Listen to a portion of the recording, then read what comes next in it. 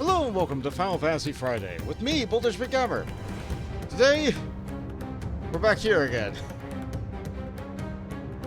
Should we go back to the bunnies?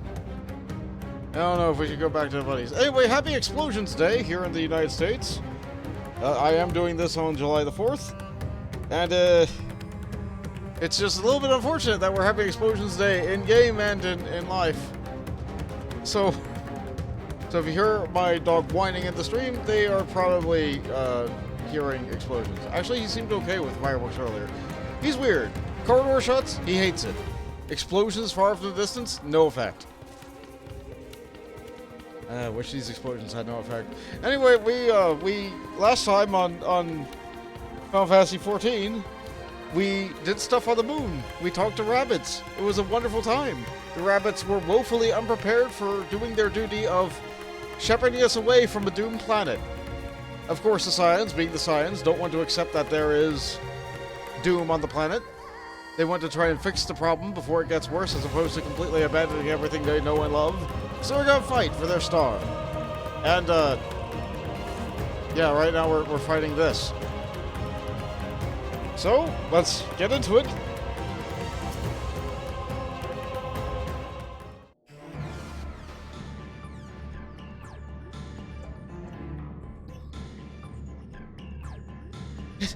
It cannot be. Yeah, there are many wounded. Things are bad. The protectors were not prepared for the end of the world. There are dead people. We must heal those we can, and quickly. I see no beasts, but stay on your guard.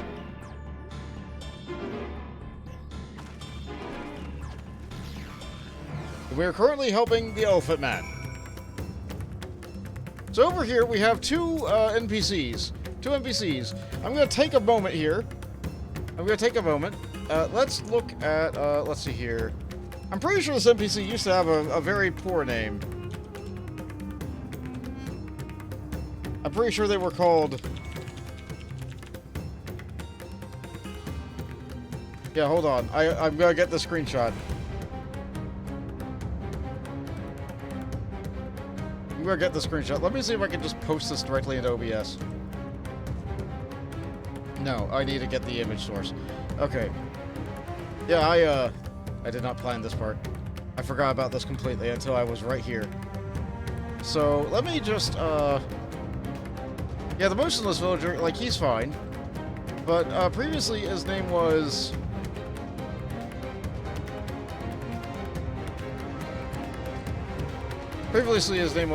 I'm trying. I swear I am. Let's get this image. Let's get this image real quick.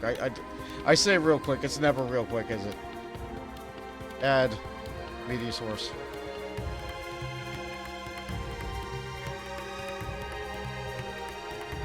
I have to save it. Okay, that's the problem.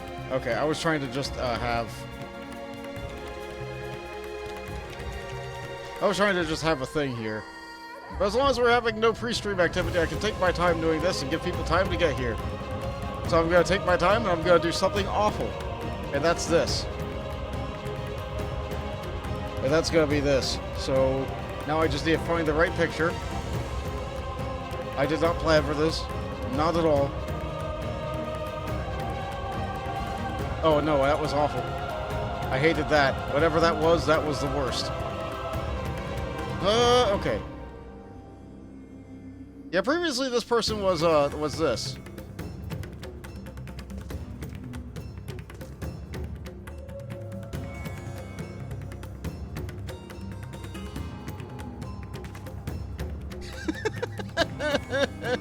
Horizontal here, but apparently that was too unfitting with the tone. So now they're collapsed here. So let's look at them. Let's continue on. Let's stop faffing about. The cooling body has already begun to stiffen. The massive wound suggests the villager was gored by a terrible beast. Not funny at all. I know, Bolt. The villager has no pulse, nor do they appear to be breathing. The villager has been dead for some time. There is nothing you can do for this villager. Hey, is it, Ticketmaster? Hi, all. Happy Friday, happy Independence Day to the viewers of the United States. Yes, happy Explosions Day. It's,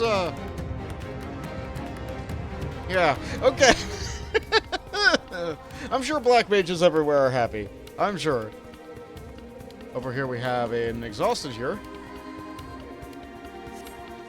Though the villager's injuries do not appear to be life-threatening, he does not respond to your efforts. His breathing grows more ragged and shallow, and his vacant eyes are those of a man who has lost the will to live.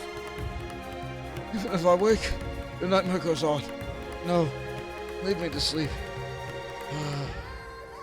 You call out, but the man does not respond. The poor soul is beyond saving. There is no hope here. None whatsoever.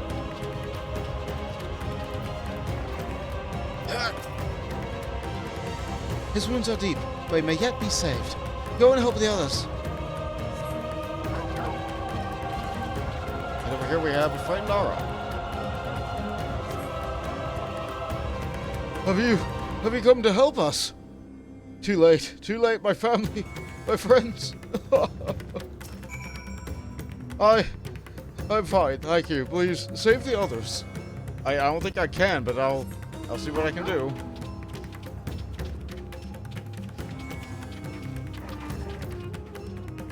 Why? The horror! Are these the only villagers who survived? I can only hope to manage to flee, but if the rest have been turned to beasts by the 12...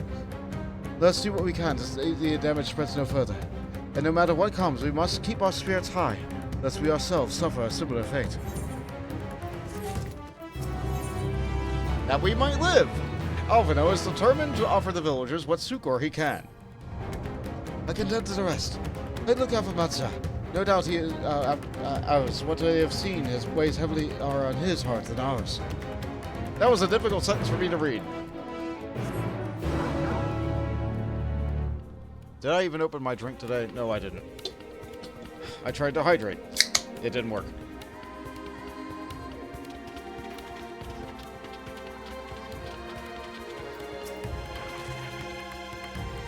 The horror. I pray that the sisters will see us through this calamity.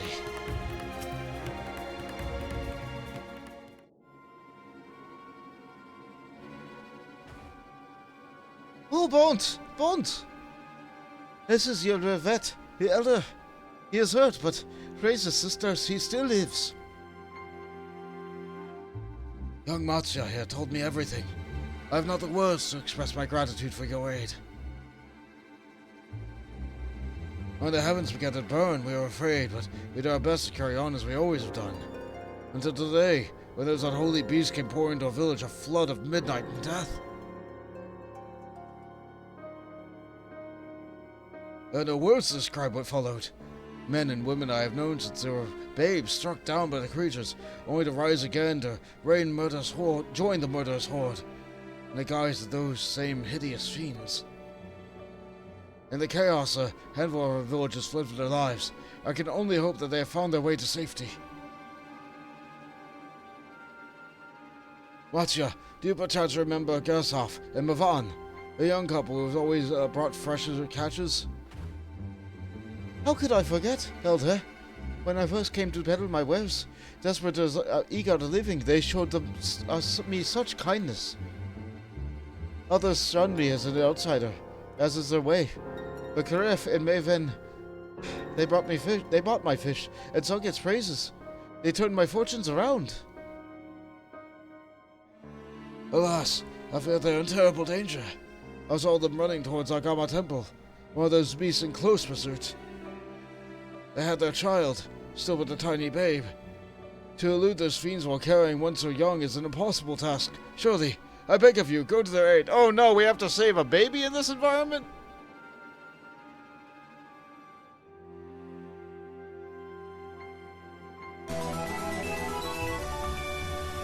Hi Jay, thanks for that use of your Prime sub. Wow, 27 months. 2 month streak. I really appreciate your guys' support and being here. That's still really nice of you. Thank you. I want to help them. Yet I am but a fisherman. I cannot face beasts on my own. Will you come with me? Of course. Oh, thank you. I got my temple lies to the west of here. We must hurry.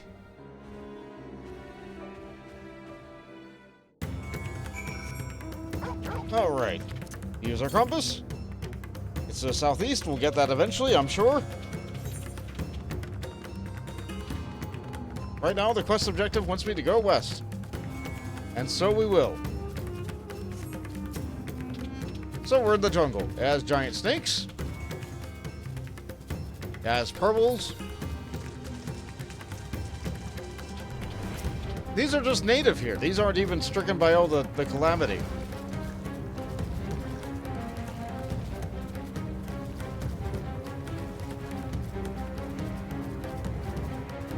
Yeah, that breath is pretty awful.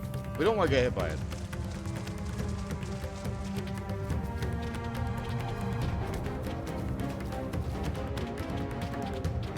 And now we're here. The Hippodrome is just ahead. It was built by those who worshipped McGammar, but has sadly fallen into disrepair in recent years. If my friends made it this far, no doubt they are hiding outside amidst the ruins. No, no, please! Sit! Ah! Ah! That was XIV! No, this is not good! I'll take a look. Wait here. Please do. The cry came from the ruins. You must hurry. That was XIV's voice. I'm sure of it. Oh, gods. Gods have mercy. Alright, back into it. It's real bad. We're just thrown into the thick of it right at the beginning.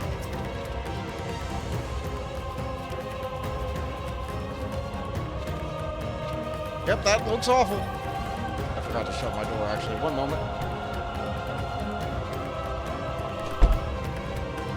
Yeah, don't want background noise getting it.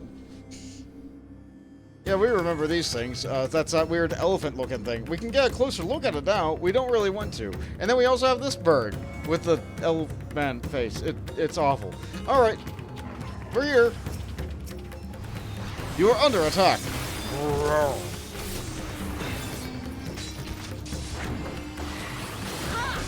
I still have not upgraded my gear from the beginning of the end of last expansion.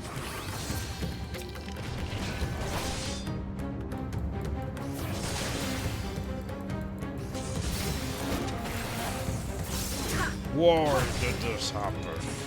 Voltage looked into the oven. It's some big fat taco, some big fat tacos, some big fat taco supreme. You know, that could improve the mood of almost anything. Some big fat tacos. And clearly, that's what everybody needs to solve this apocalypse.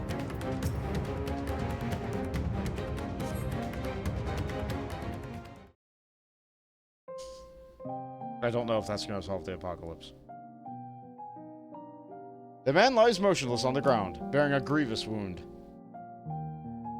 I was too late.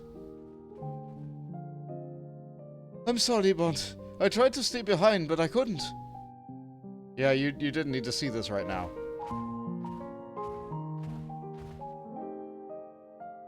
No! It cannot be! Someone. Anyone.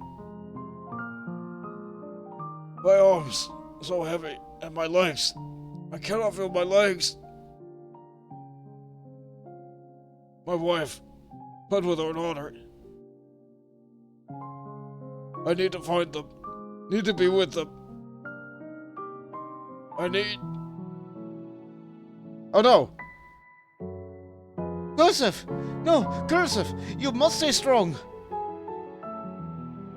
More time. I thought I had... I don't want to die.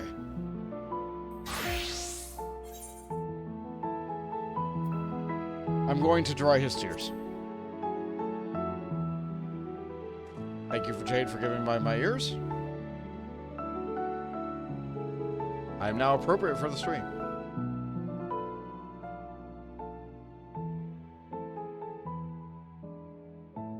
Thank you. Please, find them.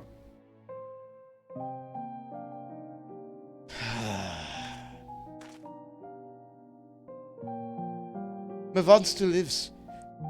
And she has no child. We must search the jungle between here and Palaka's stand. There's nowhere else that she could have gone, I think. Alright, we'll do just that. We'll search the jungle.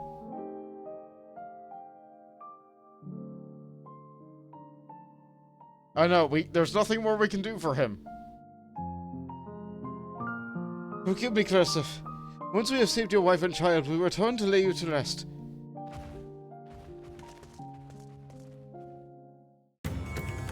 Okay. We're back at it. Is there anything right here? Slightly northeast.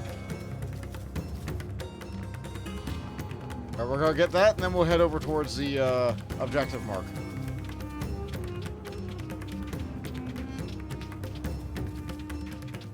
It's either gonna be on top of a rock, it's going to be in the middle of a lake. It's in the middle of a lake. Excellent.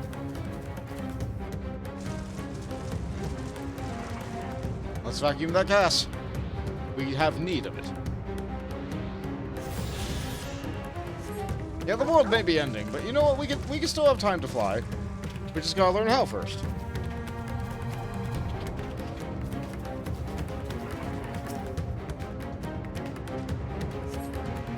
You see no tracks or other signs of recent travel. Mavon and child must be elsewhere.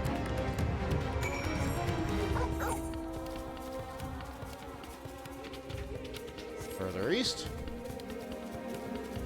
So if they were all the way over here, then they must have been where we were when we started. So it could have been a lot easier if we intercepted them differently, but we didn't. It's a big jungle out there.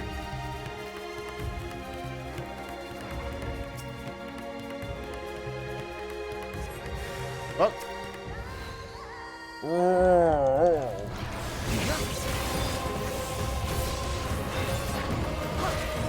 That's still really bad. So that's why we're going to destroy it with our holy spirits and our light.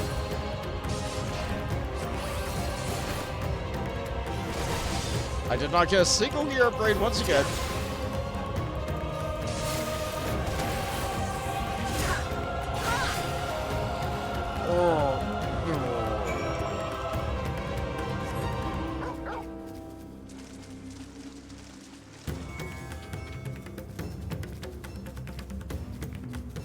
Maybe over this way? Yeah, the magic map is telling me of potential sites. If Mavon and her daughter came through this area recently, you see no evidence of their passage. So where else could they have gone? Maybe they went further south than we thought.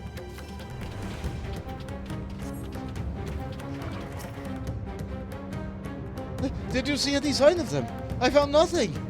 No, nothing at all. Perhaps the beasts have chased them further from the village. Oh, gods above, I beseech you, pray to deliver Mavon and her little one safely.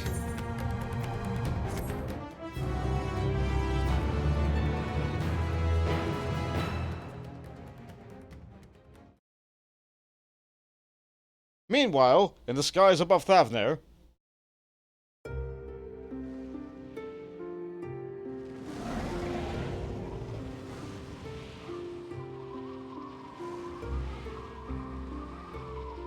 no more enemies to trouble us here.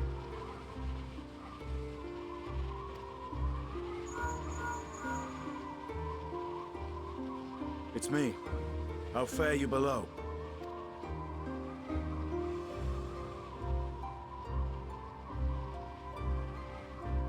Understood. I will inform Vritra. oh yeah, because the satrap died. Chaos and panic sweep Raz-at-Han, and many more have succumbed to the transformations.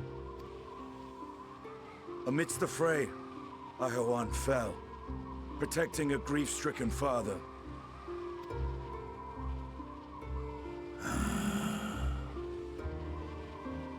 My friends fight alongside your radiant host to secure the capital. Beasts have been sighted in Palaka's stand as well. We have divided our forces in hopes of quelling the threat there. Of small solace is that we now know what triggers the transformation. As my companions tell it, I'm glad Astinia is able to keep Reacher apprised of it. It's really hard to keep a dragon in the loop. So it is the very fear and despair in their hearts which inflicts this abhorrent punishment upon them.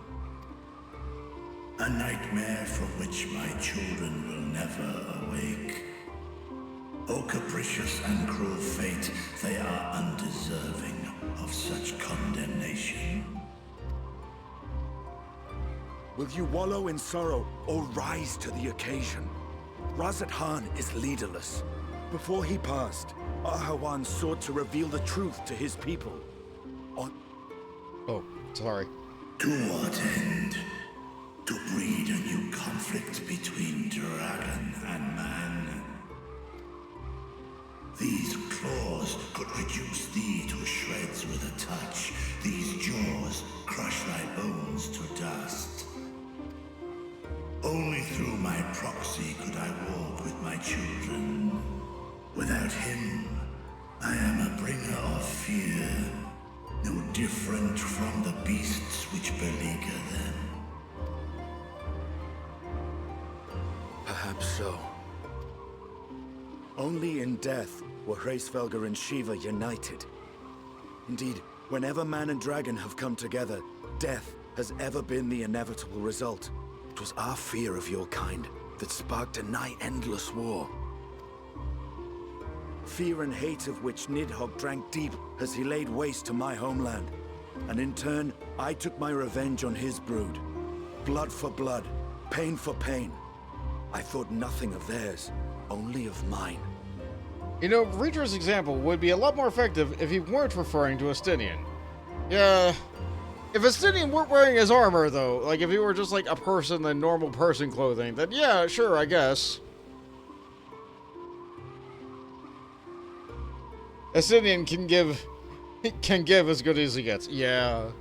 He's very pointed and blunt. And yet, were the chasm between us too vast and too deep, Hraesvelgr would not have borne Isael to battle and our rescue. He would never have entrusted a mortal champion with one of his eyes. And the Dragonsong War would still rage on. And I would still wage a never-ending war of violence and vengeance. The future of our star be damned. I cannot speak for Ahawan's greater goals. Yet I know that he served you, served your people, long and true. In this time of unprecedented crisis, he turned to you. You could do worse than to place your trust in him. It will not be easy, but the future of Razat Khan hangs in the balance.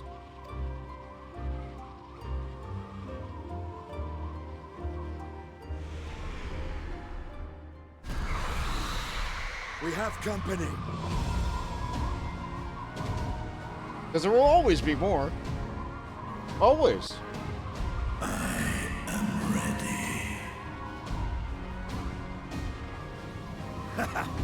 The hour has come, Vritra. It's all or nothing! He said the thing from the trailer!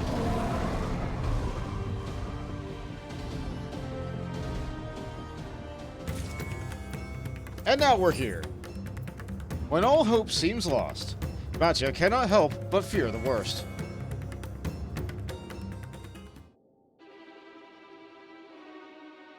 If Mavan fell deeper into the jungle, she and her child are in grave danger. Whatever are we to do? Gods have mercy! You must try and stay calm. You cannot let fear consume you. Or, do you want to turn into a beast like the others? No, this only drives even more fear into him. I'm like, you must try to stay calm. You must.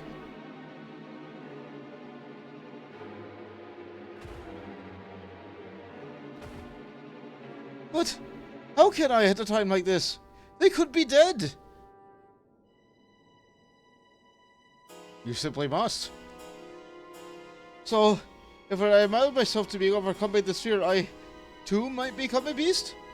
I'm not sure I understand, but I will do my best.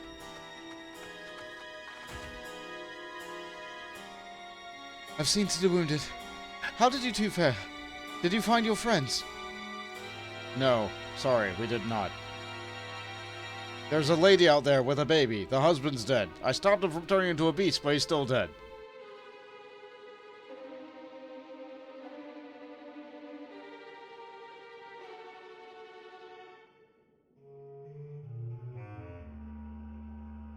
I see. In that case, let's help you find the mother and child. Before we leave, we must ensure the village will be safe in our absence. Elzay and I will patrol the area and search for more beasts. Would you and Mattia speak with Elder Yatravel? Pray to explain to him their situation and join us as soon as you are able. Yeah, we can do that.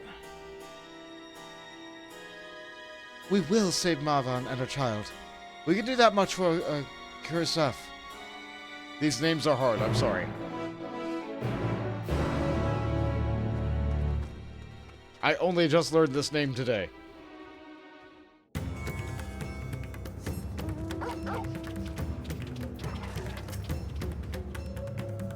It will not be easy, but I will tell the Elder about Kursaf. I'm heartened to see you both safe. Word of the family. We found Kursaf, but he... Say no more, I understand. We've lost another of our dear friends. Kursaf may be gone, but there's still hope for Maven and her child. Please find them, I beg of you. And in your search, you come across anyone else who escaped the slaughter. Pray, tell them what has happened. I'll do my best to keep the villagers safe and their spirits high.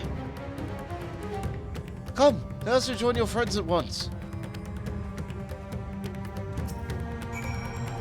Kursaf and Maven married only 3 summers ago. The day their daughter was born, I had never seen them so happy. They did not deserve this. None of these people did. Yeah, that's very true. No one deserves this. Actually, no one.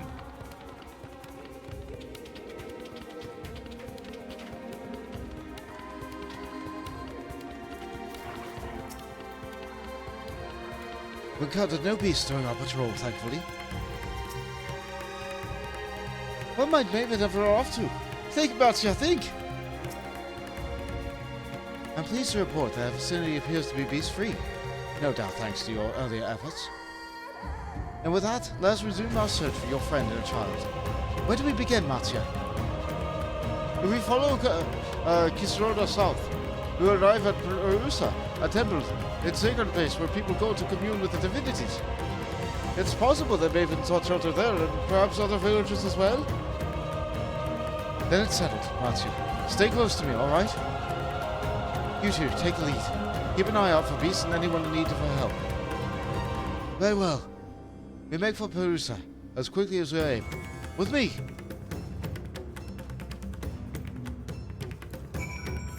Oh, okay, so what was I doing again? East. Okay, we're gonna take a brief trip away. So it's either in the middle of a lake or on top of a rock. It's on top of a rock. I don't think a quest will send me over in this direction. Why? There's no time for snakes. The stakes are too high for snakes. And also, I climbed on top of a rock. I guess I was too high for the snake, too. Is that all of them? I guess that's all of them. I got all the gas. We still need 3 from quests. I'm sure we'll get them in time. In a purple circle, I guess we're gonna have to fight some beasts.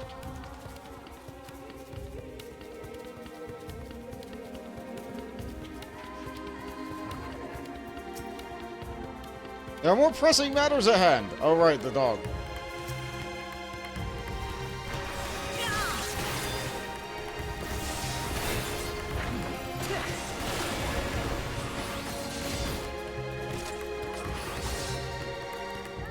Yeah, this is what the dog's doing. I suppose I could summon my chocobo for this. Might help it go a little bit faster.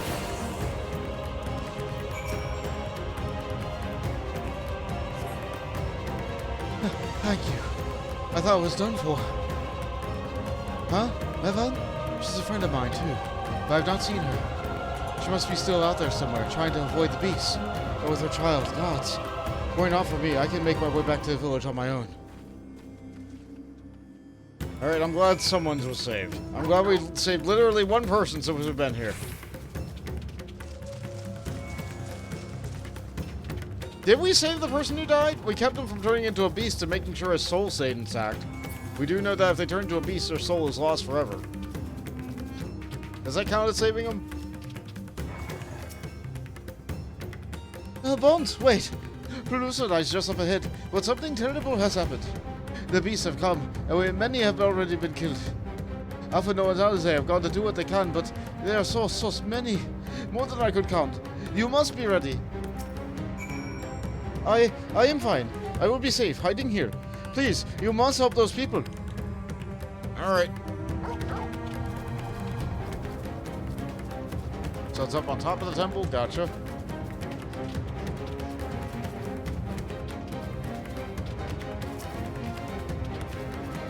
Funny monkey. Birds. No! Gods have mercy! Alright, we have to help. Oh.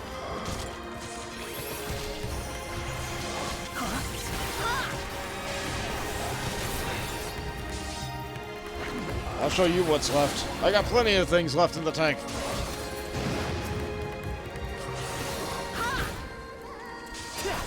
I could not read that text. It went away too quickly.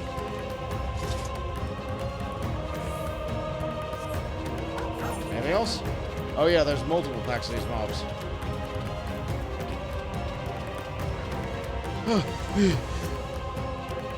Remain calm. I do not wander off. I will tend to the wounded. I guess we do have to help from different angles.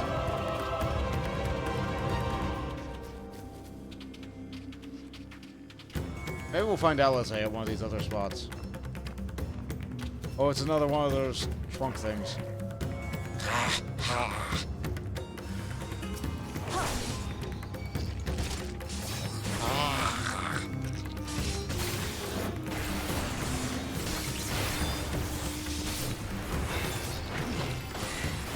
Sure, I'm glad that big sword is up every time.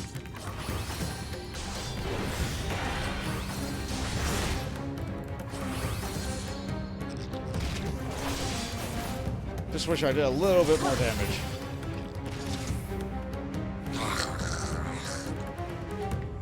Fortunately, everybody I was protecting there is dead. Wait, no. No, are you still alive? No, you're still breathing. Good, good, good. I have to go save more. I don't know, like, I guess I don't need to tell that guy to run anywhere. He'll be fine.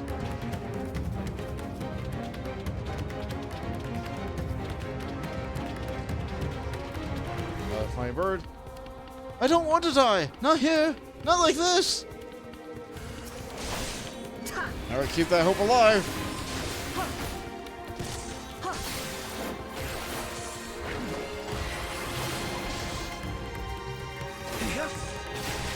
Actually, are these things in a chat log? Yeah. No, they're not. These things' messages are not in the chat log.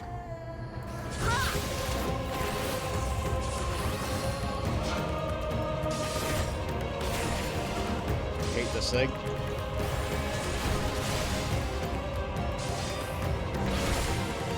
Crank off face, bird.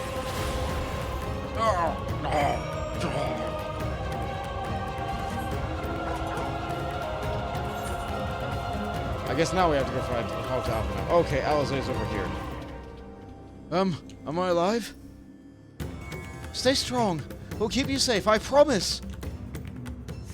Don't make promises you can't keep, but like you have to keep their hope alive, and if you have to make that promise, then I guess you have to keep it now.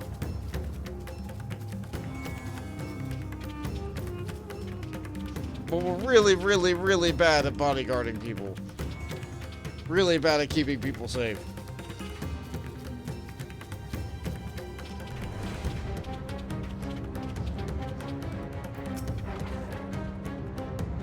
There you are.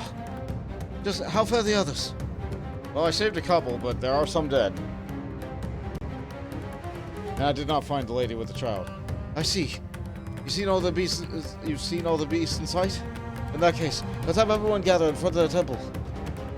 What, right out in the open? In a place where we're all going to get attacked by terrible, terrible beasts? Are you sure?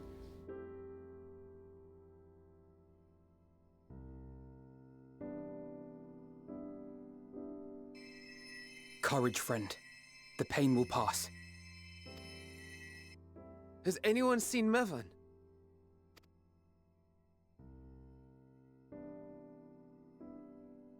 Where could she be?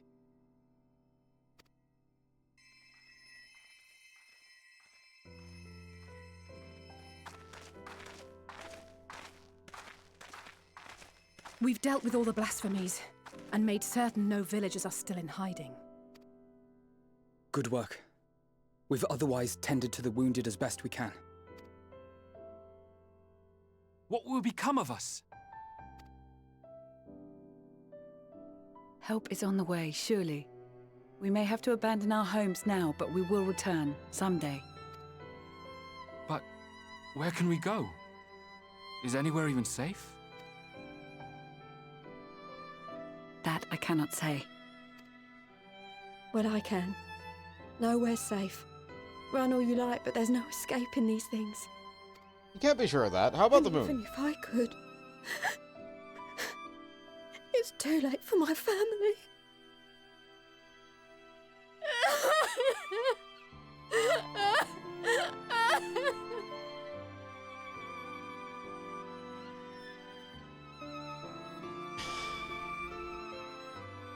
Yeah, it's rough. This isn't good.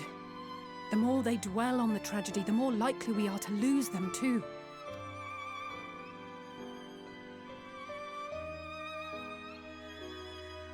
My friends, this is a place of worship. Should your heart quake with sadness, cast your mind to the heavens and remember the teachings of the old gods. Did they not implore us to stand fast when waves of sorrow break against our shores?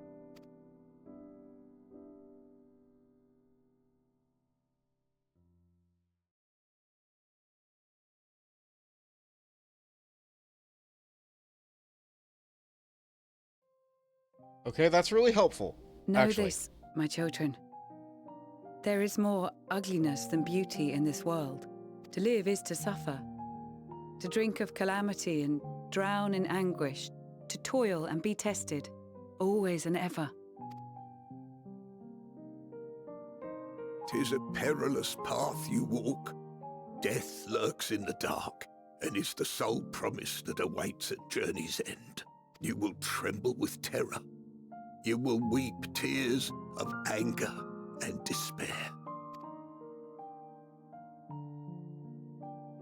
But, I hope there's a but. But do not avert your eyes. See your life for what it is. There we go. Then will you see how the hardships make you strong.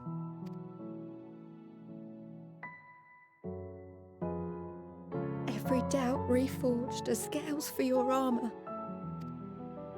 Every agony to temper your blade.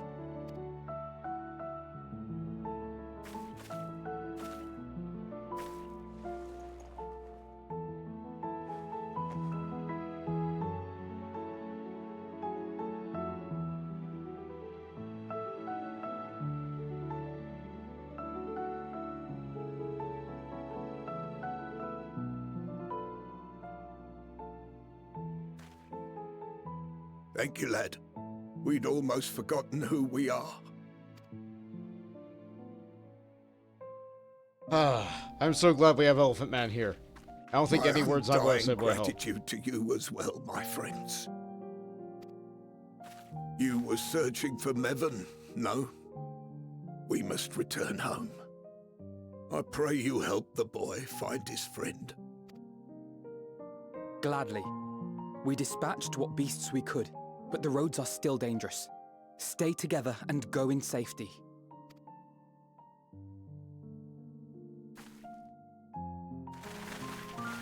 Okay.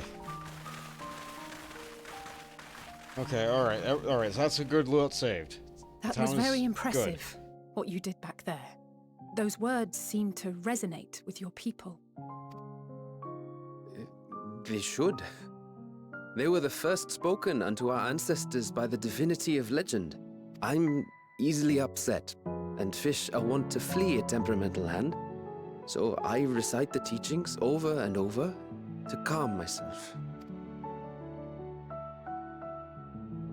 They're lovely and inspiring to hear. Though I imagine they were born of great misfortune. Yeah, how about that? They are born of life. There's as much bad as good in it. More, many would attest. All the more reason to appreciate the good when you can. I won't argue with that. But no, we have to go find a kid. In darkness, seek joy. Surrender not to sadness, and see beyond despair.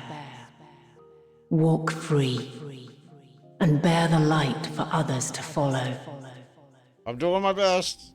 I'm doing my best.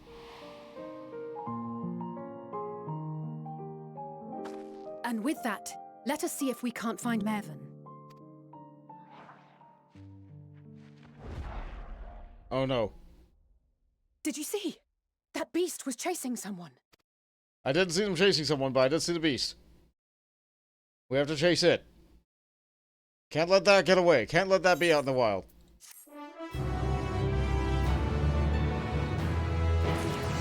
But I'm not allowed to go at it. I have to take the next quest in order to be able to chase it. We must go after them at once. Oh, what? What's up, Navan? Warm hearts, rekindled hopes. Alze is gazing out intently between the trees. Over there! My view was blocked by the trees, but I'm sure I saw something being chased by a beast. Come on, go with Matsu and search along the river. Alpha Noah will circle around from the south.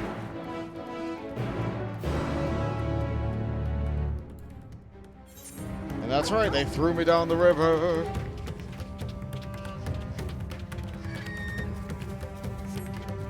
And as a result, I'm going to be attacked by what? Like, whatever these are with a funny name.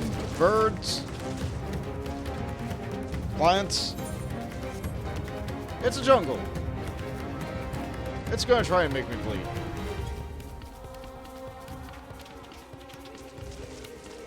Now, you don't aggress if I walk on your tail.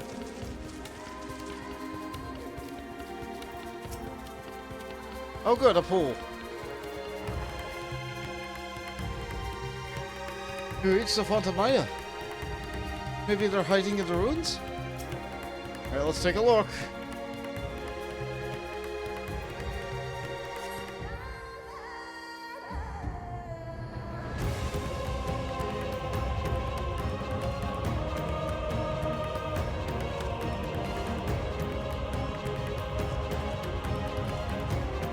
Okay, we see him. We see him. Okay, that is a person holding a baby. Okay, we found a person. That's her! No, I'm sure of it! Mervyn! Yeah, she doesn't have a lot of room left. Please! Doorstone! Oh no.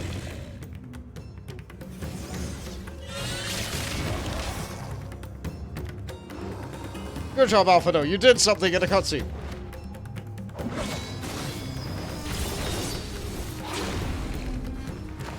Oh, never mind. This one's strong, I guess.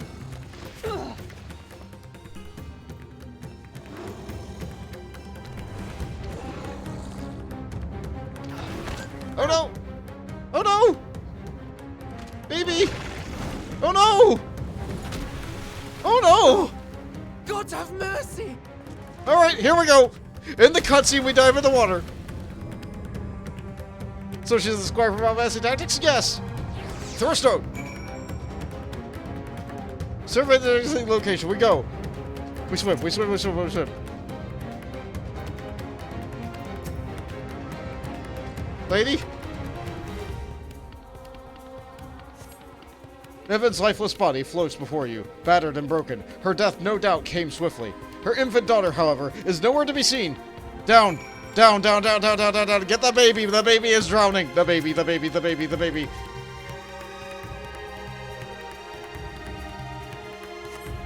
You take the babe into your arms. If she yet lives, you cannot tell, but she will surely not survive unless you carry her to the surface at once. Do I not have a baby in my inventory? No.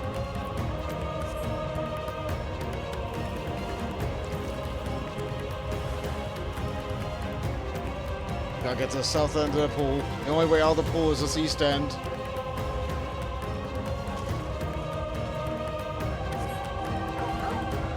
The baby is wet. I need to resuscitate the baby. I don't know how to do this to a baby. I'm not trained in this. Yes, I am a scholar. That means I know how to shoot magic and heal people by hurting others. I don't know how to fix a baby. Help! Oh no, no, no! What do we do? What do we do? So, where are they? Did you find Nevin and the child? No, I only found the child. Do you know how to fix a baby? Damn it all. You have the child. Let me see her.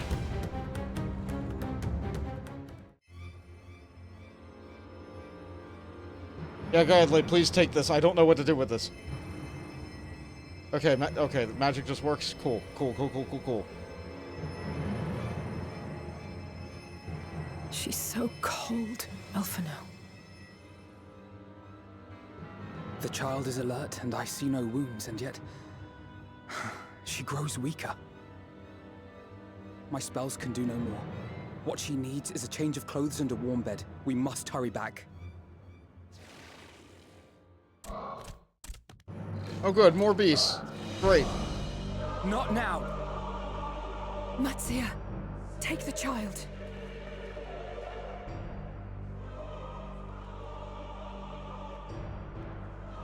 It's so small in his huge hands. But there's so many terrors, so many blasphemies. God damn it. It appears we've made enough noise to be heard for miles around. More will be upon us ere long. We make our stand here. Matsia, can you take her back to the village? But the child, all by myself. You can't be serious. The beasts will follow you home unless we stop them here. And so we shall. Be strong, Matsia. Her life is in your hands. That's a lot of responsibility for him. Right. I can do it. You got this, big man. I know you can. We'll keep them busy, Matsia. Go! Quickly! Alright, so my job is to keep the kids alive. She's not gonna make this easy.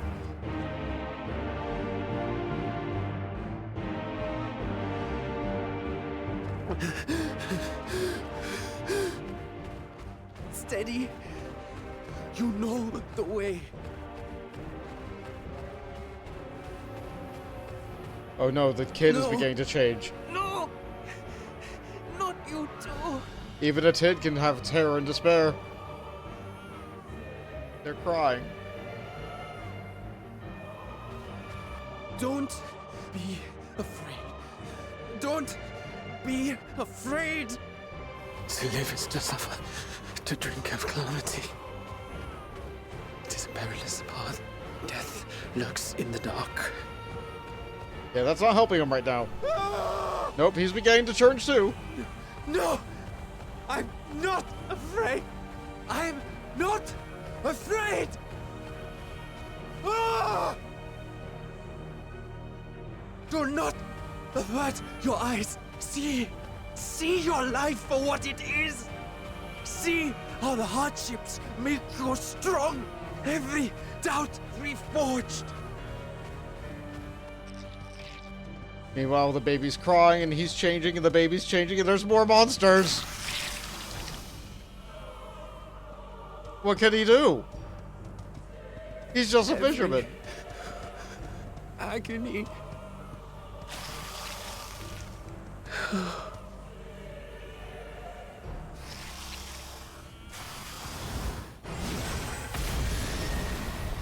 It's a Stydian! He's the Azure Dragoon. The other one. And a Fireball too, because dragons. The divinity? Nay, but one who would deliver thee just the same.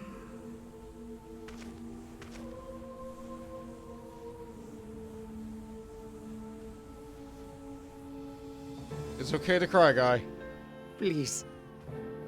You must save the child. She is all that remains of Mevan and Grasef. Please.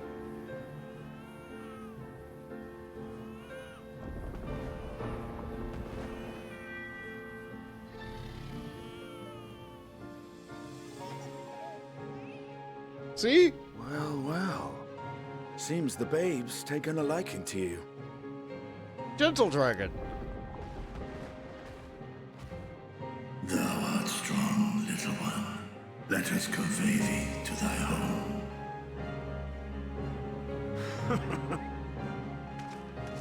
I spied our friends as we flew in. They appeared to be holding their own against the Horde. Yeah, how are we doing? How are we doing?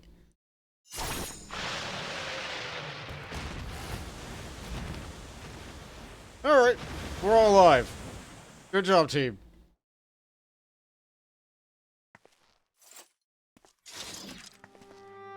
Right. That's the last of them. We should hurry and find Matsia. Yeah, it would be a shame if both he and the baby turned into a terrible blasphemy while we're not looking. But he had help from on high. We looked up at once, at one point during all that. What, like divine aid?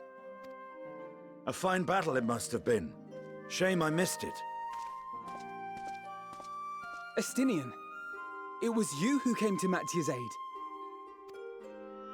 I was only along for the ride. Vritra was the one who saw the boy was in need. The two are headed back to the village. Where the worm will honor Ahiwan's wishes and finally reveal himself to his people. Perhaps so. Will you go and join them? There's something I need to do first. Mervyn gave her life so that her child might live. She deserves better than to be left to drift alone. She deserves to be laid to rest beside her husband, at least. Will you help me? Yeah. Yeah, I can do that. I have no choice. I'm gonna do that. I suppose you and I are the only people capable of breathing water indefinitely and swimming good. What are we gonna do? Ask Alphino to swim? Go. I'll keep watch until your work is done.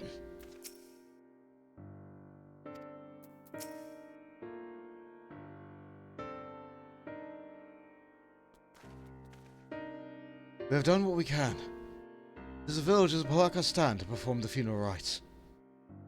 If nothing else, Mervyn and Kursev died as they lived, as themselves and not as beasts. Their souls will find peace in the ethereal sea. To think that the day would come when even the smallest of solaces would be this comforting. Yeah, at least we got them together in the end.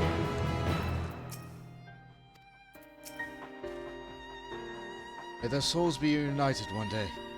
For that and so many others blessed possibilities, we must avert the final days. Simple pleasures. For this we're going to be giving Saitu Vanu, a herbal drink with impressive medicinal properties, sometimes called mountain tea. It's a crafting drink. Neat. Estinian stands in silence, a grim expression on his face. You are ready then? In that case, let's head to Palaka Stand. No doubt Vritra is waiting us. And I could walk back, but I can also just teleport there.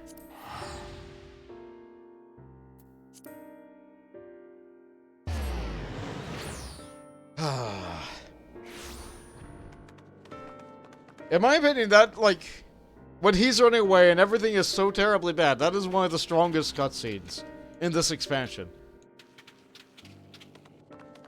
That properly conveys just how terrible the situation is and can be. Hi, Vritra. Also, hi, Jade.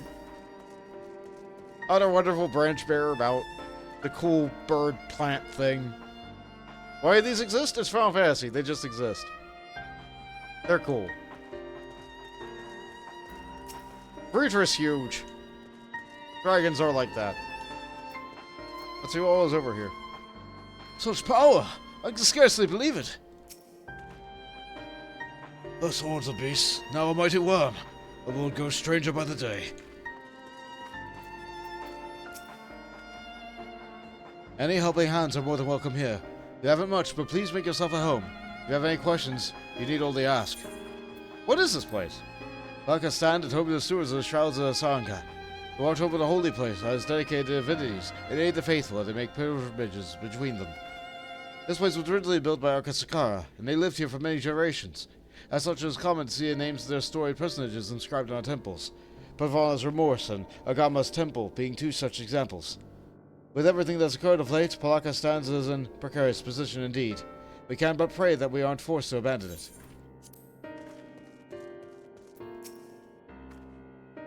We have you to thank for our survival. It's not something I'll soon forget, you can be sure. Hey, Horus. Welcome to the stream.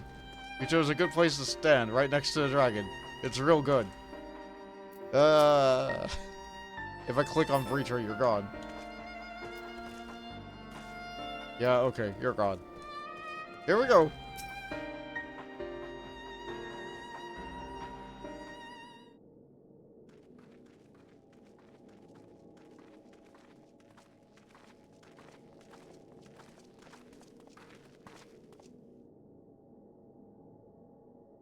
Rest easy, for all is well here. Young Matja returned to the babe safe in his arms. Owing to a warm bed, the girl hath already begun to regain her strength. Rest joyously received was word of the monstrous mother and father's fate, as well as that of their transformed neighbors.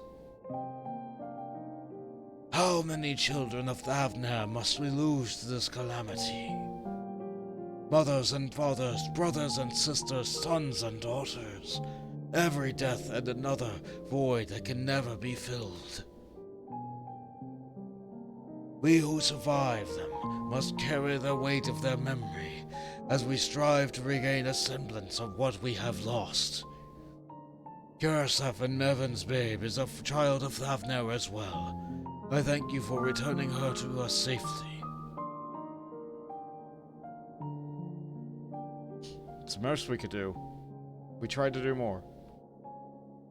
Oh, most great indeed, merciful worm. I've not the words to express my gratitude. They say we are not for you.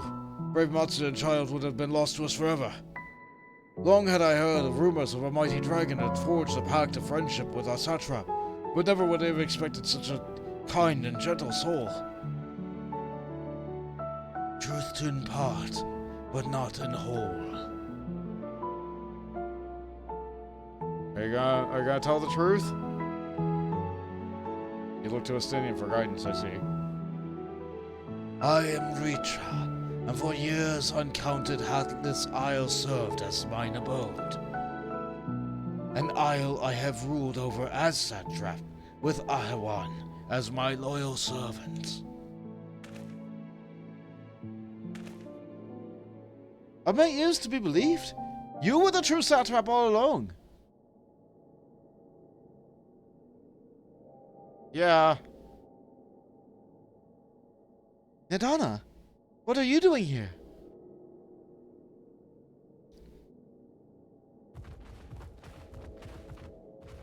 It's good to see people that we know. We helped you twice before. I heard from the Radiant Host that you had gone to help the people of Palaka stand in their time of need. And so I and several of my colleagues from the Great Work came to offer our services. The alchemists here have already brewed up some potions for Maven's daughter. But enough about us. You and your role are far greater enigma. If you were the true satrap all along, could it be that young Varshan was created to serve as your emissary? Thou didst suspect the boy was but a simulacrum. A rumor had circulated for many years about the High Crucible that our most skilled alchemists were once commissioned by the satrap's family in secret to fashion a mammoth, indistinguishable from a living boy. Looking at Varshan with that knowledge, I simply put two and two together. I was not alone in drawing such a conclusion, but like me, they no doubt recognized that the satrap was using the simulacrum to work more closely with his people, and decided not to press the issue. I had always assumed that the Ahewan's associates were manipulating it from afar. Oh, the truth is indeed far more surprising. It is an honor to meet you in the flesh, Mr. Vricha. Allow me to express my gratitude. If you had not believed in and given us your scales, I do not know where we would be. Thank you, from the bottom of my heart. Was thou and thy fellow alchemists that fashioned the means to unmake the towers? You are the saviors, not only of Radzat-Han, but the star. Far too kind you are, Master Vritra, but the star was yet once for salvation. Once more will my colleagues and I commit the knowledge and resources at our disposal to the mission of aiding the people, in this and their darkest hour. It would seem this place is in good hands. I would return to see how Radzat-Han fares. What will you do, Scions? A word for the survivors we met at the Pursuer. Will we pay them a visit before making our way back? Sure, we can do that. In that case, might I ask a favor? Nothing too burdensome, I promise. This way. Is it to carry boxes? Boxes are pretty burdensome. It always comes back to boxes.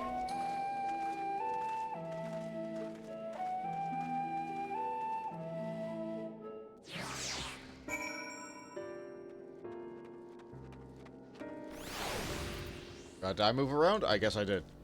Is Reacher still over there? Alright, looks like the town is mostly back to normal now. Mostly. Like, the weather's still apocalypse, and I don't think that's going to be changing anytime soon.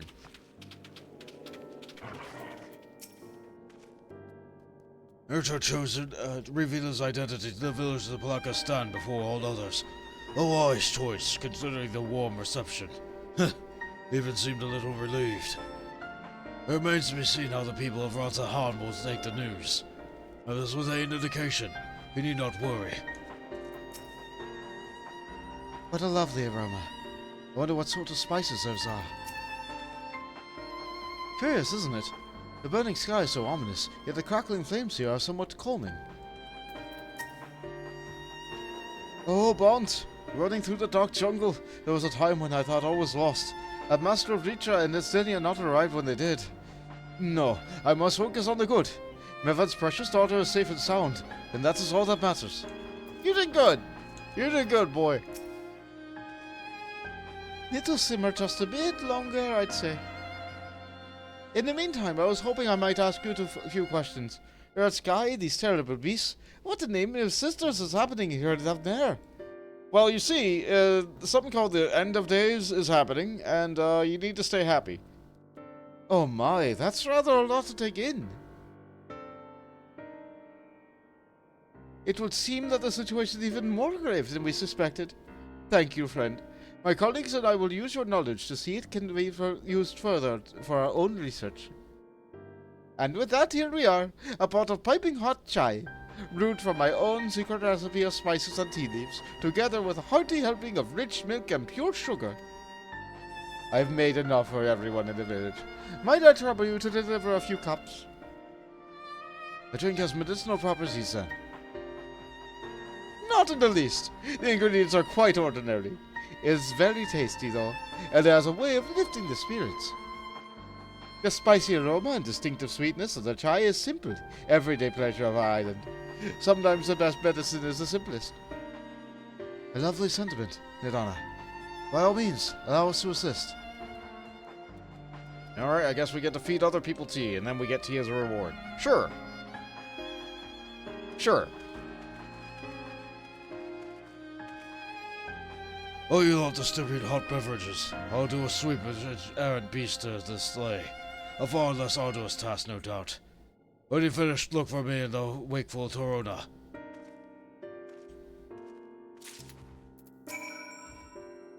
I would be most obligated if you could deliver a few cups of chai to the villagers. I'm certain it will do much to soothe their aching bodies and heavy hearts. Okay, and that's the same dialogue. Okay, so let's go deliver tea. Look at them all, lazing about, knowing full well that the beast might strike again at any moment. They do not realize their lives are in danger? Well, I, for one, intend to survive. I'm too young to die. Yes, I'll leave this island behind if I must. But where would I go? Is anywhere safe these days? Here, have some tea. Hot chai. A mug of piping hot chai, brewed from aromatic tea leaves, flavored with a Nadana secret blend of herbs and spices, and then mixed with rich milk. As we were told it was, but it was written on the item, so I read it again. How about chai? Can't you see I have more important things to worry about? No, you're right. It's precisely in times like these that we must strive to remain calm and steady. I do believe I'll visit the elder and see what needs to be done. If there's any way I can aid the village and my friends, I'll do it. Good for you! How the warmth of their chai spreads throughout my limbs. I can't remember the last time I breathed so easily. Yeah, tea will do that. A good spicy tea will do that. Oh, a chocobo keep. Where were you hiding?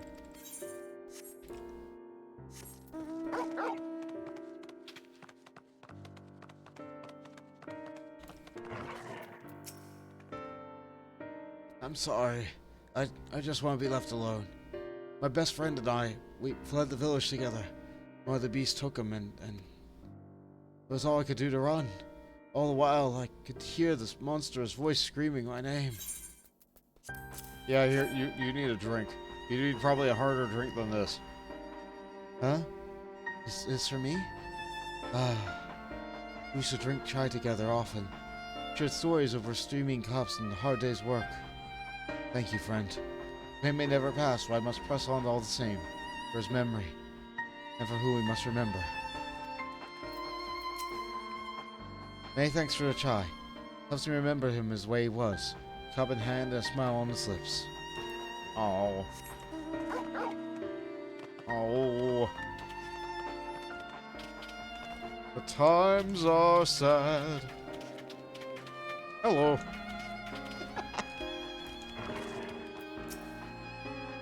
Ha.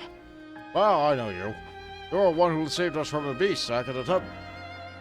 Well, for you, well, let's just not even think about that. At times like this, we mustn't dwell on what might have been, but look to the future. Well, what future awaits us? Everyone's a hot hoping to recover from this. Man, my friends are gone. I don't know where to turn. You need some tea, fella.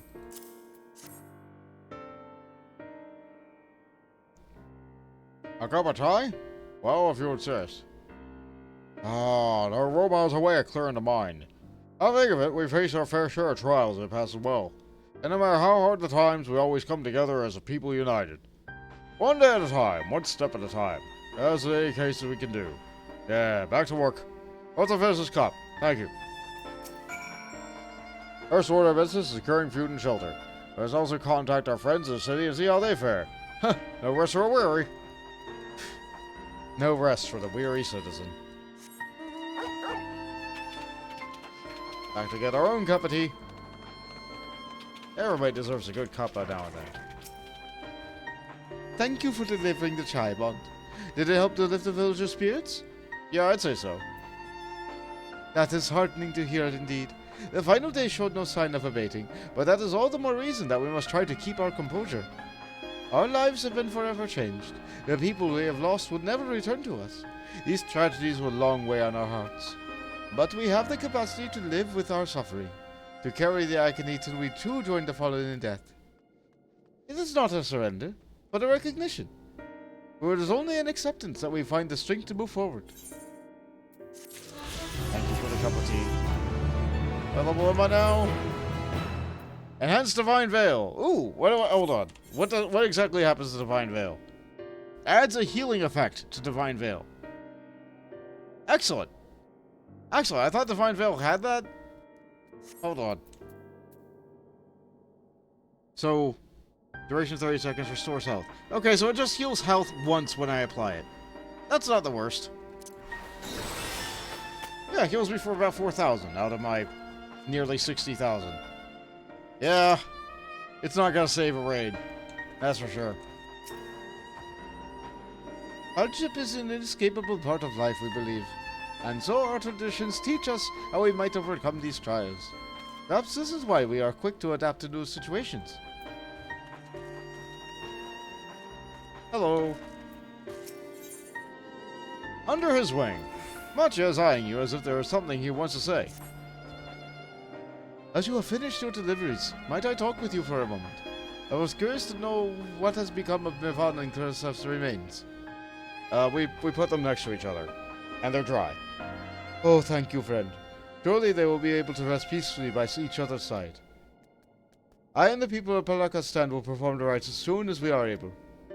As for the child, it will not be easy for her growing up without her parents, but I promise to do what I can. Once she is able to eat solid foods, the fish I catch will help nourish her. Yeah, that's nice.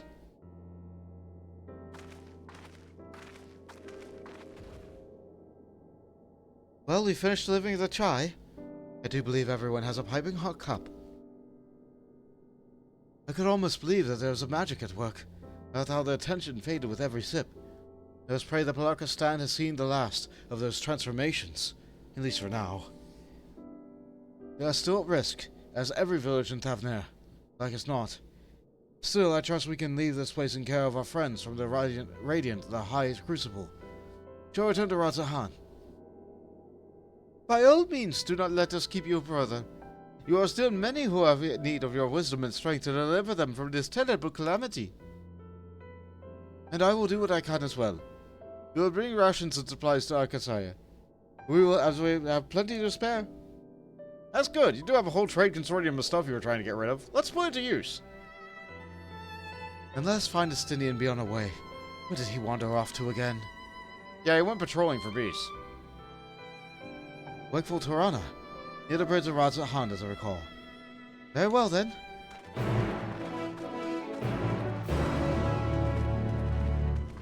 Later, guys.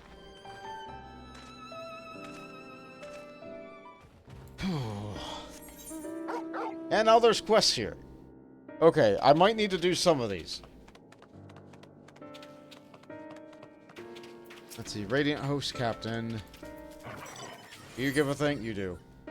Radiant Patrol. The Radiant Host Captain seeks someone to help her in her duties. I know they will be set by monsters, beasts, and worse, but if you have even an ounce of strength to give, I would ask for your aid. I am in need of a brave soul to help patrol the area to search for lost refugees. Or else my brother and sister Radiant Host, but our numbers have been greatly diminished. That's all we can do to keep the darkness from swallowing the settlement whole. Sure, I can slay some beasts. Very good. It shall be heartening to have another warrior by my side. Let us commence at once. But first, there are other quests I need to pick up.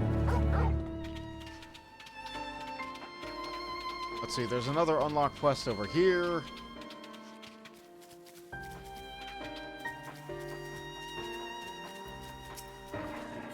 You also give a thing. And you also give curry. The weary Radiant seeks someone willing to brave the wilderness. And the Gardener's footsteps. Ah, what luck. You look capable of braving those jungles unscathed. Would you help me search for the group of refugees I've become separated from? Sure. As the chaos unfolded around us, I fled in the direction of McGammar Temple along with a few others. As one of those terrible beasts fell upon us, and I lost track of my group in the chaos. I was able to make my way home, now the others have, and I worry for their safety. I would like nothing more to search myself, but all hands are required to defend the place. McGammar Temple's still west. Please journey there and guide anyone you can find back here. And we hope that some manage to survive the madness. And you stayed here, so I can talk to you again. We're hiding near McGammar Temple to the west. Find anyone alive, please guide them here. May the gods watch over you. And there's another unlocked quest up there. What's in a parent? Oh, I think I know what this is. This might not give me an Aether Current, but this might unlock additional, Yeah, this will one day unlock a society. Alright, first things first. The south mark is closer, so we'll head there. Will these be the last 2 currents I need? Yup. And we want to be able to fly. Because this zone is kind of annoying. What with the whole, like, cliff that you can't jump down. It's really, really annoying to try and do fates here. Especially since there's a level variance over there. Like, that's 85 and that's 80. So if you're trying to level a class, it's also a little bit bad for that. But with flying, it's a little bit easier. We should be on patrol by heading south, a route through which many refugees from Yama's pass. We'll cover more ground if we split into 2 groups. If you should find anyone in need, go to their aid, and if you discover discarded effects, collect them for safekeeping. Ah, and if you should encounter one of those terrible beasts, lay it where it stands. Once we've made the thorough search of the area, let us rendezvous back here. Godspeed! Alright. We're investigating. They really want us to go all around with this one, don't they?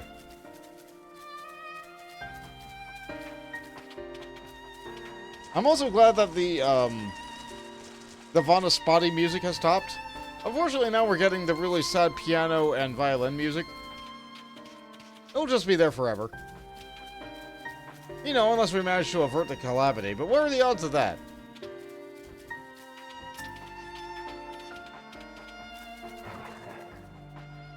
Gate says, sorry back. Had to get some food. Air fried a couple of hot dogs. Oh, nice. You survey the area, but detect nothing out of the ordinary. Oh yes, the traditional explosion day food of hot dog, burger, and watermelon. Yes. Everything that you can make on a grill. Sometimes cake too. I don't know why people make cake on a grill, but they do.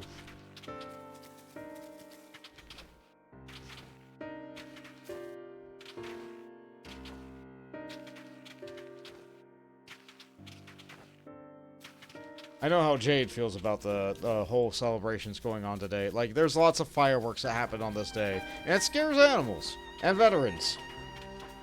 And I know Jade's cats really, really hate it.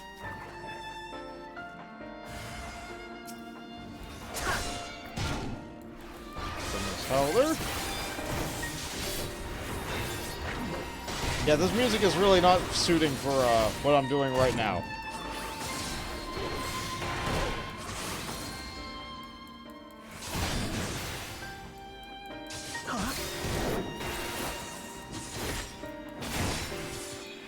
Okay, Dads, I have a grill, but it's not been used in a while. Plus, we don't have any charcoal. Yeah. I feel like ovens make for fine surrogate grills.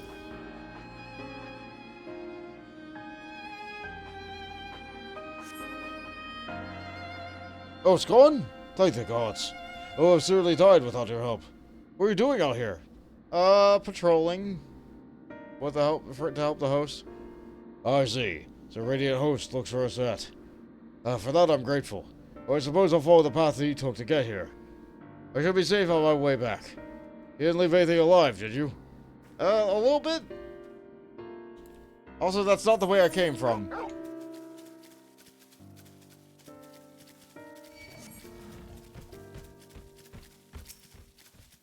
Tiger. Let's get the tiny statuette. You see a strange statuette lying on the ground, depicting a woman wearing a beastly mask. It may be best to collect it. Just a little bit. Is it in my bag? Manusia statuette. A small statue depicting a figure with the body of a woman and the head of a beast. Sometimes you get gold nuggets by reading that stuff. Sometimes. Other times you just get repeated dialogue. I will brave the repeated dialogue if it means that I get a good nugget every now and again. And this game has a lot of nuggets.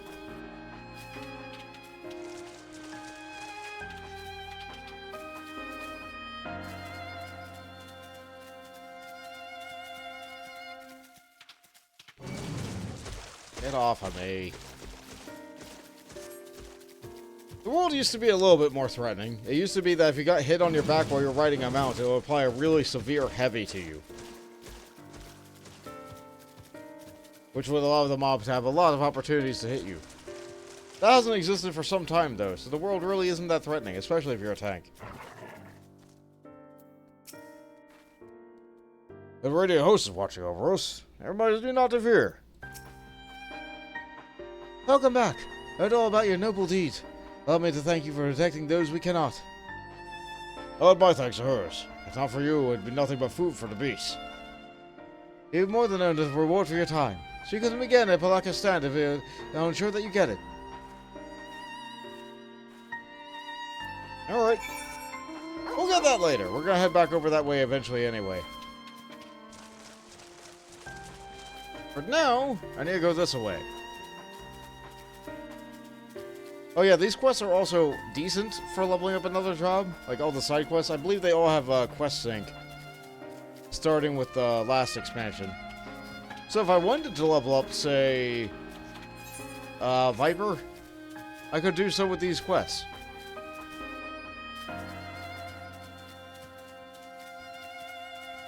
While also trying to unlock the society and all that. I think the amount of experience that you get for doing a quest like this is about the same as 2 Fates. But usually it takes about as long as 2 Fates. And Fates can be boosted by the Maidens. And Fates can also join the party to make them melt in seconds. Unfortunate straggler. Oh, who are you? Are you here to save me? Yeah, try anyway. Of course, I knew she wouldn't forget about us. The beast prowled the area for some time, but I managed to find refuge among these rocks. I've been too frightened to set foot in their shelter in fear of drawing the attention of some hungry animal. With you here, I believe I can find the courage. Will you accompany me back to the Palaka Stand? Sure. Thank you. Now, let's tread carefully. Escort the unfortunate straggler's safety to Palaka Stand. Should you fail to defend him, or move too far away, he will return to the vicinity of McGammar Temple, where you may rendezvous with him before trying again.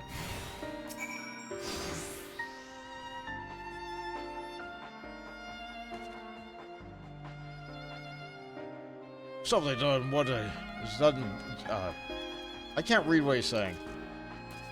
I think they said that in the next patch they were going to update that a little bit. Oh, he's... Oh, he doesn't... Oh, he's not an escort type NPC. He's, Okay, no mount. No mount.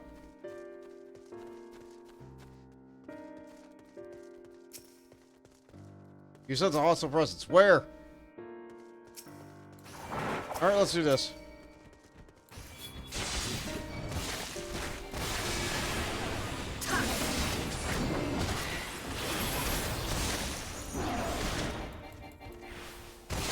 Oh, you! Why are you standing in the AoE? Get out! 10 paces back.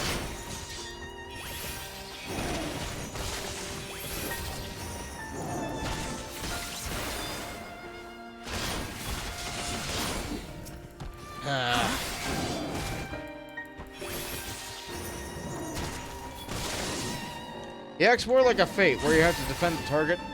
A little bit.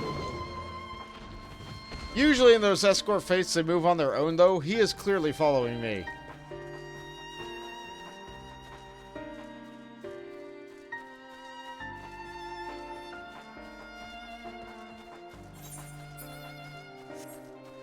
I don't want to have to fight that if I'm defending an NPC.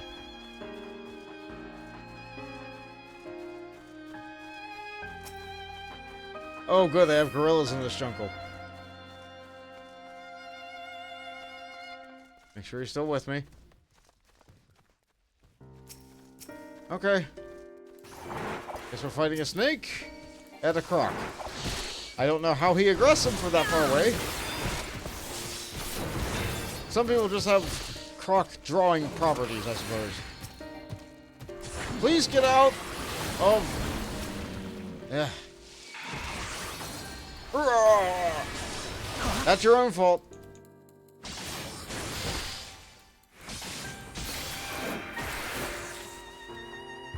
Something doesn't want us to live.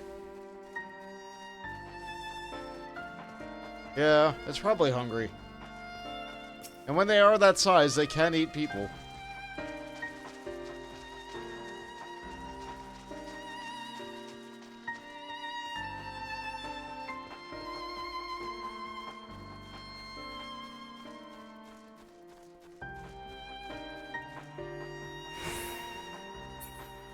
Alright. Is this good enough for you? You have lost sight of the unfortunate struggler. Retrace your steps and find him, then escort him to... Fine, game.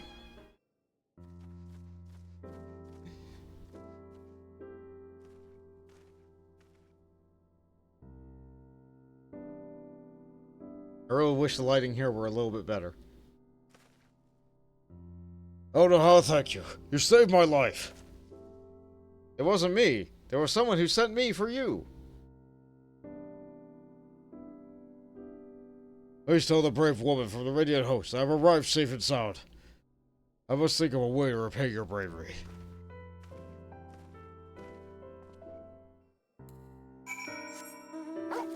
And that's it. We win. Plenty more people to help. But they aren't giving us the kinds of rewards we want.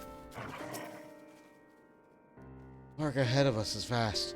Any lives we can save with our precious indeed. All I came across in my patrol was discarded belongings and scattered luggage. Did you find anything else of note? The statuette. I recognize this figure. Doubtless you are curious as to what it depicts. There's a legend that tells of Mansuya goddess, who sought the strength of Amiga, wresting her own head from her body and replacing it with the bestial pale of Amiga.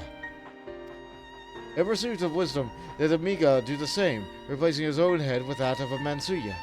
Thus were born divine beings gifted with both the strength and wisdom, heralding the age of an untold peace. One of the refugees must have dropped out of their plight. This figure is a reminder of the most insurmountable hardships that we can overcome by looking beyond the bounds of a tribe for help. A figure so fine like this was beloved by its owner. I should do what I can to see it reclaimed by them. Thank you for your help today, traveler. That's one.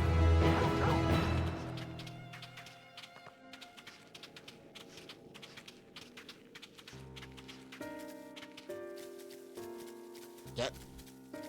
Okay. I watched your arrival. I recognize that man from the groups I was with, and I am overjoyed to see him safe. Thank you for escorting him here. Truly, you are worthy of the reputation you've earned.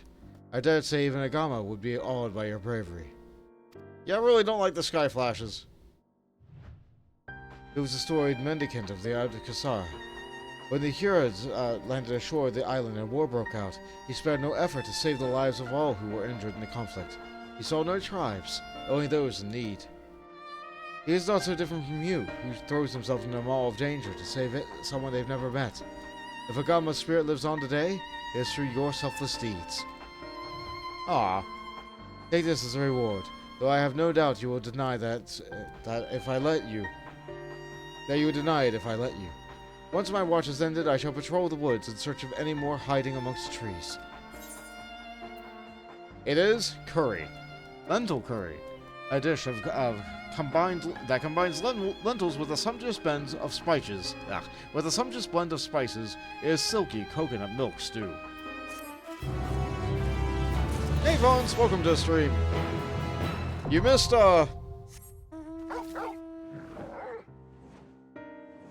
well, it was bad.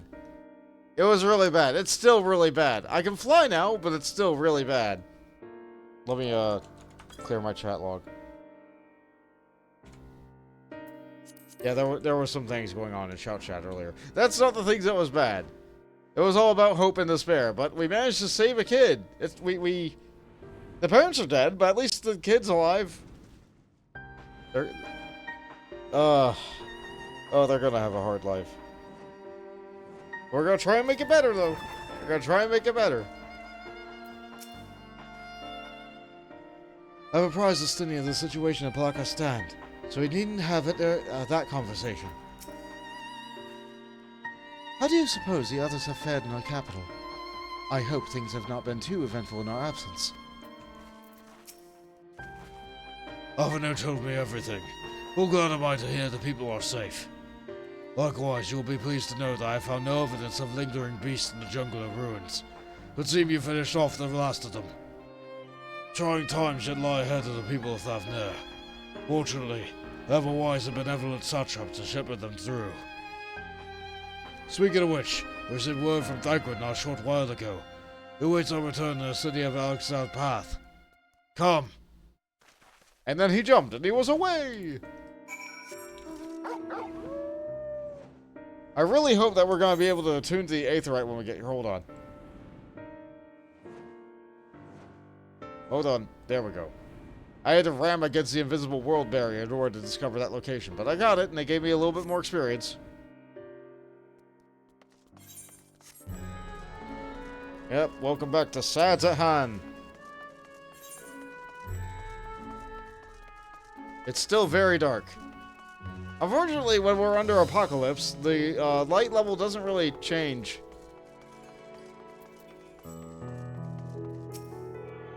I never attuned to this?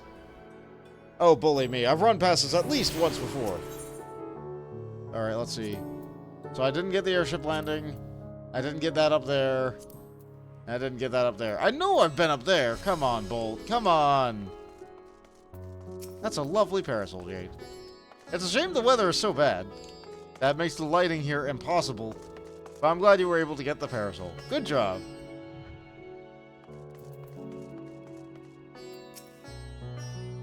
Twill be a struggle for the people to come to terms with their tragedies. But they are far stronger than you may think. Maybe not as strong as the people from Norvrant, though. There's a lingering sense of desolation here. That's much preferable to the panic and chaos we saw before. Poor old woman who became a beast when said her grandson had gone to Balaka's stand. I hope he survived. It's good to see you safe. Given the skies, it is all too easy to fear the worst. I am pleased to report that we have succeeded in quelling the threat here in the city. The beasts have all been felled, and it isn't safe for now. I also heard that a Radiant host have an important proclamation that will be made in the city square. They said no more than that. Might you have an idea what this is about? Yeah, something like that. Has to do with a dragon. So Vritra is finally coming out from behind the curtain. I suppose we too shall have to hear what he has to say. To make a do to then. Before that, it appears the word assembly has not yet reached the citizens. If anyone along the way seems unaware, we'd best enlighten them.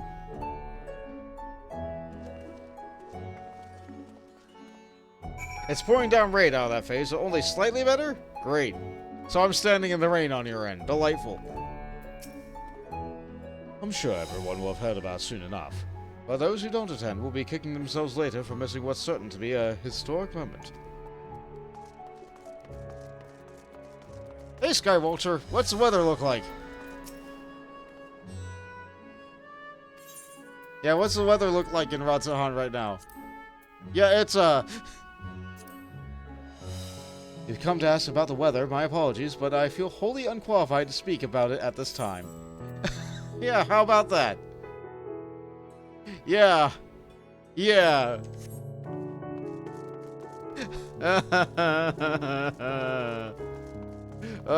It's so awful. Okay. Okay, we're fine. We're okay. We're doing it. We're getting through it. It's just Apocalypse, with light showers of despair. Occasionally, you might also experience a little mood swing for a little touch of joy. You know, the Schadenfreude. Are the beasts gone? I've been hiding and I'm too scared to go out and look. The beasts are gone for now, but there's also a major announcement. Oh, that's a relief. I thought one of those beasts was going to eat me. I wonder where Varshan is. He's the slowest runner. I hope he got away. Huh. He could be with the other people who are in Palace. Maybe we'll see him in the square. Maybe. Something like that.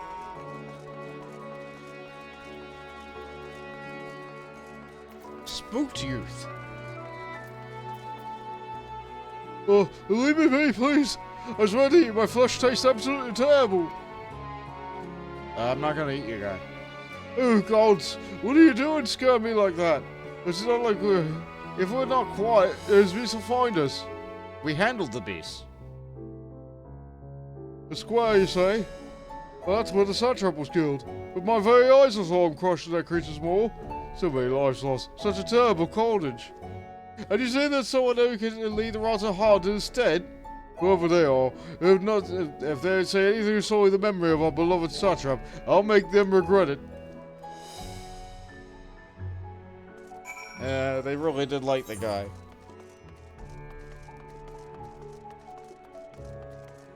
Did I attune to this? Yes.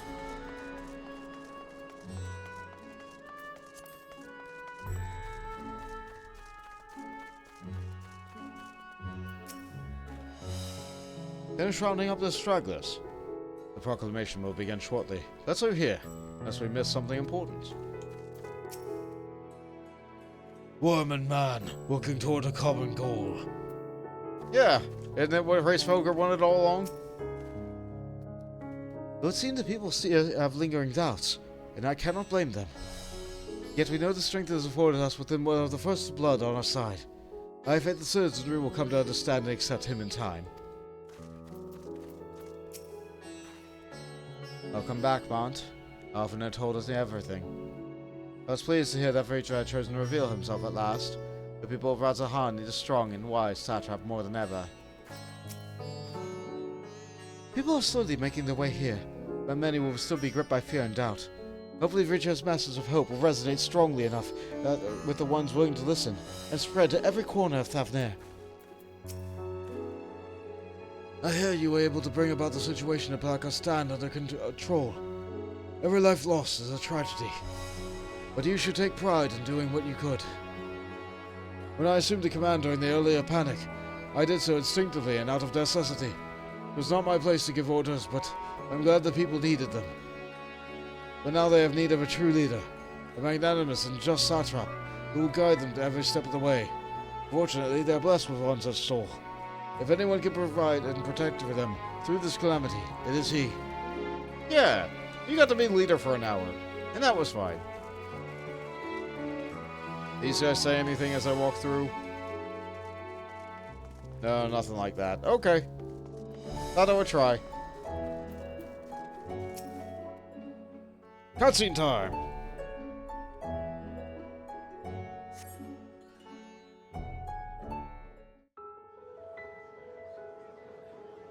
Oh good, the hopeful piano jingle, as a single star falls to Earth.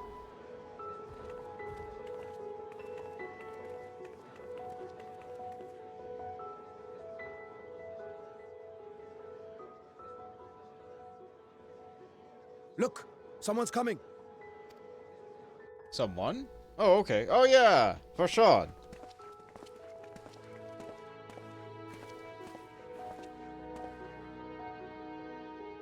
People of Razathan, it warms my heart to see so many brave, resilient souls before me. Today, I would share with you a great revelation.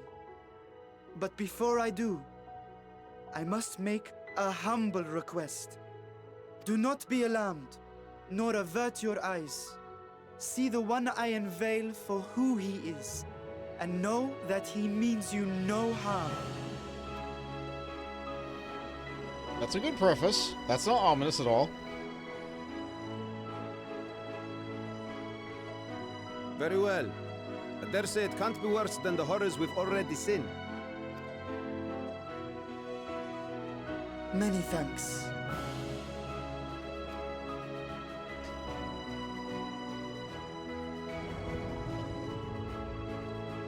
Was that how that works?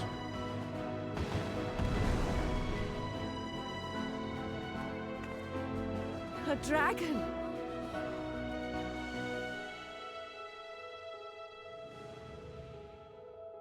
Wow! I think there are societies where people would run in fear from a dragon. People of Radzathan, I am Vritra, and for years uncounted hath this isle served as mine abode.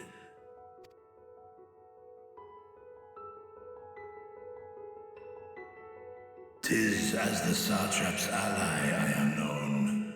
Today, I would reveal the truth unto you.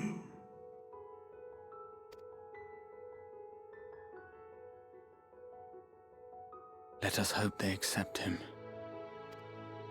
They will. We know they will.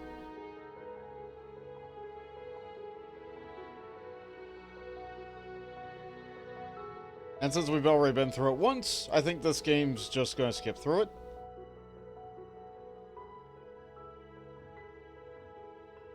To the resolution. If I am hearing this right, you were the satrap all along? Vashan! I mean, Master Vitra, does your divine eye really see all? Nay, child. While mine eye hath borne witness to the whole of our nation's history, to its future I am blind as thee. Countrymen, calamity the likes of which we have never known is come to Thavnair, our home. Friends and loved ones have been taken from us. I, too, have lost my closest confidant.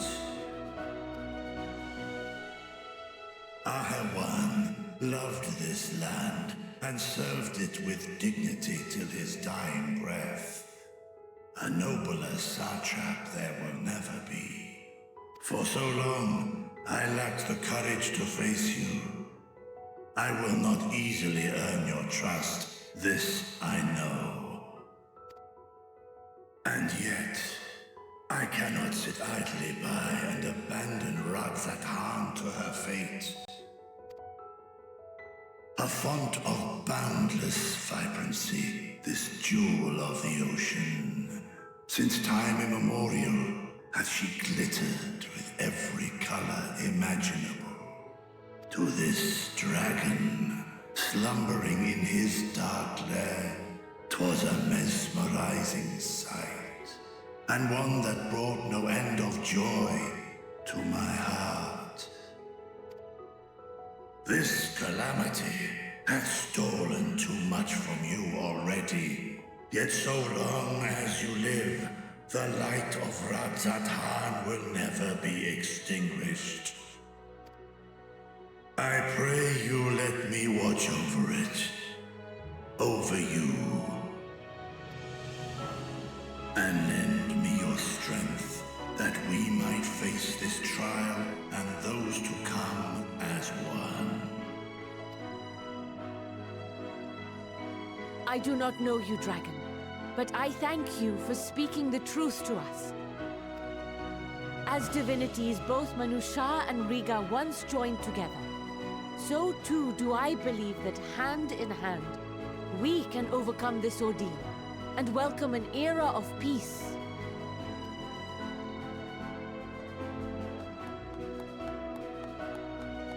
Alright, there's some understanding people here. A sight that would have surely brought a smile to Izel's face. Indeed. Yeah. Oh good, you guys arrived late. Fashionably late.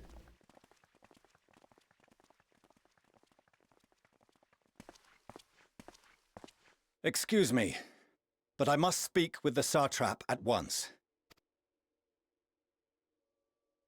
Father.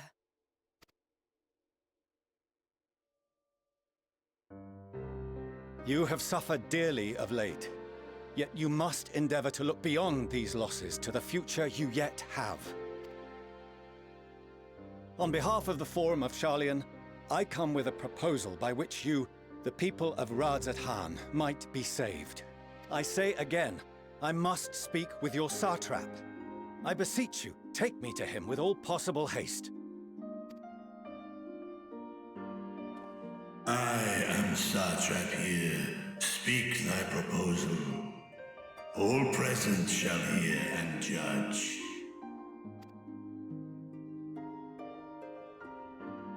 I don't think he was expecting that. But If I have given offense, then I apologize.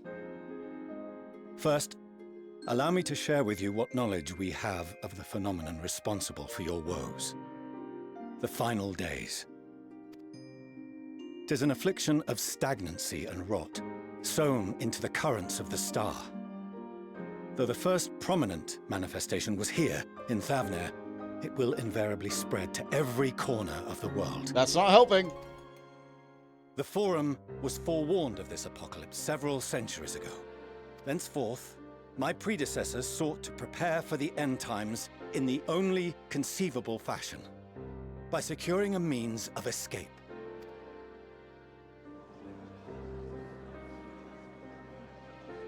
Escape the star? What madness is this? 'Tis by no means madness. With the coming of the 7th umbral calamity, the true nature of the Red Moon, Dalamud, was revealed. That it was an artificial construct of ancient Alag. I don't think these people know what Alag is. But what of the Silver Moon?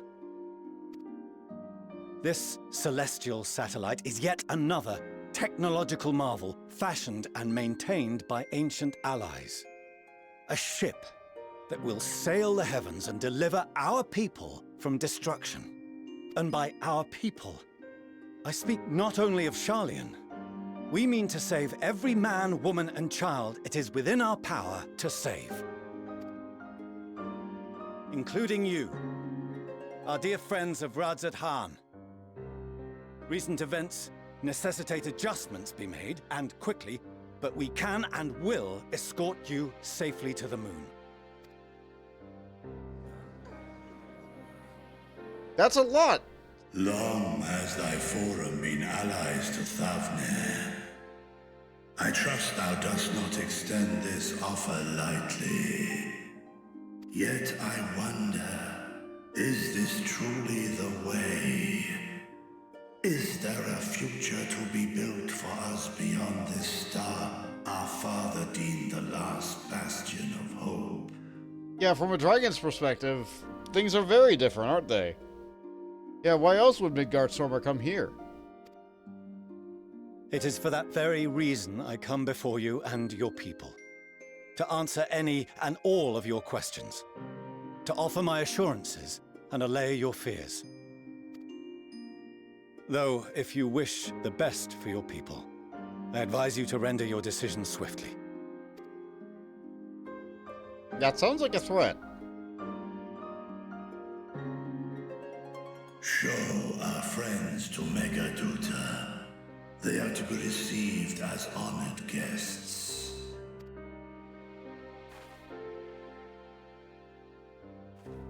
Worry not. Whatever decision is reached, your paths shall be yours to decide. Until then, heed the warning of these brave heroes. Guard your hearts against fear and despair, for it is within such fertile soil that the seeds of blasphemy find purchase. Remain calm and attend to your daily tasks. I shall return anon. We'll do as you say, Master Vitra. We believe in you. Oh.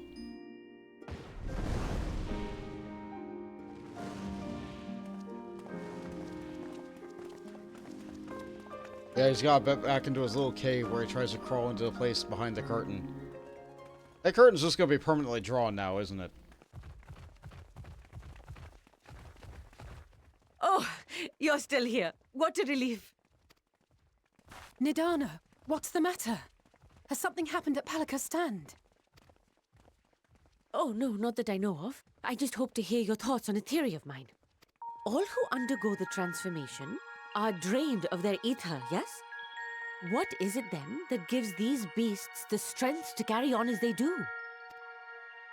Logically, they must be drawing upon an alternate form of vital energy.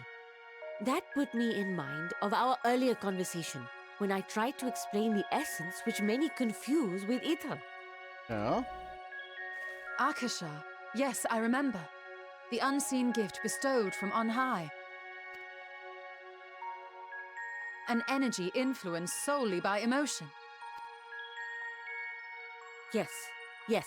In this instance, negative ones set Akasha into motion, thereby infusing the beasts with vitality. I posit this as the mechanism by which the beasts are born and sustained. That's a good theory. Ah, do you still have that flower? Maybe? Oh, that's bad. Oh, no. Nope, I don't have the flower anymore. If we accept that it once shone bright by drawing upon Akasha, influenced by the thoughts of those nearby, then fear, terror, despair, negative emotions so powerful as to suffocate it, permeated the air in this place. You must be very careful. The forces which drive the final days may be beyond our ability to perceive. Ah.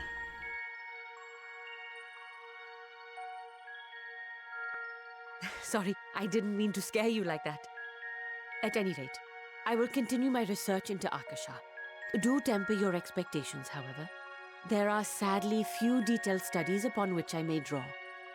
Yes, everybody did the research on aetherology. Nobody looked for any other alternatives because aetherology worked.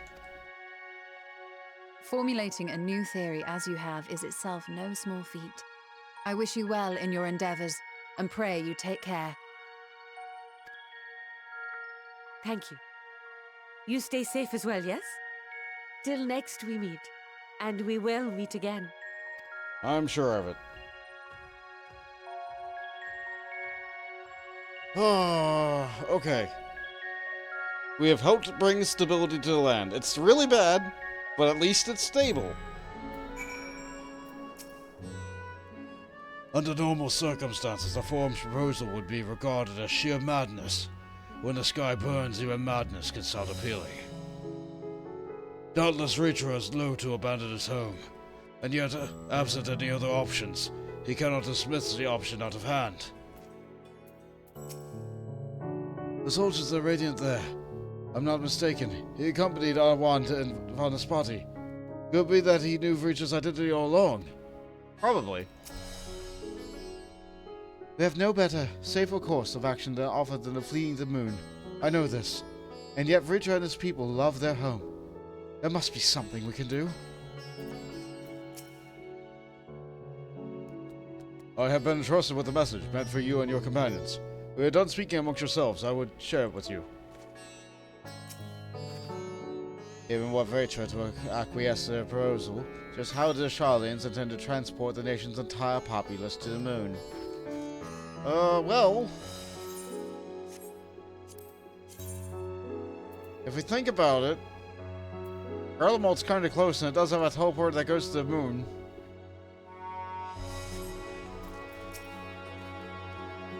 This solution sits ill with me.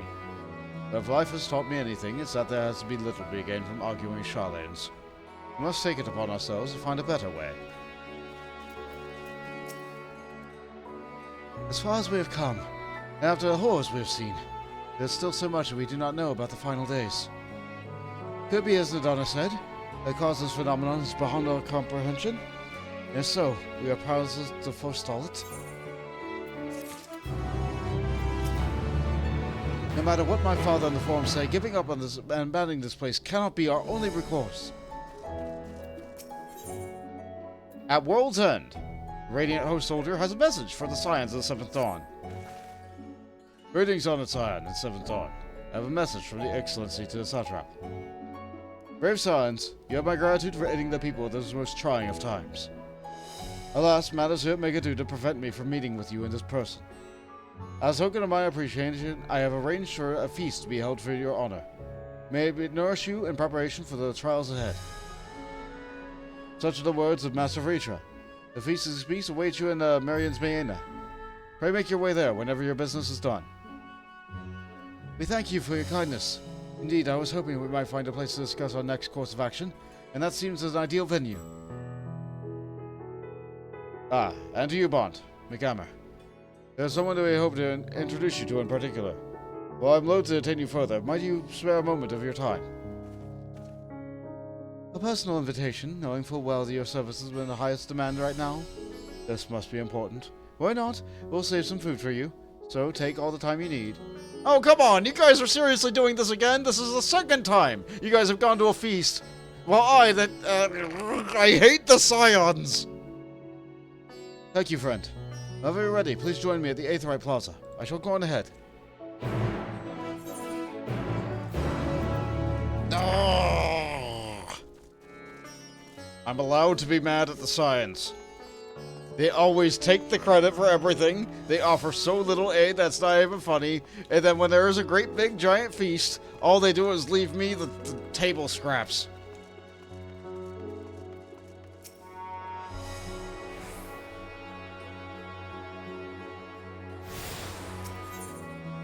Alright, where can I go that's kind of close to that? Okay, this is not correct.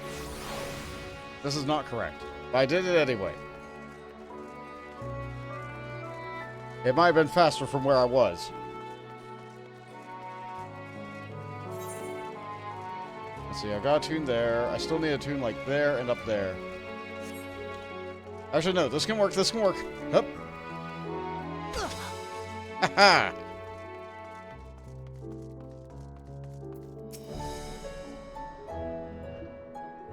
Access to the Aetheryte, as you can see, has been restricted to a select few ever since the tower first appeared. We sincerely apologize for this inconvenience, but it was deemed too dangerous to permit the free movement of visitors at a time of emergency, a risk we could not take. In light of recent developments, however, the Satrap has decided that such restrictions would only hinder our efforts to combat the final days. As such, I would encourage you to attune to the Aetheryte before proceeding along the corridor. Sure! I can do that! Oh, up that way. Got it. Finally, at long last, we can attune to the crystal candy. Also, this is open air, so when it rains on top of this crystal. And then all the rain collects in this room into its lack of gutters and goes straight out that down those stairs, then pools up in that area and goes down the only land entrance into town. I swear, they need a drain system somewhere. Just somewhere in this town. Anywhere.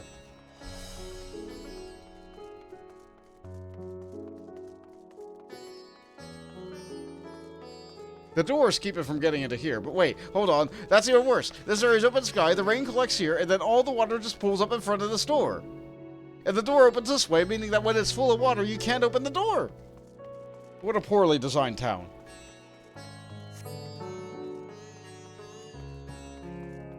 They really need a drain.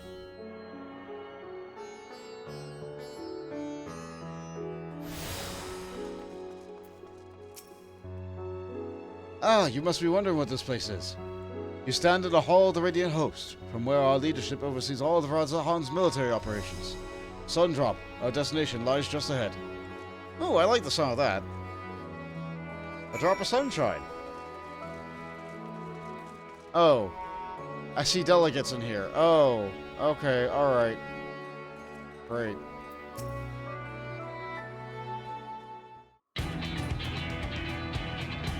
Welcome to Sundrop. Without further ado, allow me to introduce you to...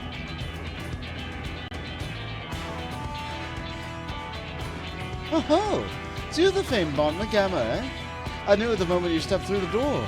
You had a look at someone who's walked through hell.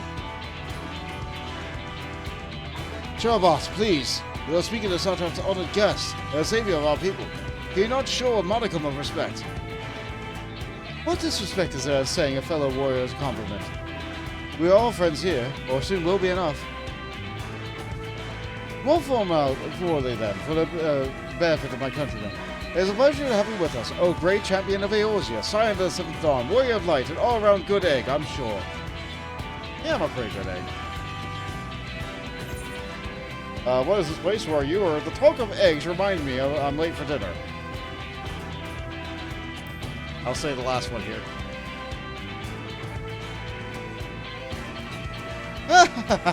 A man after my own heart. I like that. Don't you worry, I'll keep it short. There's just a thing or two we'd like you to remember. First of all, about this room you're standing in now. Raza Han welcomes delegates from all over the land to oversee trade and diplomatic dealings. Then there are the military matters to discuss, which is why all these officers are stationed here in Sundrawn. I imagine you're more familiar with each of these stations they represent, yes? Yeah, I saw them as I came in. We got a representative from Doma. Oldar and Alamigo.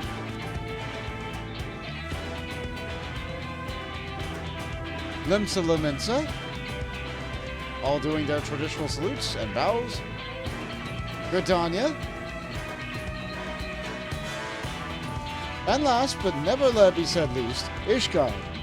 In their eyes, years and mouths have bridged the distance between Raza Han and their respective homeland.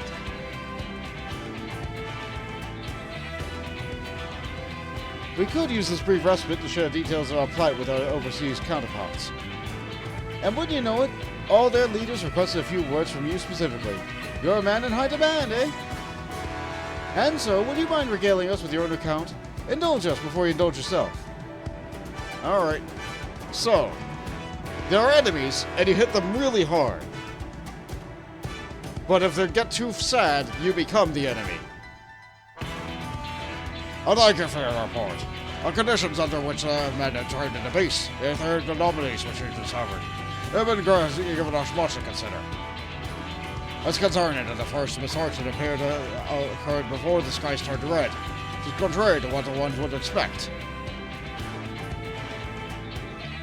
Thankfully, the information you conveyed to Lucia upon your return from the moon has already proved invaluable.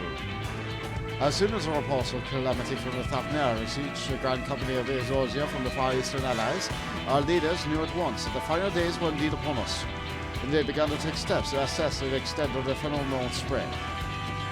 Our agents were able to confirm that, for the time being, the skies burn only once over the bounty, including the islands of Corvos. Alas, that is of little comfort. Aye. All throughout our allied lands, there have been reports of people transforming into hideous beasts. Oh, that's alarming. But what little we have learned, these incidents are similar in nature to involvements with the merchant Kalzal. As was the case here, the victims underwent the change prior to the heavens being set ablaze. And so, while the burning skies are yet manifest beyond their bounty, their transformations do not appear to be subject to any similar restriction. If anyone anywhere overcome by despair can turn, then nowhere is safe. Remember, anyone, anywhere, at any time, can become overcome by hate and odio. That's about the size of it. Speaking of which, we ought to give these creatures a name, don't you think? Here in Raza Hans, we take their calling the first to change, which is the biggest, the blasphemies. A fitting name is any. To ensure clarity in future communications, we shall urge our comrades to adopt this terminology. Our leaders have taken measures to threat the beast of our abilities.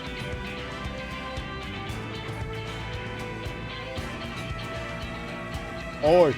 Each nation is assembled from their own groups, and soldiers to put down those who call blasphemies with the small which they appear.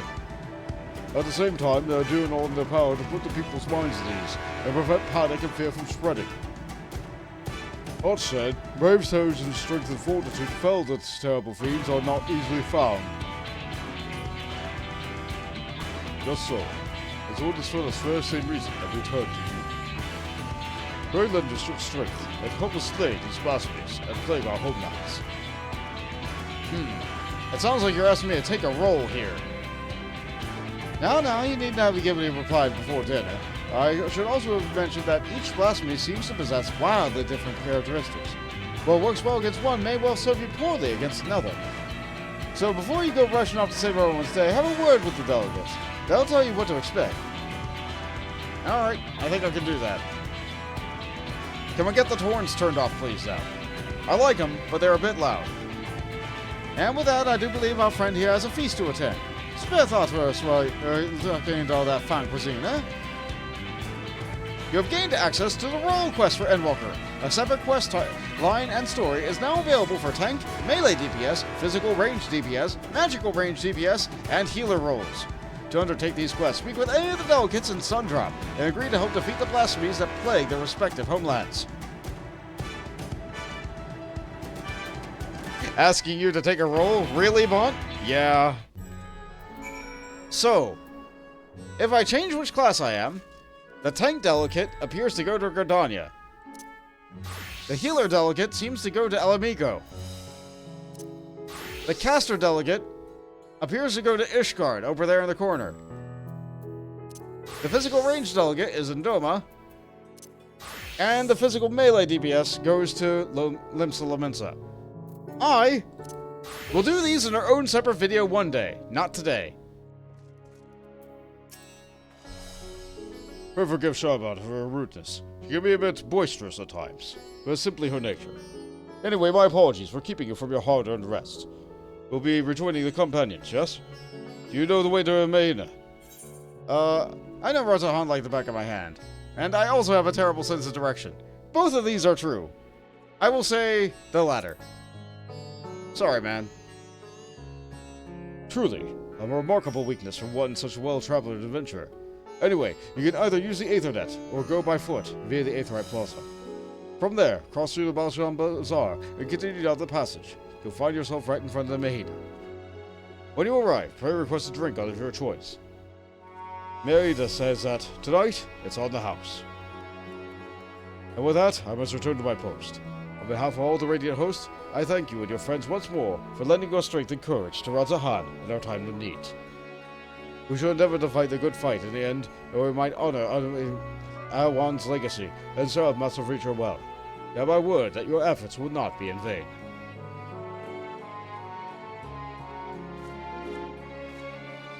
Yeah, we'll be back here one day. Not today. The reward for completing role quests as of this expansion is the ability to dye your class armor, which is better than what it was in Shadowbringers, where you had to do an extreme trial that didn't have a normal version of a trial that was locked behind SOD content that you had to do from a previous expansion. I don't know, I like trials. I like fights like that. However, this is fine too. If you really like your class armor, do your class's role. It's not that hard. It's not that hard of a concept. When did Jog fall off?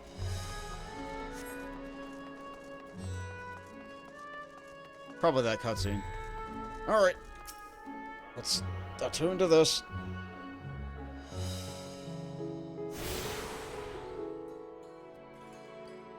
You have attuned yourself to all the Aethernet shards in Razahan. Thavnair is now accessible as an Aethernet destination.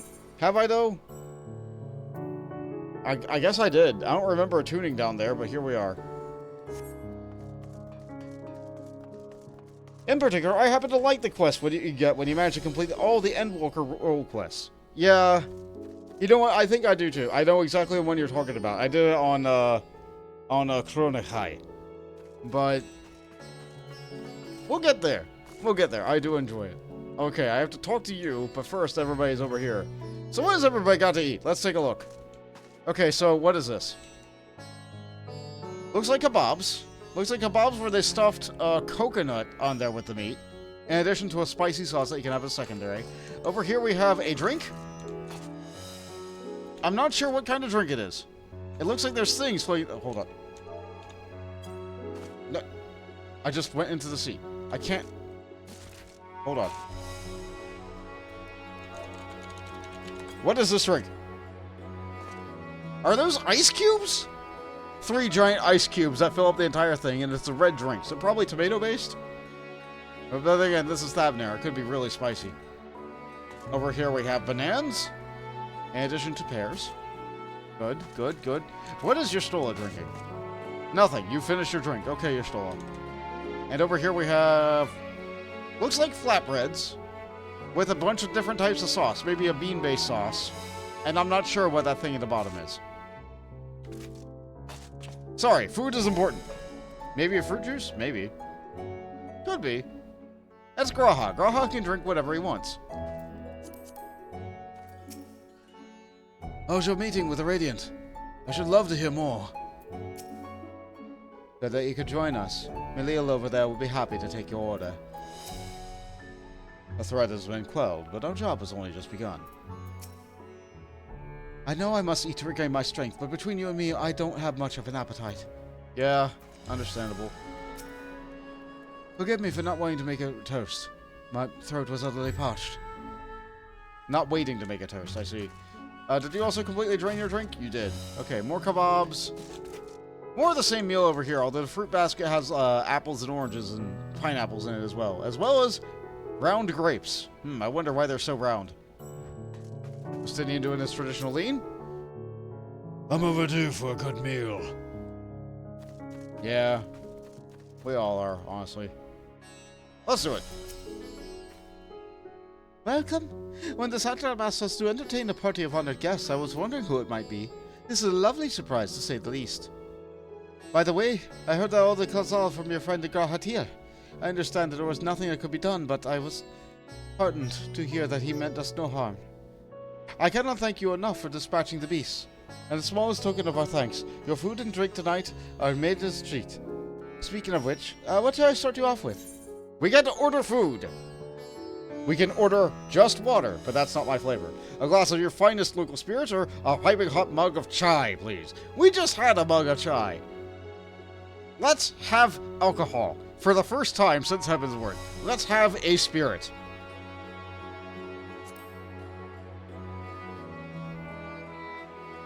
As you wish. Pray join your friends, and I will bring you your drink. Your drink is on its way. Please have a seat. Okay, we must sit down. Welcome back. Whatever did the Radiant want with you, pray tell? I have to go do some rolls and find out. Our allies have sent military delegates. That's news to me. Mind sharing the details? Well, you see, I have to use one of my various classes in order to get things done around the world. But not at the same time. It would be nice if you guys could do some of those. So blasphemies now plague all the realm. Yeah, roughly. It will only get worse if what Father said is true. As it did in Amarot. If that's our model, then shouldn't we expect the effects to grow more severe as it feeds off its own spread? As if people transforming into those monstrosities wasn't bad enough. If the flora and fauna, if the land itself turned against us. No one would survive.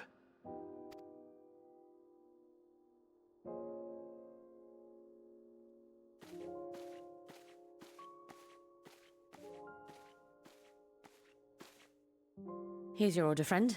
Excellent. It's huge. I like the size of this mug. How does it fit in my hand? May you find comfort in these dark times. Oh, thank you.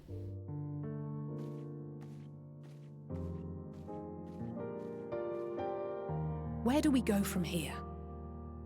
That is a good question. If there's one thing we've learned, fighting blindly and simply reacting to what comes will accomplish nothing. We must find a solution that addresses the fundamental cause. Before our strength is exhausted, before this crisis spirals out of control. Is there something, anything we've overlooked? If there is an answer, Hydaelyn herself will have it.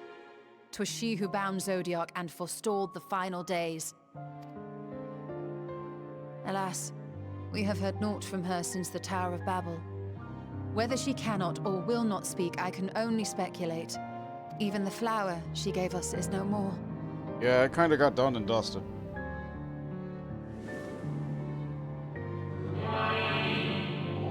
In our time, we called it Elpis. You would do well to remember the name.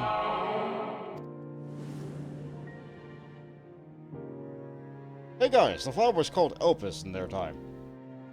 I don't think you were there for that. So advised the Watcher. But what could be the significance of that name? It is entirely unfamiliar to me. Yeah, same. To me as well. It meant something to the ancients, though. In our time. Most surely. Yet I do not recall a single mention of it in the records of Anida. Another dead end. And quite literally. It's not as if there are any ancients living we could go and ask. Well, I could go ask the Watcher again. Not alive as such, but not quite dead. Oh, do you have an idea, Graha?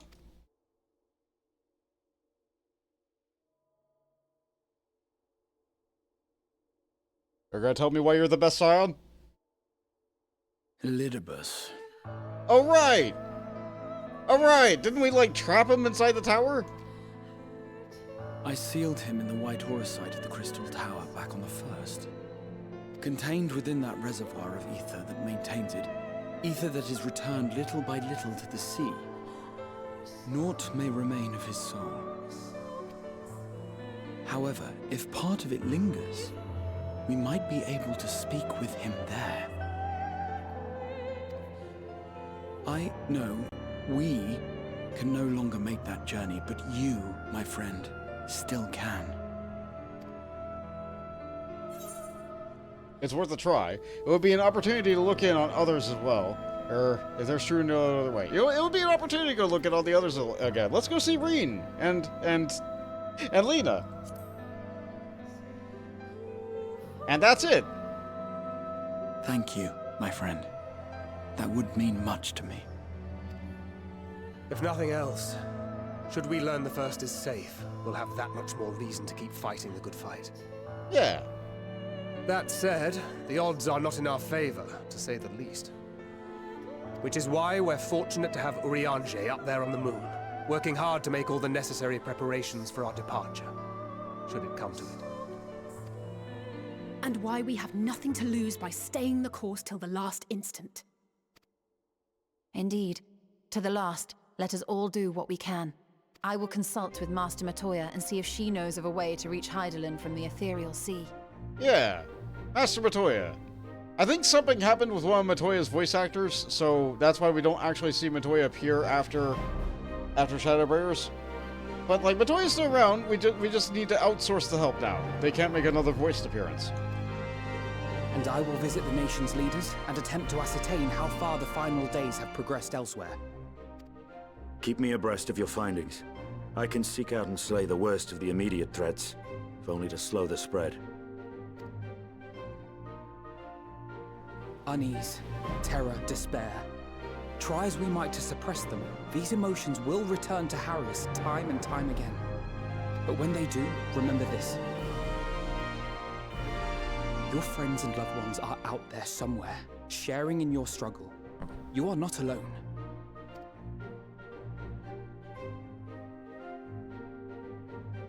So ends the brief respite before the next revelation.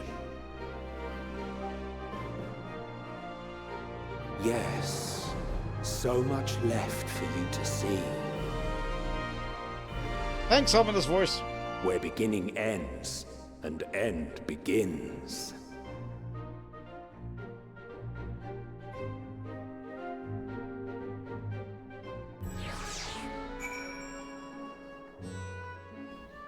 Okay.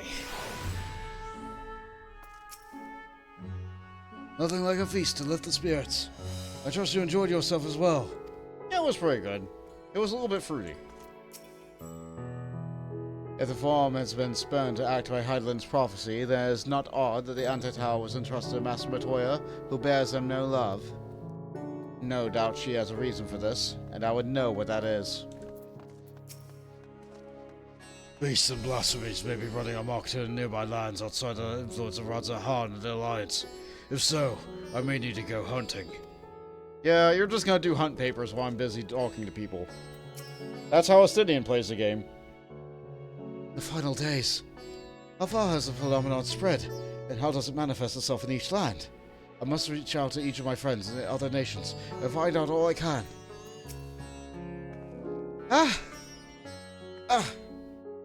Well, I suppose I do feel better on a full stomach, after all.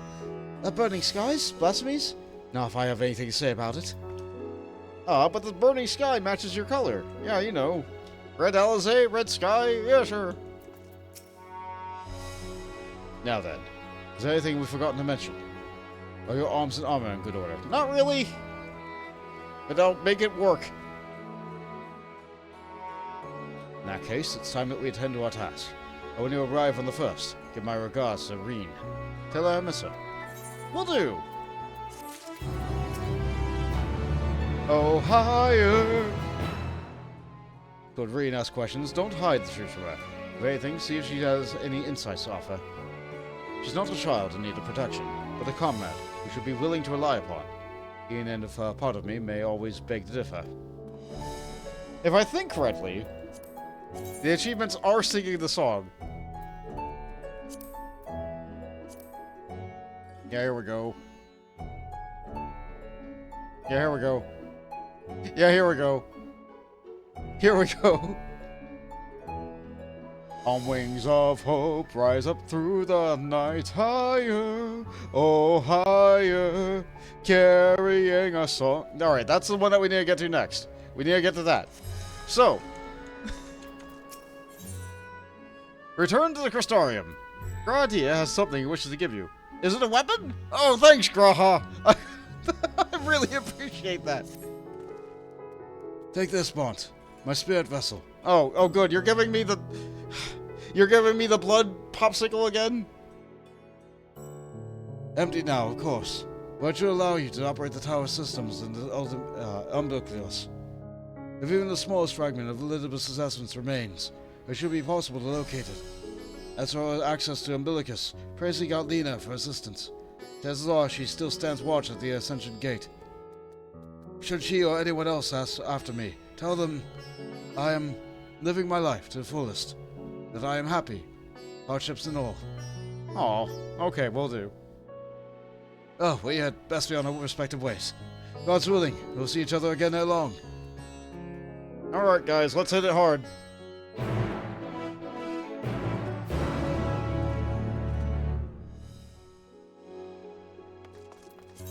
Here we go, back to Norvrant. I use one of my tickets. I still have a bunch of those. I haven't been doing as many of my stuff off screen. I haven't really been doing a lot on Bont lately. Turns out when there aren't custom deliveries to do and I don't have to do level a lot of jobs, I mostly just advance the plot until I get to a point where I can do things off screen with him. It's okay though. The game has been giving me plenty to do other than being able to do things on Bont. And it's not like this is the only thing I do when I'm not streaming. Like, I do plenty of recordings for YouTube. I hope you guys are enjoying Eternal Odyssey.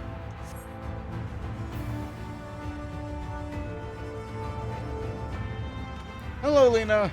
It's been a little while.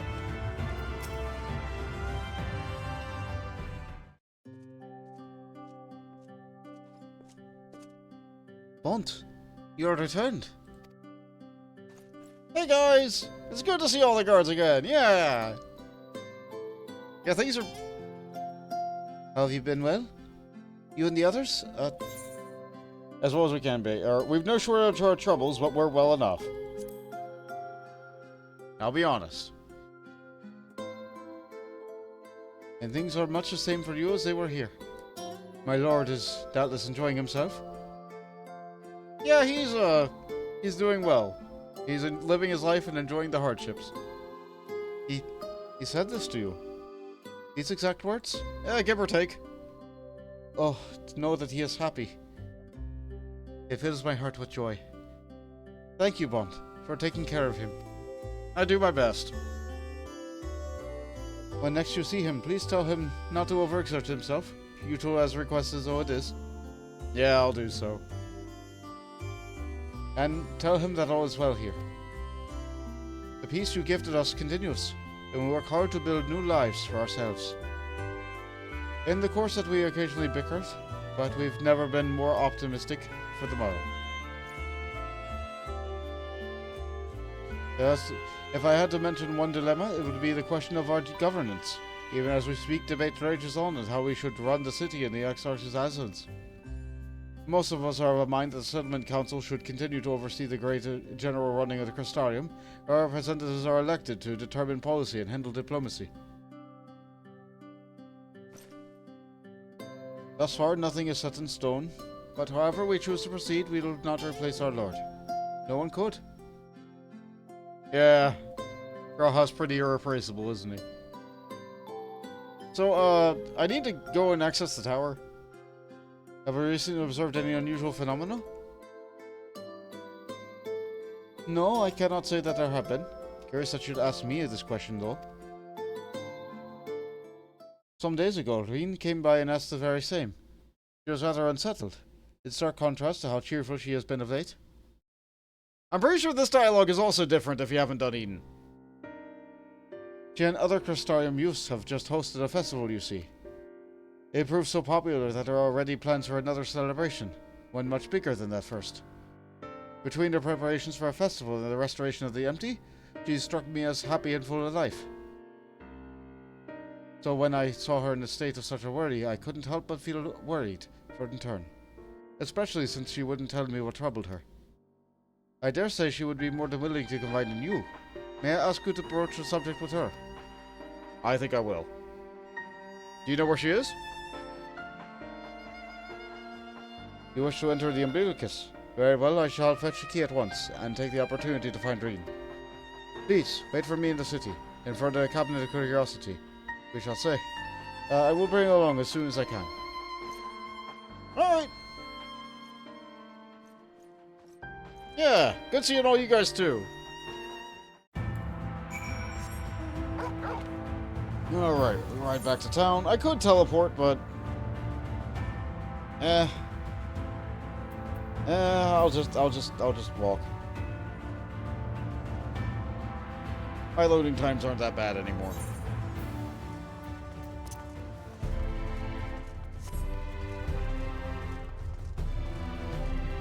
Plus, I like this city. I like taking it in. It's real good. Absolutely still one of my favorite cities. Hi, guys. I heard some... Yeah, there's that PvP emote. I really wish those emotes would be available in some other way after about a year, but it doesn't seem like that's happening. I think... No, down here. That reminds me, Volt. I need to update my computer in a few months. How's transferring 14 to a new computer? I used an external hard drive and just moved over my files. And everything just stayed the same. As long as you put it in the right folder, everything just works.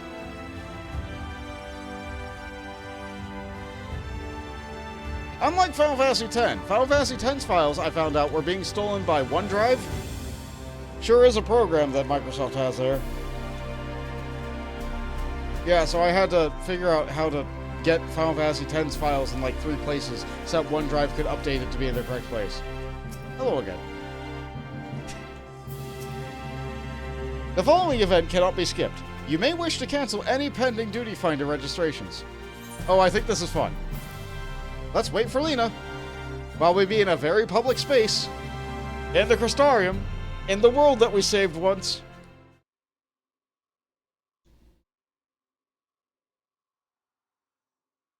Time to just be ourselves. As we wait. Not the DMV, though.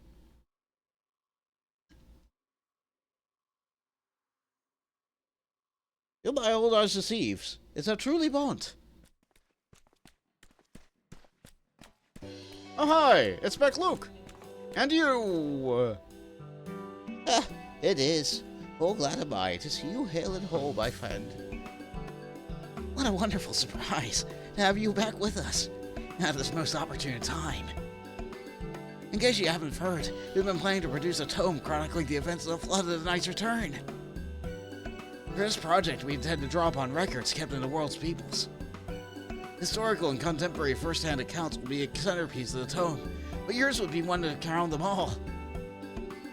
I've been asking to contribute a chapter of the soul, a subject that is key to understanding much of your endeavors.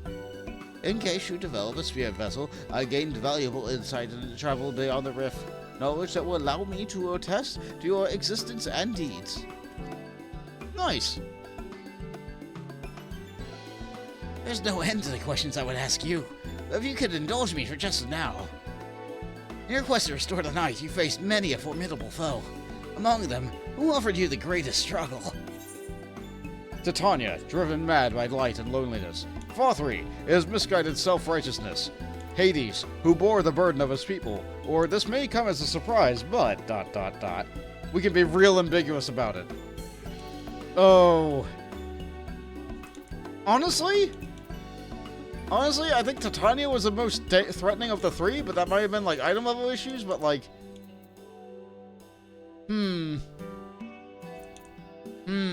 I think, like, in terms of, like, power scaling, Hades would be the worst. But you know what? This may come as a struggle, but... Truly, I never would have guessed. But then if I could, I suppose I wouldn't have had to ask. 'Tis a tremendous eye-opening answer, and we'll see that your account of this battle features prominently in the tome. Yes, that's right. Recount the tale that I had against the rat that was in my shoe.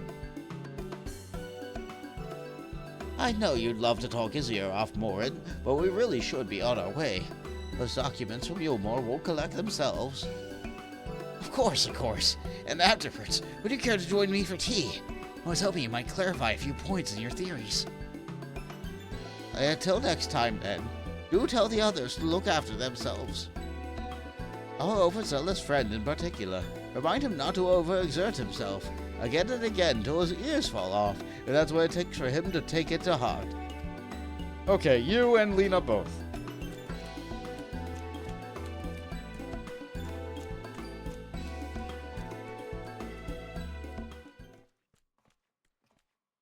Alright, who will come by next?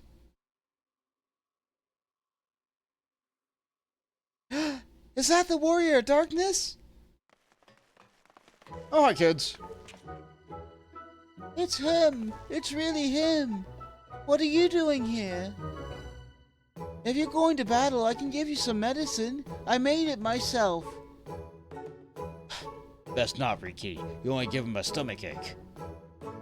We come to see Morin, to get his advice. Once the guard have finally agreed to teach us how to fight. But first, we need to choose a fighting style. Well, I know I want to be a mage. Akil isn't sure. Magic isn't really my thing, so I was thinking about taking up the axe, or the sword, or maybe the bow? They all seem right, but it's hard to decide, so I'd ask Morin. He knows lots of things. He's a little bit busy at the moment. He isn't here? Aww. Oh, and we don't have a Warrior of Darkness juice for you. What do you think suits Akil best? Axe, sword, or bow? For smiting opponents, the axe. For protecting your friends, the sword. Or for fighting and hunting both, the bow. Well, the only one that Bont doesn't have is the bow. I use a gun. But I do have both of the other two. Let's see. Let's look at him. He looks like a healer. Brown hair. Yeah, I think the axe suits him. You're smiting your opponents, the axe. The axe. If you took up the axe, you could be just like... Ardbert, the Warrior of Light. I love that tale. Let's borrow the book today. It's really popular, though. I hope it's still there. Thank you for helping me decide, Warrior of Darkness. I'll start with that style, and maybe try something else later on. Yeah, keep trying them until you find one that works. And when I get really strong, I hope to have a bout with you. Yeah, go ahead. Hit me really hard. Later, kids. We're never gonna have that fight.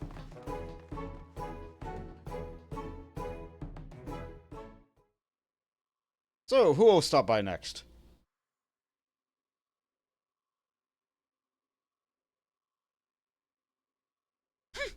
Such fun he's been having basking in the adoration of musty old bookworms and wide-eyed younglings. But did he spare a thought for me? Of course not!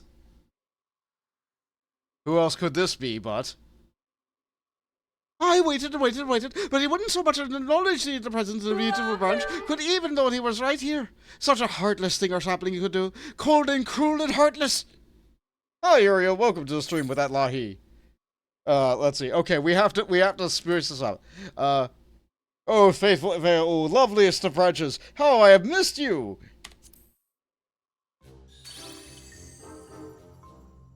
If you truly missed me, you shouldn't have cried when the beer long since you arrived. To make up for it, you will call me twice the passionate next time. No, there to be a next time. You have a few struggles to overcome. So, my adorable sapling, the world is on the verge of destruction, is it? Yeah, a little bit. I don't know that. How do I know this? I joined as we are spying on you as simple as sliding down the back of a rainbow. Oh, that I could aid you in your quest, but the fate as we fae folk are bound to that of the star. Whither it goes, too that we shall follow, such is our way. The most I could do for you is spare for you the pain, by gifting you the sweetest of eternal dreams. But if escape's not to your liking, then you must struggle to follow your morals. Ah, but you're the ones we're waiting for. I wonder, what manner of conclusion awaits at a tale's end? Later, fail.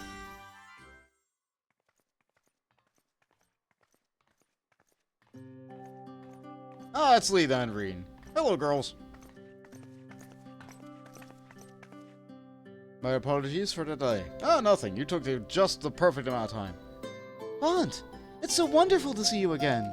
And you too, Reen. You doubtless have much catching up to do, so I shall leave you to it. I've taken the liberty of unlocking the umbilicus, and you may enter at your leisure. Will do. Thanks, Lena. What a wonderful lady.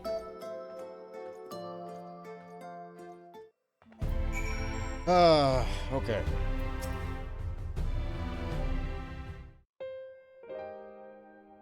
I'm relieved to hear that everyone is well. I've had this feeling like a pit in my stomach, and I was afraid that something might have happened. Yeah, something did happen. Maybe I'm overthinking things, but it's just that... Tell me about it. I'm the Oracle of Light, but I've never spoken with Hydaelyn. Never once heard her call. Even so, I've always had this feeling deep inside me. A connection is something immense. These past few days, though, the connection has wavered. As if that immense something was distant, then close, then distant again. And then the other night, I was jolted awake by the feeling I had been completely severed. Wanting some fresh air, I went to open the window, and to my horror, the sky was ablaze. Like during the star shower. Ah, good. You're getting the same flashes of visions I am. But then I blinked and everything was normal. Next day, no one said a thing. No one else had seen what I had seen. Yeah, that's what people at the Echo get. As far as I could tell, nothing was out of the ordinary. I began to wonder if it was a figment of a half-remembered dream. Bond? Why are you not telling me? Well... I have to know. Please! It doesn't matter how terrible it is. Alright, so... I beat up Zodiark. And now the world is ending. And if our world ends, your world will end too. I think that about sums it up. It wasn't my imagination then. The doom we witnessed in Amarat has come again. I can't believe it.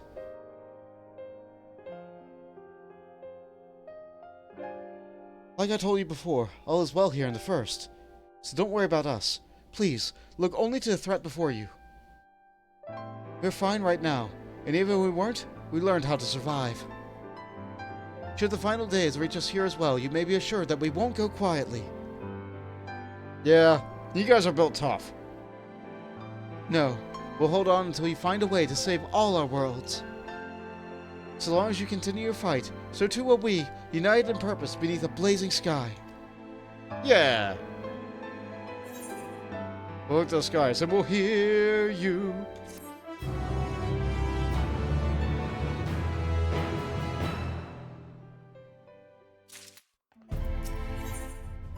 Hope upon a flower. Reen wears a look of steely resolve. You're headed to Umbilicus to consult with Elpis, right? I'll do some consulting on my own to speak with Lena. Decide how we might best prepare for the final days. So it's farewell for now. We'll see each other again, I'm certain of it. Hi, Jade. Okay. We're going. Alright, it's about... How many hours in the stream? About 3 hours. Okay, I might actually be able to do something to the zone. I thought the other zone was going to take even longer. But, as you can see, I definitely could not have done that the last stream. There was no way. Euro says, "Hi, Bolt. You're on your phone because the computer is likely dead." Oh, no. Which means I will not have a computer for a foreseeable future. Okay. Do you think it's possible that it's simply overheated? There are several cases in the past where I thought my computer died. I turned it off for a few days. And then a few days later, it just turned on and worked.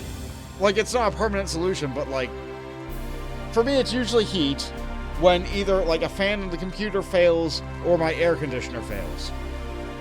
Usually, like, 9 times out of 10, when a computer fails, it's heat. So my recommendation to do is to, like, try it again in a week. Don't give up hope on it. Unless you, like, know for sure that, like, the power supply, like, blew out or something like that. Don't give up hope yet. The computer is still there. And its parts can be salvaged, probably. I don't know the extent of the situation, but I'm fairly certain that it's not all lost.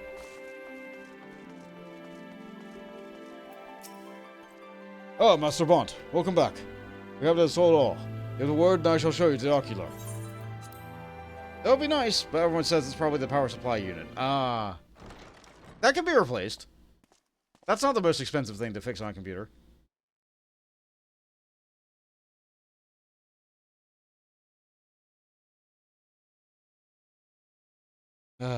It's like yesterday that we were all here.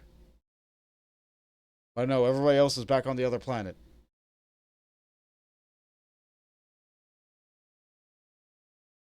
I have a job to do.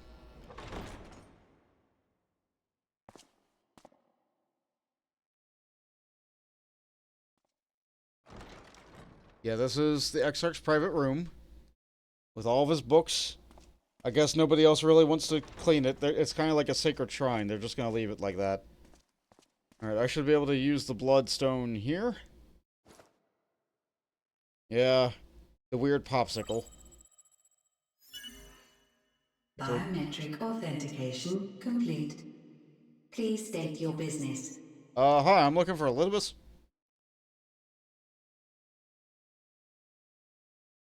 Acknowledged.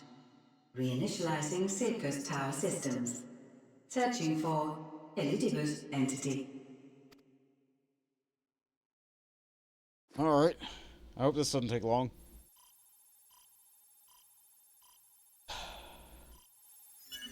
Target located in subterranean core power accumulator. Projecting image.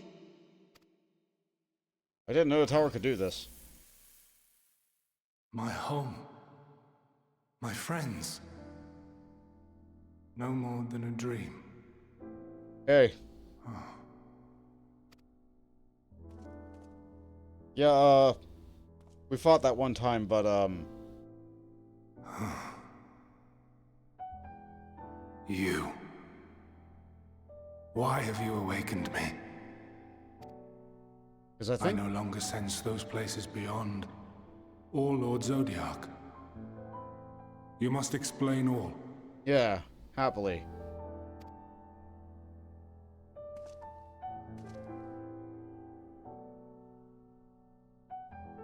So I defeated Zodiac, and now bad things are happening. But I need you to tell me about a very specific word. So, he is fallen, and my brethren's souls returned to the star. Yes.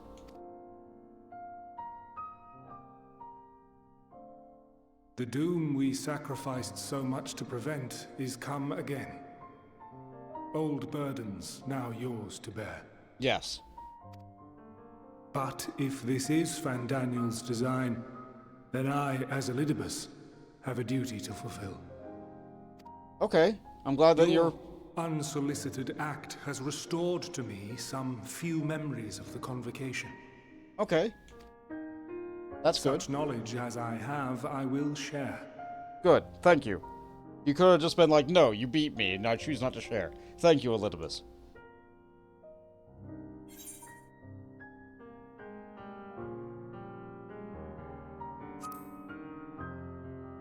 I could have said I'm sorry, but I do this not for you. I merely perform my duty, as I have ever done. Excellent. Where to begin? Ah, the end. Your understanding of what caused the final days is consistent with our own. The decay first took root where the currents were weakest.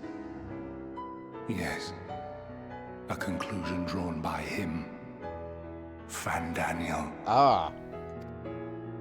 Not the him of here and now, but as I knew him, long, long ago. Having shed light upon the phenomenon, he dedicated himself to devising a countermeasure. Were it not for his knowledge of the Celestial, we would never have made the connection, and thence forestalled the final days. And though he inherited that noble soul, how different this last incarnation, so consumed by self-loathing and hate.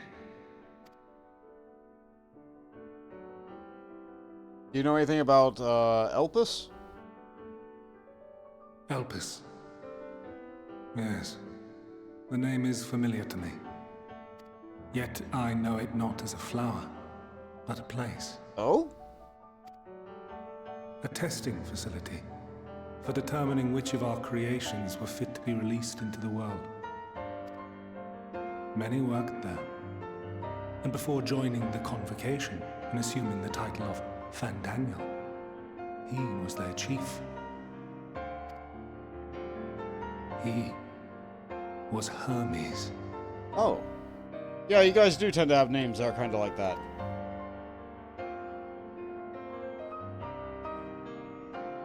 That is all I know. Okay. The crystals tell little of the lives the 14 led prior to their induction. Elpis itself would tell even less. Nary a ruin has survived.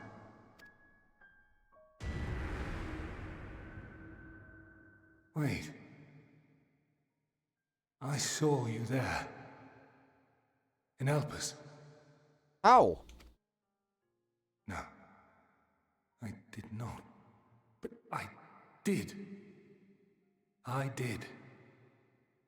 A lingering trace of impossibility.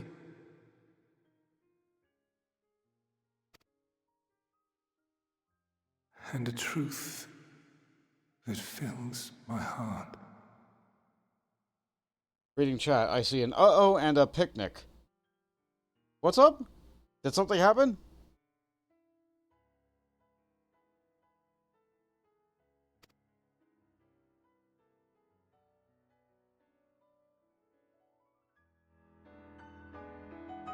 My memories remain clouded, I fear.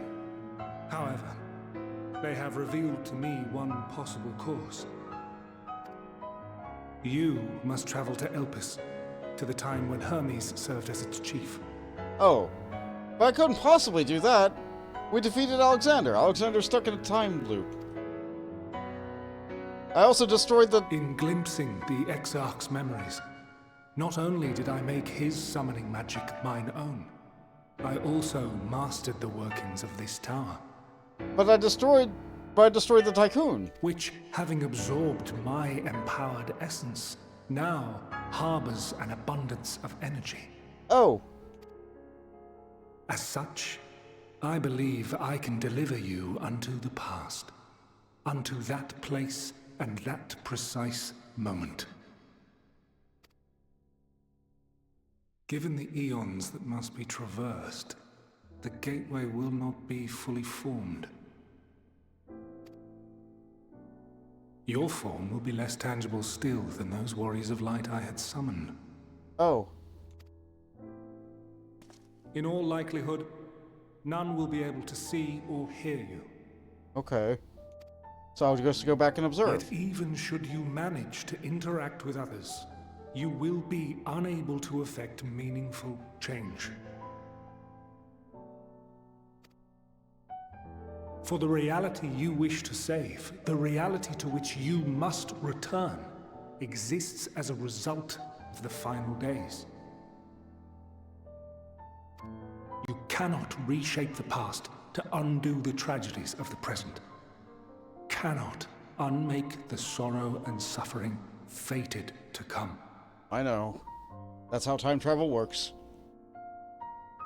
In full knowledge of this, will you still entrust your life to your foe and make the journey? Yeah. Like you said, this is your duty, right? You have to do it. Very well. I shall cast you unto the river of time. Let this be my final act. You must input the commands. I no longer have the authority. First, you must reconfigure the systems, that the tower's ether may be channeled for the magic. Okay, alright. Walk me through the process.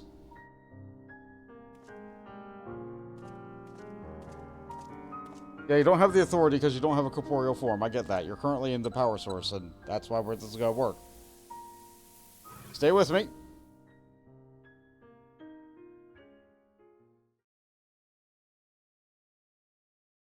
The preparations are complete.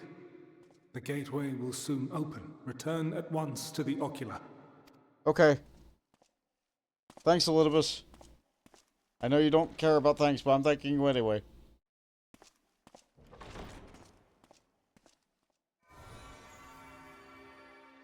All appears to be in order.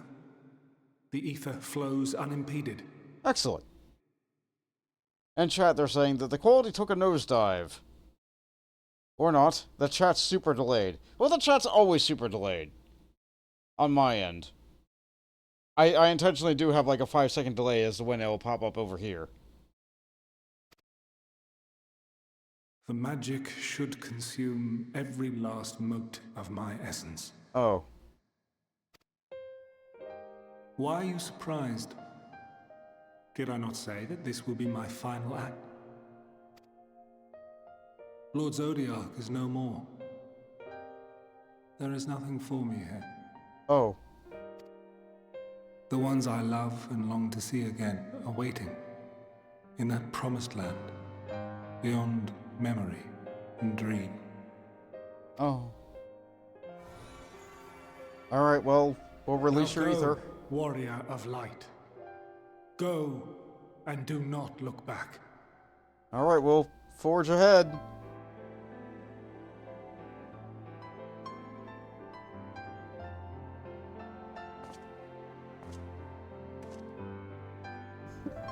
Well, Heidelin, I take my leave of you.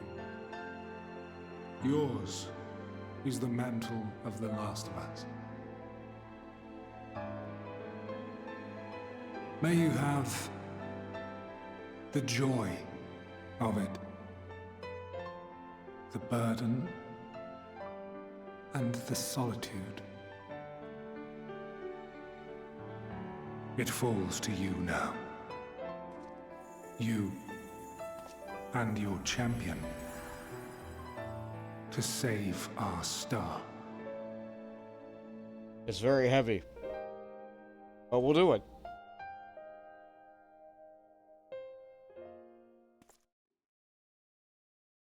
And here we go. And here we go. It's not stopping. It's not going to stop. It keeps going. Once again, we fly through the ethereal sea. Well, I guess it's not the ethereal sea. Like a vast distance. A gap. Flying past stars and memories. Futures unwritten.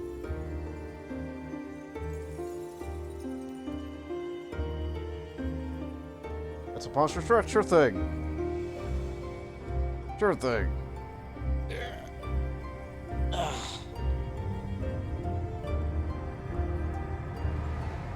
It's good to stretch while you're transporting between worlds like that.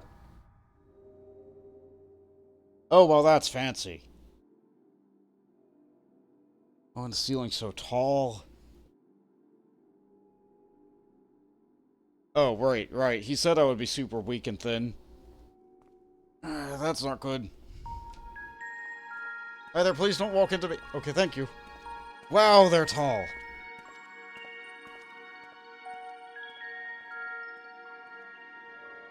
I guess they're as tall as the Watcher was.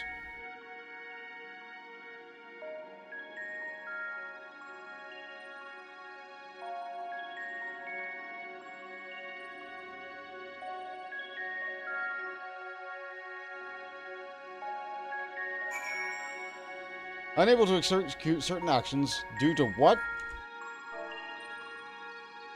Due to area restrictions. Okay, so I cannot use any of my abilities right now. Cannot execute at this time. We cannot do anything. We have a portal to Ocular. We could leave. We could go back. Because, you know, it's a game and you need to be able to do things. So let's see here. We have this nice guard-like man. The man stands dutifully at the Aetherite light device, a guide for this facility in all likelihood. We tried to talk to him. Your attempt to get the man's attention, but if he sees or hears you, he gives absolutely no indication. As Elizabeth warned, it appears your form is intangible. I'm a ghost. Well, let's look at this Aetherite light device. Gotta get right up on it. The device is reminiscent of an Aetherite. Perhaps it is possible to attune with it?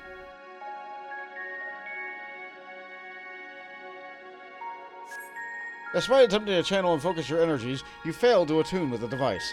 You can only assume it operates differently. Okay, so it's an Aether knot.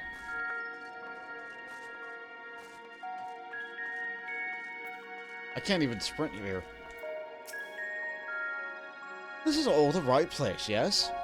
Proplien. Judging by one's words, the facility is called Proplien.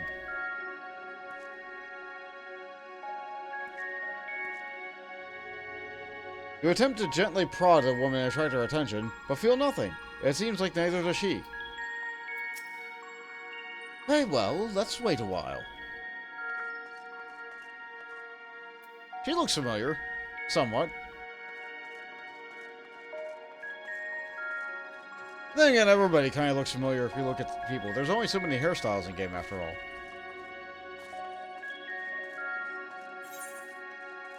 Where are we right now? The unknown. Got it. A remarkably large man wears a black robe and half a mask, much like the phantoms you encounter in Mara Lamentorum and the recreated Armorat. It would seem you have made it to your destination. Anything wrong? Seems so. You gesticulate widely and shout all manner of greetings and obscenities, but the man does not so much as glance in your general direction. He has nothing to say. Not to the likes of us. We're extremely thin.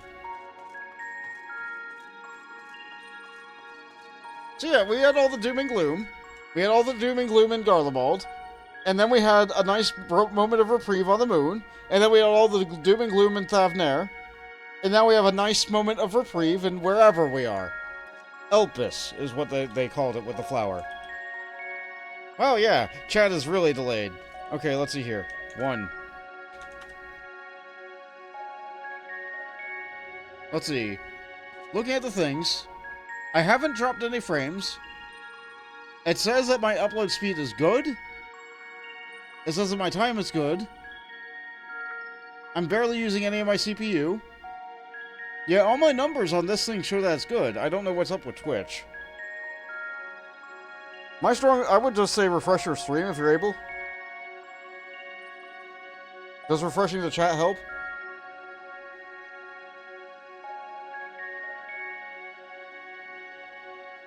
Let me get on my phone and check.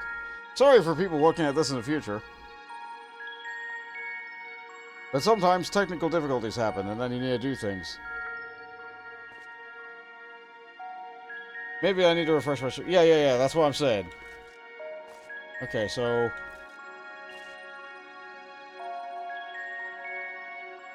Okay, on my end, I'm having a 5-second delay between stream, which, like, that's about where I want it to be. On my end, I'm having a 5-second delay. Then again, I'm right exactly where I am when I'm uploading the thing. So, like, that's fine. I had to pick it up on my phone to take a look.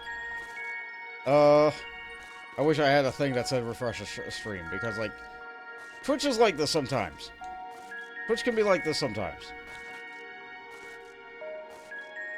It's normal now. You refreshed it twice and nothing, but now it's back to normal. Okay, excellent. I am saying 3.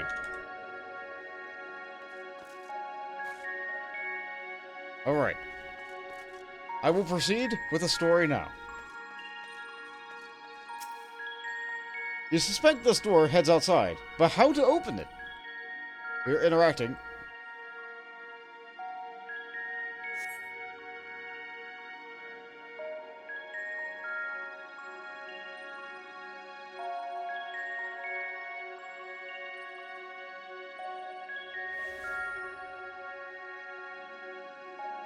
And here we are, Elpis. Well, well, how rare to receive you in person. To what do we owe the honor? Oh, just a few odd tasks. We'll be here a while. You're welcome to stay as long as you see fit, of course. As a matter of procedure, however, I must ask that you kindly remove your masks.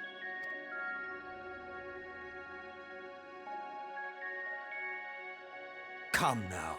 Is this truly necessary? Surely you can tell who we are. Who you are, perhaps, but I am far less infamous. Regardless, if we do not follow protocol, 'tis our hosts who would be held accountable. So, please, do favor us with your handsome face. We know that slouch anywhere.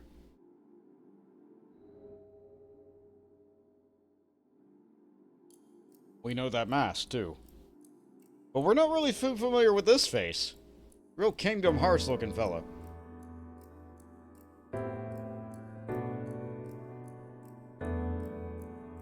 And that incredibly handsome man. He looked right at me! And then pretended to not see me. Satisfied? I thank you for your cooperation. You are free to go about your business.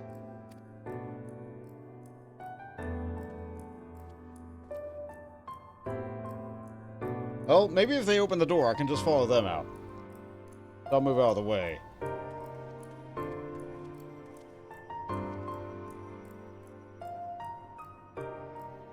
By the by, you see it too, yes? Oh no.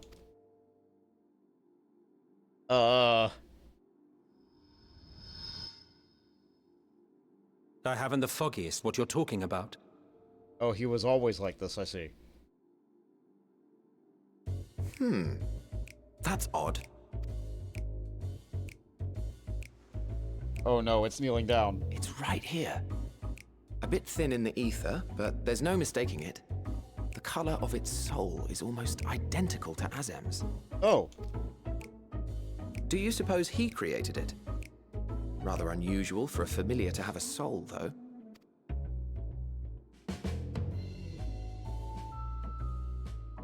Don't ask me. All I know is that it's trouble. Doubly so if it's his spitting image. So let's leave it be. Come now. I need an eye affair with the past. Hi, can you help me? I can't open the door. It's trying to say something, but it's literally too intangible to form words. Oh, okay. I must be real thin then. Why don't you give it some ether? Spare a snifter of your bounteous reserves. A snifter? Who do you take me for? Why, a dear friend, of course. One who wouldn't let acts of kindness, such as my accompanying him on errands to far-flung outposts, go unrewarded?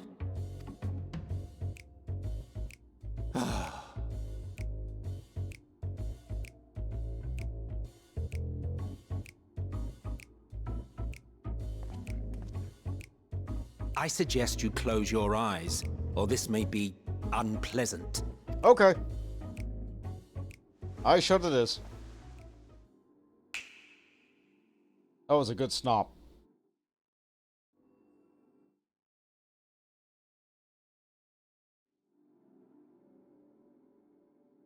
Snifter. You may open your eyes. A glass for spirits, particularly brandy. I see. So, a small shot glass kind of thing. Gotcha.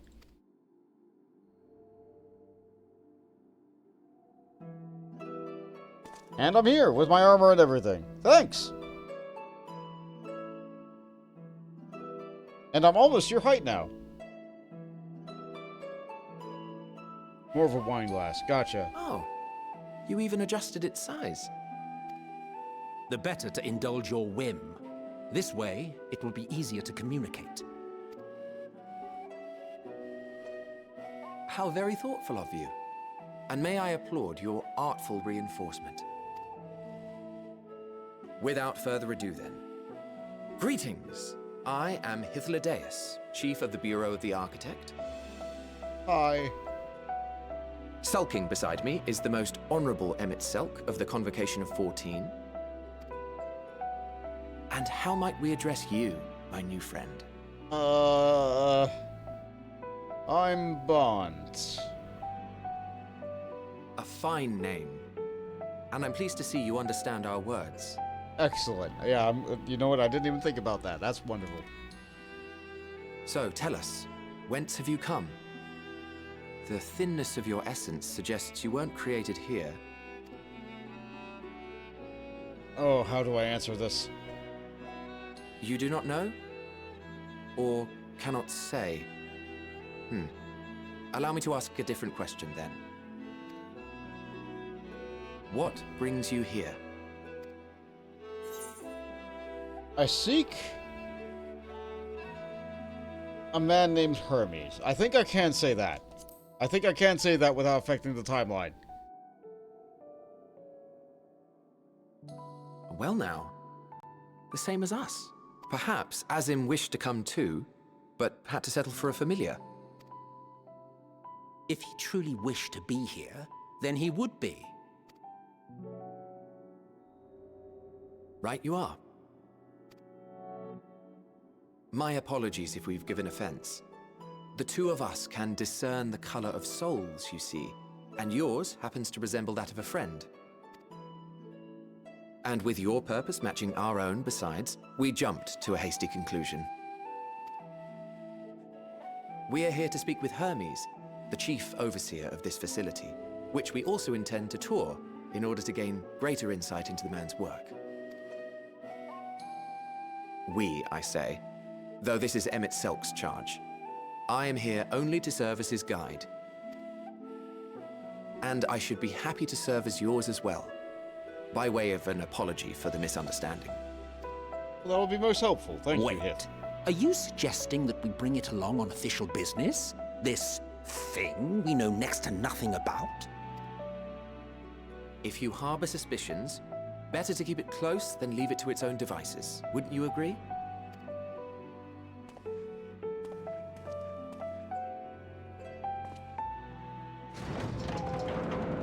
So that's how you open the Besides, door. having a mysterious life form in tow is the norm rather than the exception here.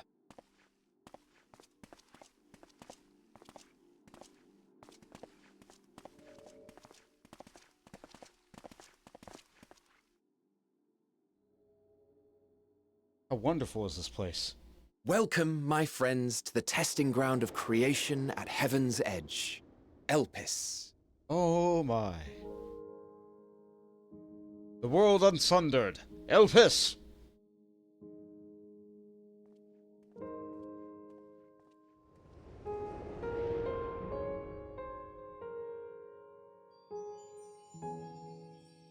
Oh, we know that boy. This presence. Oh, we're felt. Oh, they're cute.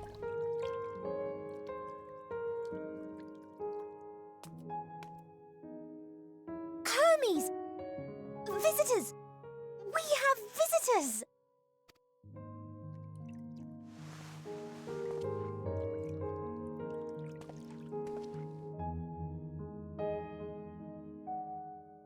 Well, we know our destination. We just need to know how to get there now. What secrets are you hiding, I wonder? Yeah, I'll let you wonder.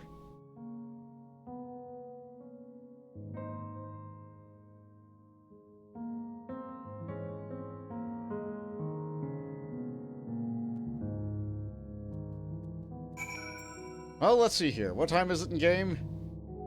Almost 4 a.m. The weather right now is fair skies, so this is not what it looks like even without any fog or anything like that.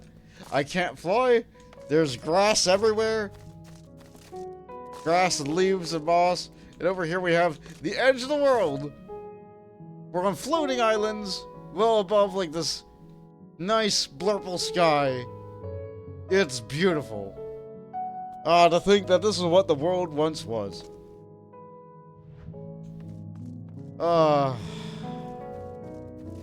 This is a nice, relaxing break from the apocalypse weather.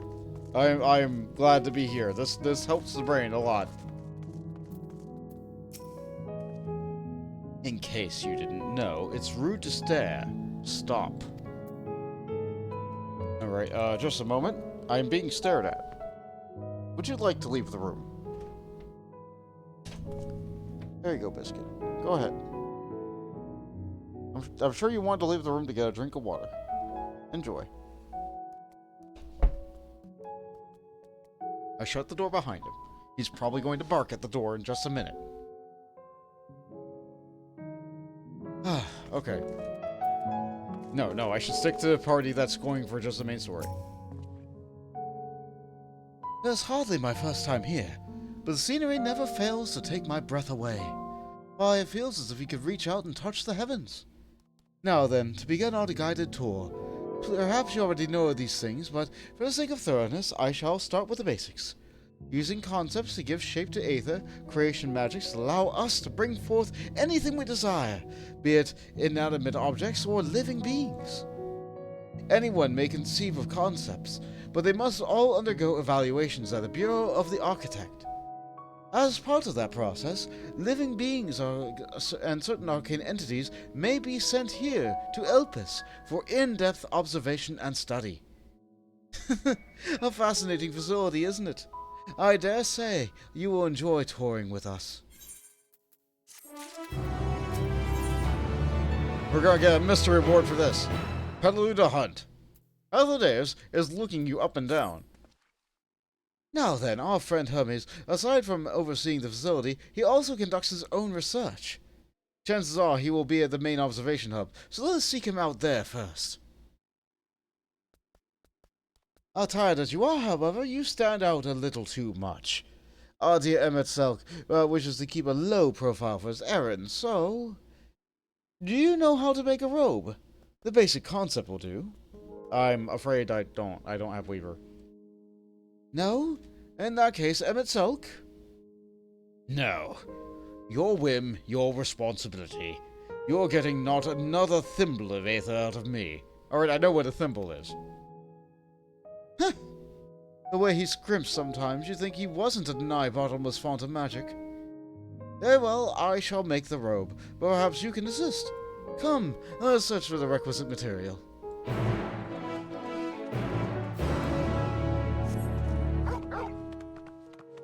You know what? I kind of get Emmett's situation here. Sometimes you have gil and your friends don't have gil, and your friends know that you have gil, and they want you to spend gil on things, but you want them to spend your own gil on things. Yeah, I get it. I get it, Emmett. No means no. Just be grateful. I'm even willing to wait. Yes, these creatures should suffice. What did you hand me? An etheric rope. I want you to use it to capture, shall we say, 2 Pedaluda. There are 3 species here. I believe any 2 different kinds should survive. Now, I should mention that the strength of the rope is tied, no pun intended, to the strength of its user. As your Aether is still thin compared to ours, you need to weaken the Pedaluda first. Good luck! Remember, it's a pair of Pedaluda will require. Any 2 different kinds should serve. Okay. So, Pedaludas, they want me to kill butterflies.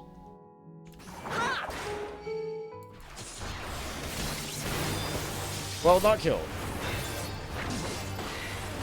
Right, not kill. Rope. Got 1. We've done these varieties of quests before. Let's take a read at this. Etheric rope. Woven from Aether, the strength of this rope directly corresponds to that of its user. Got it. We don't want to aggress that. Okay, we got it. Weird snake-headed man thing. With a body of a flower?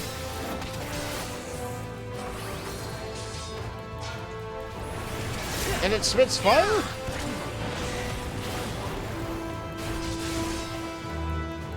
They came up with weird things back then.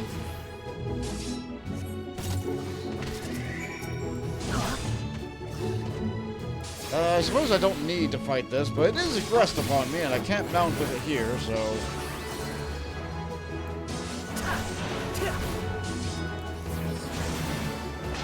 I really like its body shape.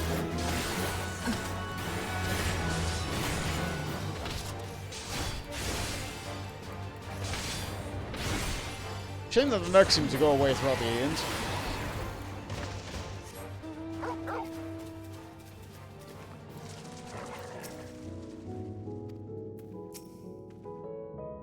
You caught the Pedaluda. Come, let us see. We have 2 captured Pedaluda. Only weakened and carefully bound, the Pedaluda is destined to become clothing. Or once weakened, rather.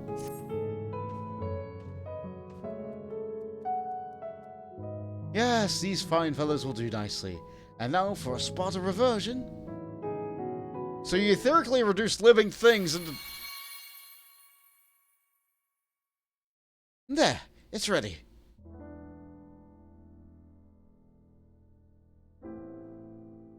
It's nothing fancy, but when we're trying not to stand out, try it on for size. You turn living beings into clothing just like that? Will someone be angry that we used them? Oh, not just like that. You need to revert them into their constituent aether first. Lest you wonder why I asked for 2 species, it is due to a difference in their etheric balance. Blending them allows us to produce garb with superior etheric stability. Well and good in disguise and educated, but it won't fool anyone that seemed worth a damn. Fair point. At the very least, it should serve to unwanted attention from casual observers.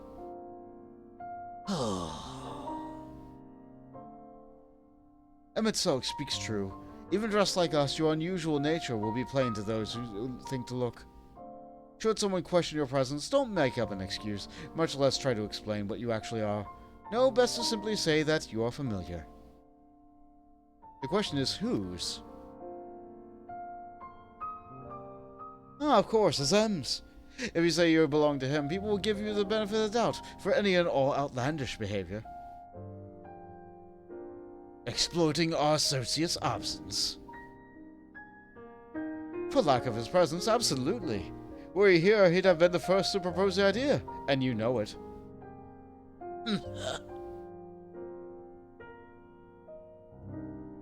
With that, your story is settled.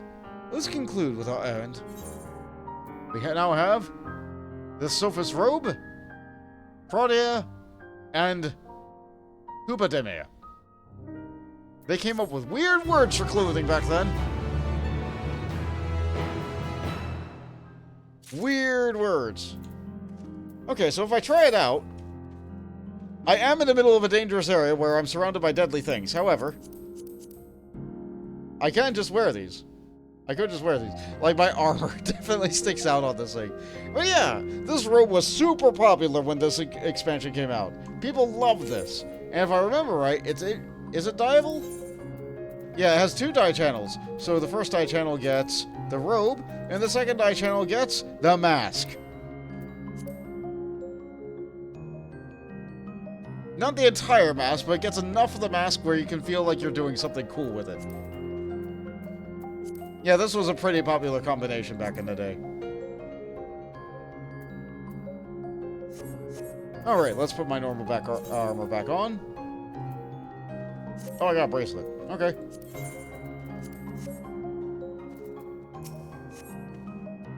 As dubious as it is, passing off as his unfamiliar is probably the best approach. Should he take offense to others so readily believe his recklessness is to blame, he is welcome to mend his ways. Pass as a child in your original size? I think not. Augmented or no, your aether is still far too thin to be considered normal. Yeah, I guess I am kind of weak here. In search of Hermes. Hythlodaeus is made to continue if you are. If you are ready, let us continue along the path to Anagnorisis. The place serves as an observation hub and residence both. Someone there should be able to point us in the direction of Hermes. Yeah, I'm gonna struggle with all the words here. They are something.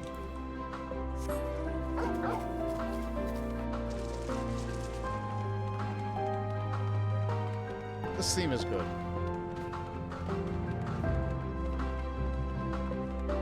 Things were good back then. Until they weren't. We're hoping to get some answers while we're here. Any answers? A unicorn! Oh no, no, it's deadly! Avoid the monoceros.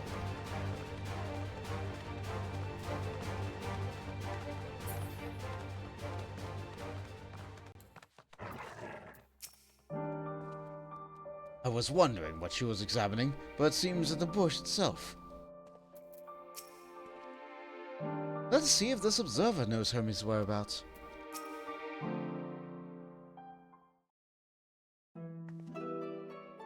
Yes, can I help you? We should speak with Chief Hermes. Do you know where we might find him?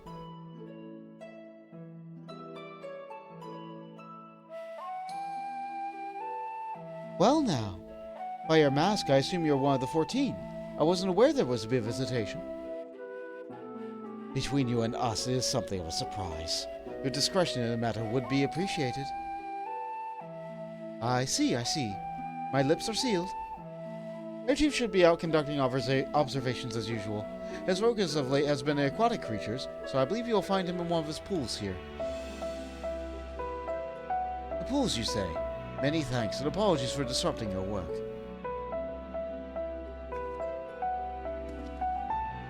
I say, Hythlodaeus. While I've never met Hermes, you know him well, do you not? That being the case, couldn't you simply find him by his aether? Aye, that I could. As you know, Emetzelk and I can discern the color of souls. By the same token, we can also see aether quite keenly, and from great distances. With this skill, I could readily locate Hermes, but I felt like it would be a waste of an opportunity. We're here to perform an assessment, after all. By searching the ordinary way, we stand to gain insight into Elpis, and the man in charge of it. This is much for your own enjoyment, like as not. But point taken. If you are going to accompany us, make yourself useful and help us look for Hermes. According to his profile, he has short, dark hair. So you know it's because we're in Elpis that we don't have our cowls up. A special exemption to a rule that need be aware of dangerous creatures. Elsewhere, we do not exhibit our individuality. It is unseemly. It is all common sense, but I would not assume you possess any. It is a rare treat indeed to be able to search for someone by their appearance, and I thank you for humoring me. Come, let's find our man. Alright, I'll hit him really hard when I find him.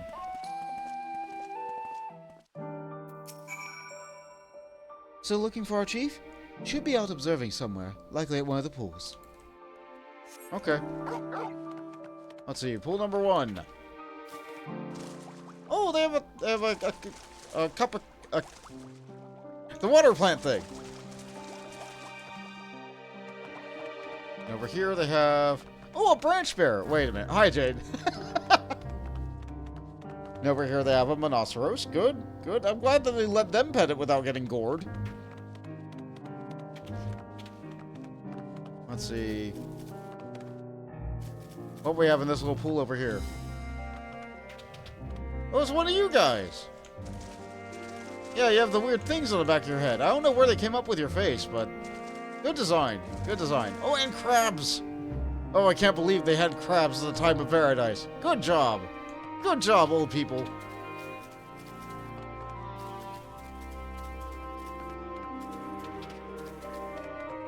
Let's go look over here. Actually, I need to attune to that aetherite before I forget.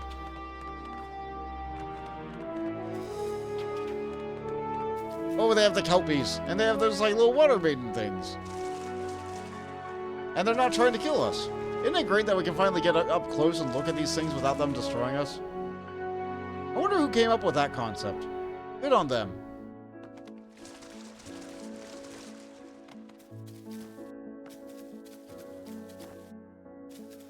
Ah, there's my goob. Indeed. It must be like living in the perfect atmosphere. Even in a time of paradise, we had goobs. And you're the same as in the other one? Okay. I do need to attune. I do need to attune. I'm getting too distracted by all the things. It's like going to a zoo in a nice garden. It's good to look through the looking glass at history sometimes. This is nice. It's like a vacation from the apocalypse. And now that I've been thickened, I can now attune to this at least. It looks a lot like the one in Norvrant, doesn't it?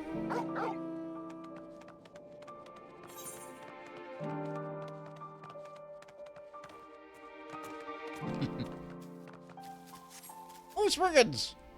And Spriggans back then. Excellent. And what kind of rocks are they holding? Looks like just normal crystals. That's good.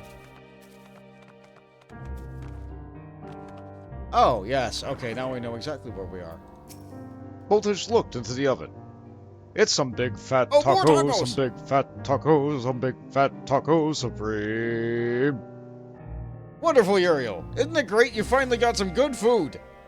Big, fat tacos. With whatever toppings your heart desires.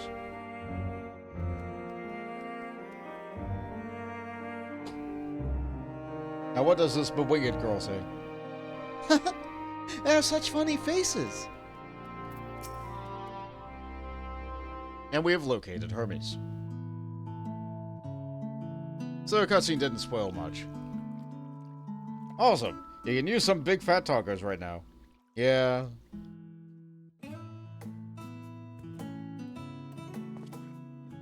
I had corn dogs today. You are...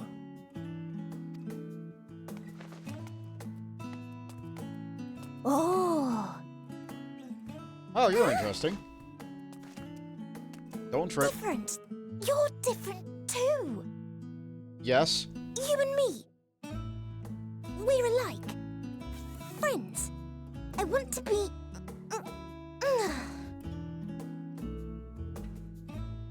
Wait. Please. Wait. Okay.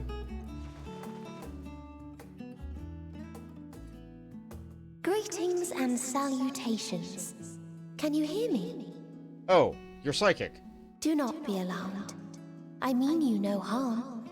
I wish only to hear your words, share your feelings, and know your thoughts. Please don't read my mind. May we please be friends?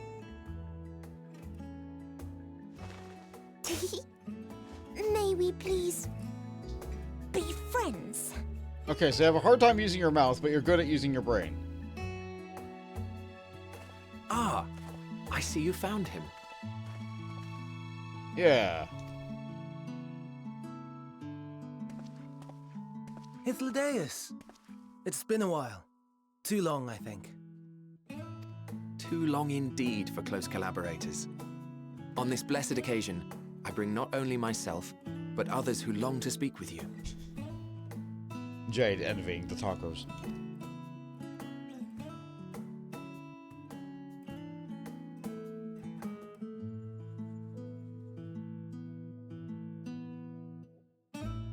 You are of the convocation.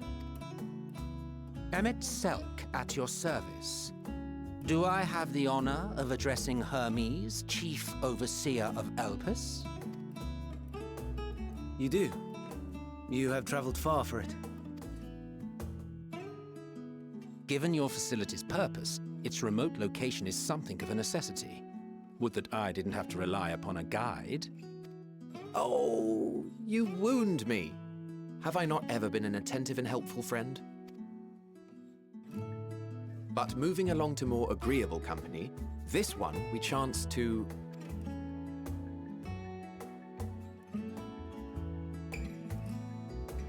She seems to really like me.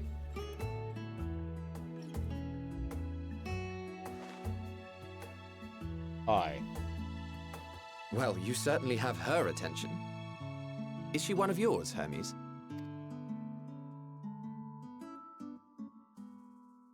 Her name is Meteon. It means shooting star. Oh, fun.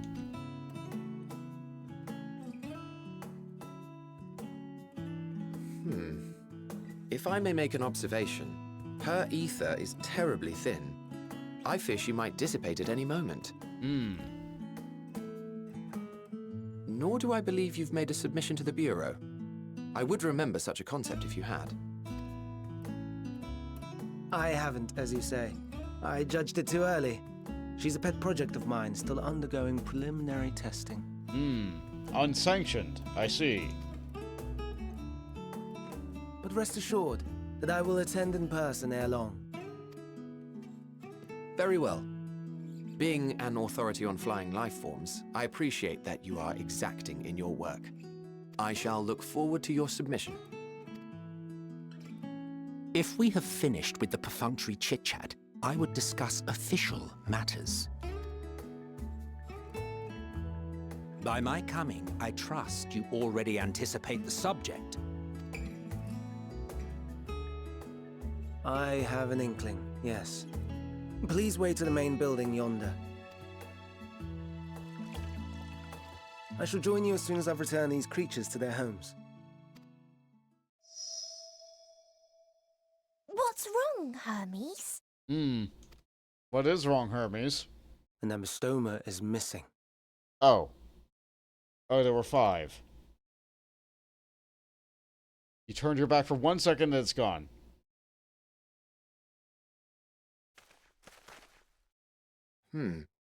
I may have found it. A creature with the self-same ether as those there, nestled in the boughs of a tree outside the grounds. Oh, are you kidding me?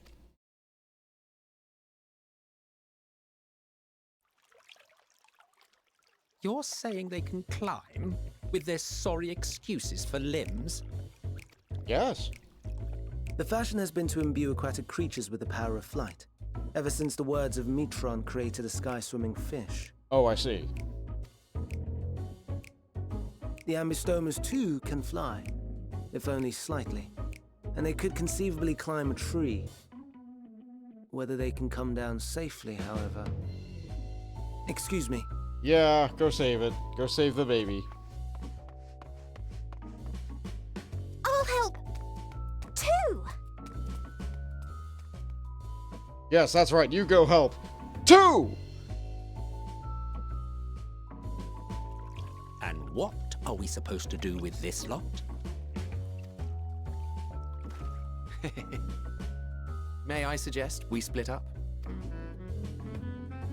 If you would be so good as to assist Hermes, Emmett Selk and I shall keep an eye on these adorable creations in the meantime.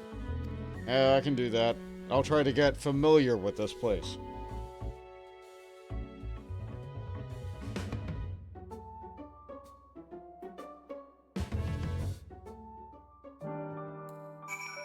They are very cute. The tenet of the words of Metron is to create aquatic life both unique and beneficial. Aquatic. What would possess them to put this creature in the sky? It is even aquatic to begin with. The Amistoma was submitted to the Bureau not long ago, and I'm pleased to see it has found its way here. We make sure these little ones don't wander off like their adventurous fellow. Go on and lend Hermes a hand. I should also probably use this. East. Okay, so I go well past this, and I get the current. Got it.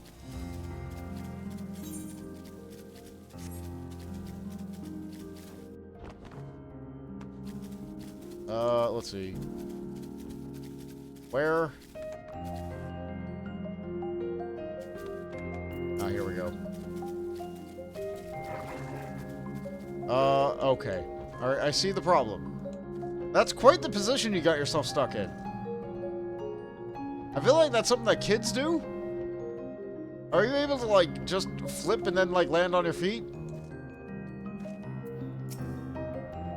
Hermes, are you alright? I can't even click on him. It seems Hermes and Medion have found their quarry, a creature known as, in this age, as an ambystoma. Yet it has been safely extricated from the sea. Yet though it has been safely extricated from the tree, Hermes appears to have found himself in quite the predicament. The ambystroma? Hermes saw it high up in the tree. He climbed up to get it, but it jumped on him and he slipped. Do you need a hand?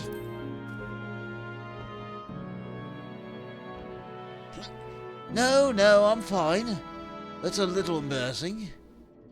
Now, for your own safety, please stand back. I mean, I could catch you. Oh.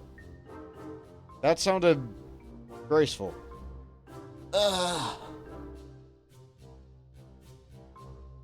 Well, I mean, I could heal him, I guess. Hermes, are you all right? Quite all right, yes. My apologies for making you worry, Medion. Both of you and, Right, I'm Bond. Bond McGammar, you are called. Intriguing name, somehow reminiscent of a new creation. Thank you for coming after me. J-Dats, he is a mess of a man. He really is. As for you, little one, you must be more careful. It wiggles. You may be able to fly, but it doesn't mean you cannot fall and hurt yourself. Oh no, I'd forgotten all about its tallows. Guy, it's okay, they're being watched. Truly? What a relief. I must thank him and Silk and Hythlodaeus when I return to them. But first, without distractions out of the way. As Chief Overseer of Elpis, permit me to welcome you to our facility. I hope you enjoy your time here. Yeah, you and your child. Okay.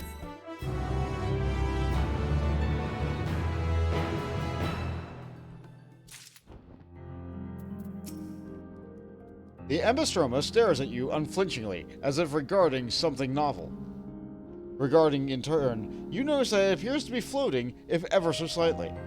Yeah, they do float. They do float here. I'm glad they're safe. Hermes and the ambystroma. Ponder, warned, cherish, welcome. Having found the wayward ambystroma, Hermes is a picture of relief. Well, we mustn't keep the others waiting. Let's return to the Anagnosis.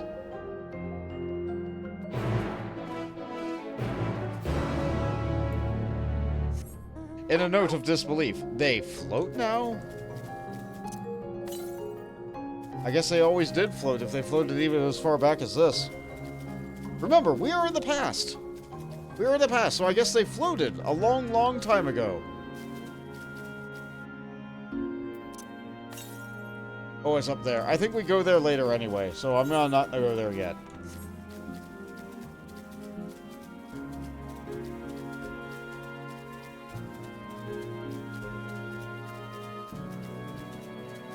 I am putting that pin in my...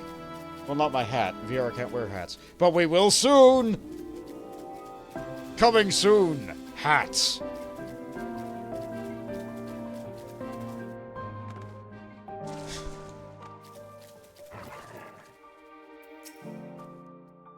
Some creations stay outside. Others stay at XIV, like the ambystoma. Perhaps it is only your imagination, but something in the creature's demeanor bespeaks proud defiance for having gone on an adventure. Well done, little guy. You did it. 'Twas blissfully uneventful for your absence. Little ones were on their best behavior. No more errands. Your creations distract us from a matter of actual import, I trust. My apologies for the trouble. Owing to your kind assistance, all the Ambastromas are safe and well. I will presently send them back to their space, if you would go on ahead to the main building. Upon entering, you will see a table and chairs, a meeting area. We may speak there. Very well. Take care not to let this creature slip away again.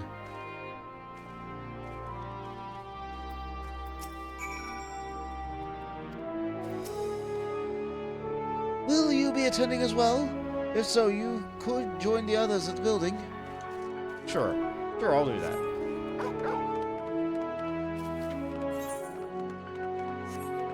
It's nice here. It's very nice here. And the piano is also very calming.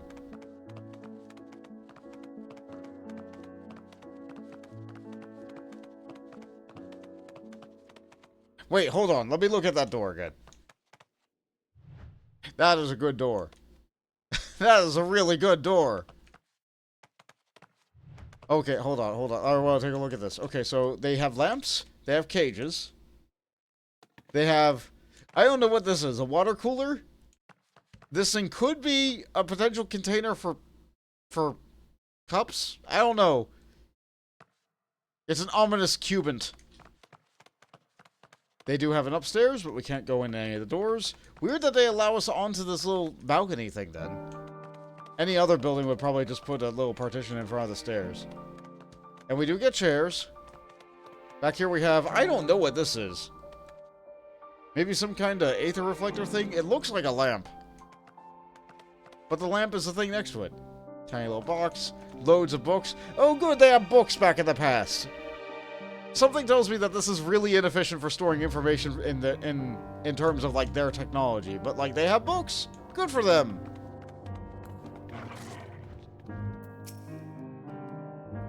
Well, Emmett Selk has been accommodating thus far. He is the one who has business with Hermes. If you wish to attend, you will have to ask his permission. Sure. Okay, let's ask. I'm glad that plays Amarat's theme. This appears to be the place. Time. It's his time to shine. And here is where we part ways. We will be discussing highly sensitive affairs. Only a select few may be privy to such knowledge, and that does not include someone who cannot or will not divulge their origins. You know what? That's fair. What? Will I have to remove you by force? No, I can walk. I have important things to say to him as well, or there are reasons I cannot speak freely. I will say this.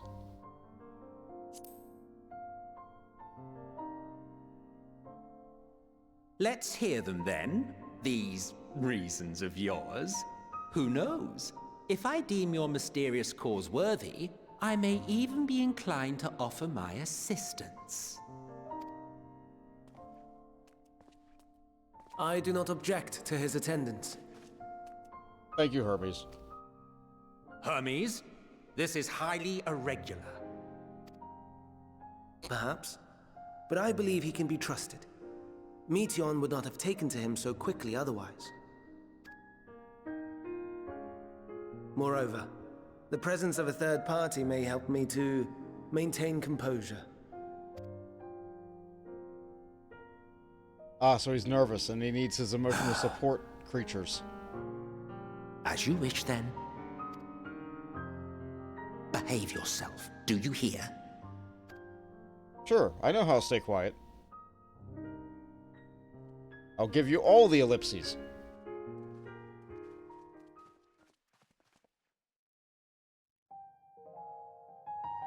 Oh, they let me sit at the head. Nice. So, it's finally happened, then. Aye. Van Daniels declared his intention to step down, and named you as his preferred successor. Sorry I'm late in reading this. Are these the bad guys from Kingdom Hearts? No, Uriel, this is someone completely new and original. This is Emmett Selk before he became a sassy grandpa.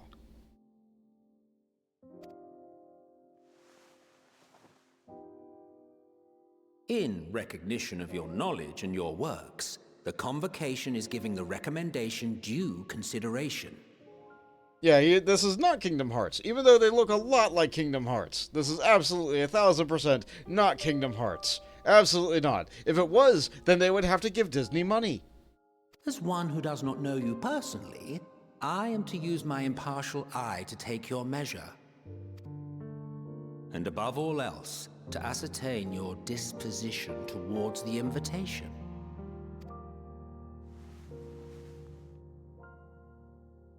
I understand that you and Fandaniel are close.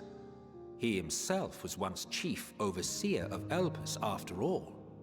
I should not be surprised if you knew before anyone else that he wished to relinquish his office.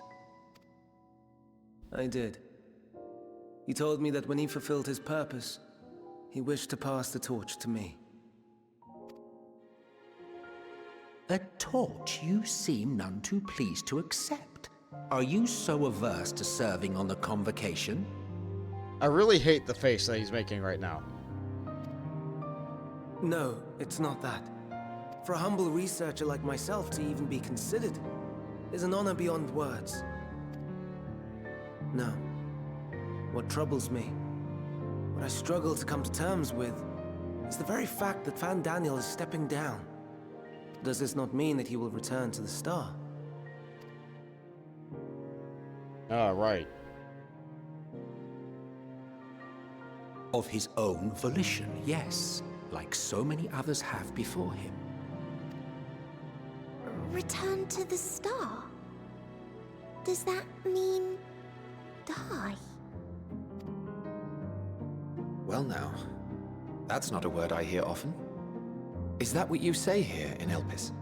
Oh. Oh, is that how messed up Paradise is? Oh, no. Mankind is the life of Aetheris. Each of us, a drop of blood flowing through its veins, bearing sustenance. In our finite time upon it, 'tis our duty to make it a better place, that all who call it home, now and in future, may abide in happiness. To that end, we have dedicated ourselves to the pursuit of enlightened creation. And by our efforts did we transform this once untamed wilderness into the peaceful paradise you enjoy today. To return to the star whence we came is a privilege afforded to we who have so loved and nurtured it. I have a feeling this looks a lot better if the weather is clear. A choice embraced by those who have lived their lives to the fullest, in service to our world. And when they depart upon this journey, it is beautiful, always. That is a wonderful outlook. The 14 are no exception. 'Tis believed no occasion is more felicitous than the fulfillment of one's duty. Our office becomes our lives, and to retire is to return, or so the majority of us hold. Some few have elected to eschew custom.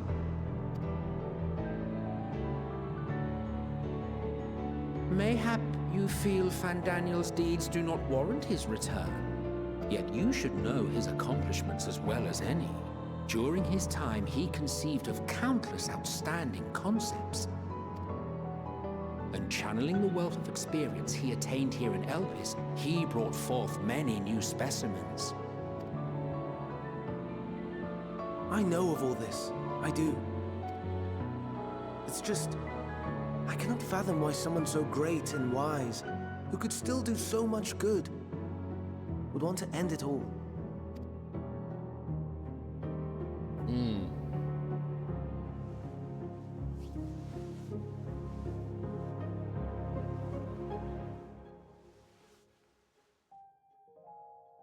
Oh no.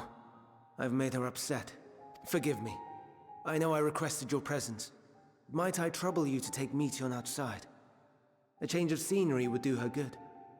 Okay, alright, so she's psychic and she's feeding off of your sadness, and now she is... Okay. Sure, I'll go walk your pet bird, girl.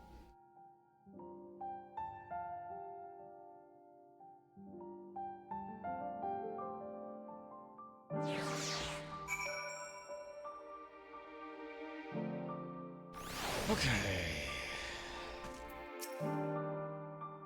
Most would jump at the chance to serve the convocation. And yet... Don't mind us, my friend. Please tend to Meteon. Forgive me. I will make it up to you, I promise. I'm sorry, Bont. I didn't mean... A walk.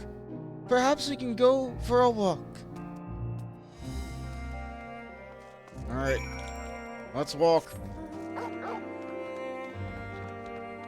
And just outside. Hermes gets sad when he thinks about death. That's normal. When others are sad, I'm sad too. That's how I am. How he made me. That's not normal. Actually, no, that just means you have a lot of empathy. But don't worry, I'm fine now. So, why did you come here?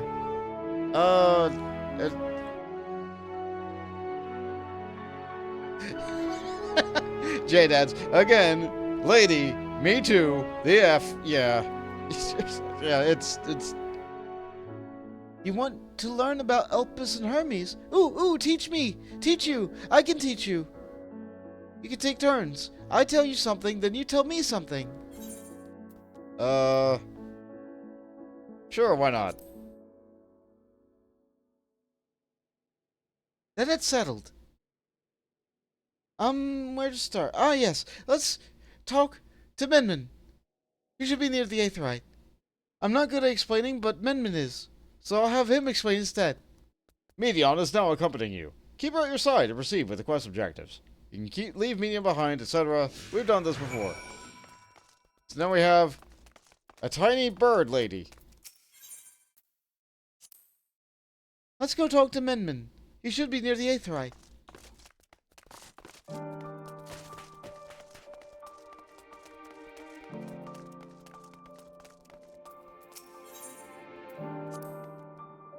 Ah, the Aetheryte. Anyone can use it to teleport anywhere. Well, maybe not anywhere. Not to the ground or other isles.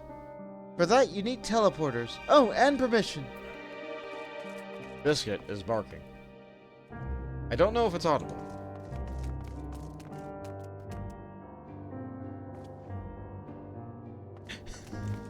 Maybe the door is good. Maybe the door does block it, but like...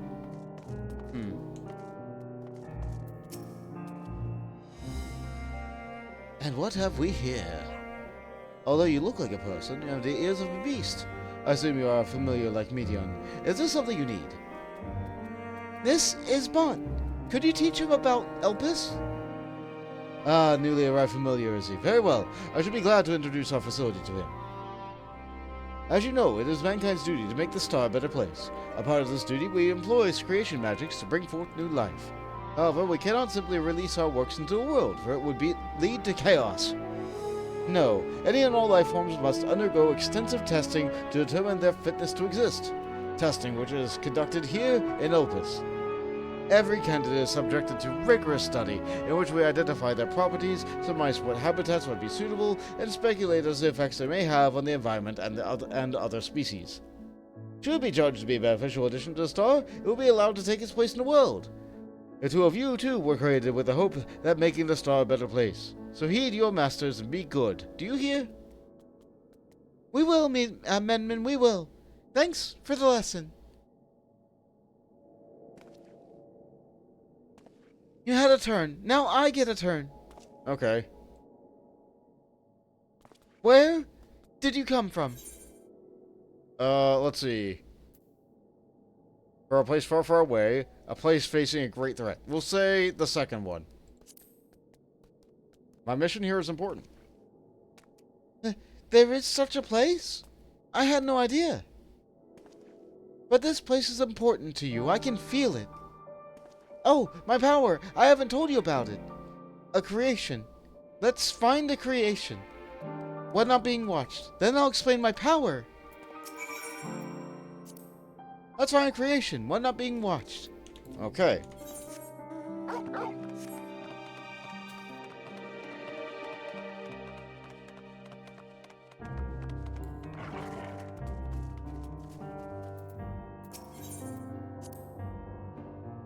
Spriggans? What are Spriggans? These things. Oh no, we call them Orlai. If there's many, if it's just one, we say Orlas. Though they're cute, they can be naughty. Sometimes they run off with concept crystals, and Hermes has to run after them. Oh. What is this? Biscuit wants to walk too? Probably. Oh, you look familiar. Oh, this creature is perfect. But I don't remember seeing it before. Perhaps it's new? Anyway, I'll try reading its mind. That's my power. Okay.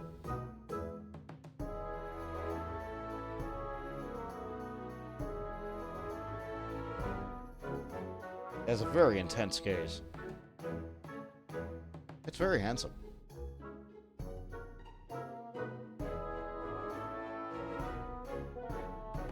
Is its head empty? I can't read it. Or maybe there's nothing to read?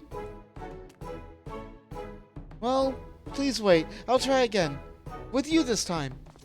Okay.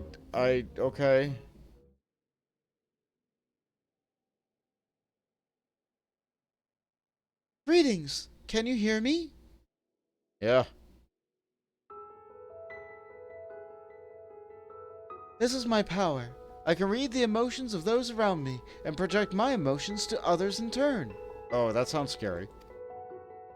I am not actually speaking to you in your mind, but rather, you are converting my emotions into words and intentions, a process performed subconsciously by intelligent life forms. This ability is vital to my mission, for it allows me to interact with intelligent beings even should they communicate via unknown languages or nonverbal means. As a consequence, I am clumsy at speaking. Yet although I struggle to express myself in this fashion, Hermes wants me to speak as much as possible, for everyone has thoughts and feelings that they wish to hide. I harbor the affection for you, one that is difficult to define. Aside from the fact that you share common traits with us, your thoughts are complex, prismatic. They draw me in and leave me wanting to know more. Out of respect for your privacy, I will refrain from using my power when speaking with you. Nevertheless, I want you to know that I wish to be your friend.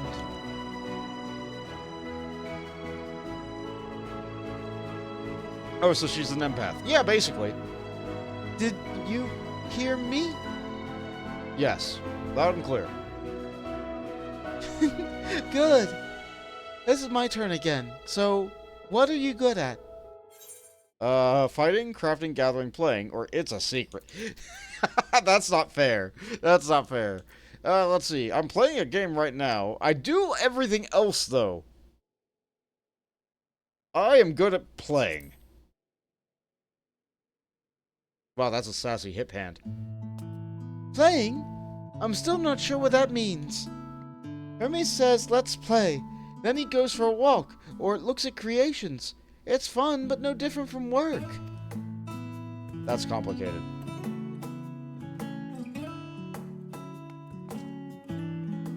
Oh, well, that's an intense stare.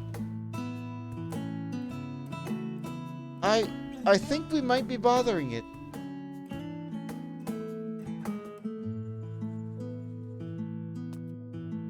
Let's keep going. We'll go and see Eurinth next. She's usually in a small building. One to the west now. I read that name wrong. It's E-U-N-T-H-E. Yunth. Their name is Yunth. I read the N as an R and an I together. It's Yunth. The motionless bird is quiet. Let's go and see Yunth. She's usually in a small building, one of the west row. Okay, we already did that. We already talked to that. Back over here.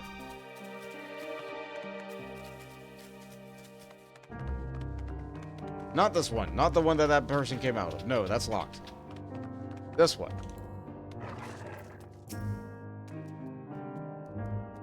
Well, well. If it isn't Medion, I see you brought a friend today. Greetings, youth. An apple. Could you make me an apple? A kind Hermes likes, covered in syrup. I want to share it with Bon. Oh, candied apple. Hermes is certainly partial to them, but you know you can't eat Medion. You weren't made to do so. But I like it too. It may seem that way, but it's due to your ability to share others' feelings. You've taken Hermes' likes for your own. In any case, I can't prepare an apple right now, but I'll bring one for Hermes soon, I promise. I'm sorry, Bon. I wanted to show you my favorite thing. Then I could ask about yours, but I failed. I'll tell her what I like anyway. I like pizza. Oh, that's what you like? Yes, I can feel it. Your joy and happiness.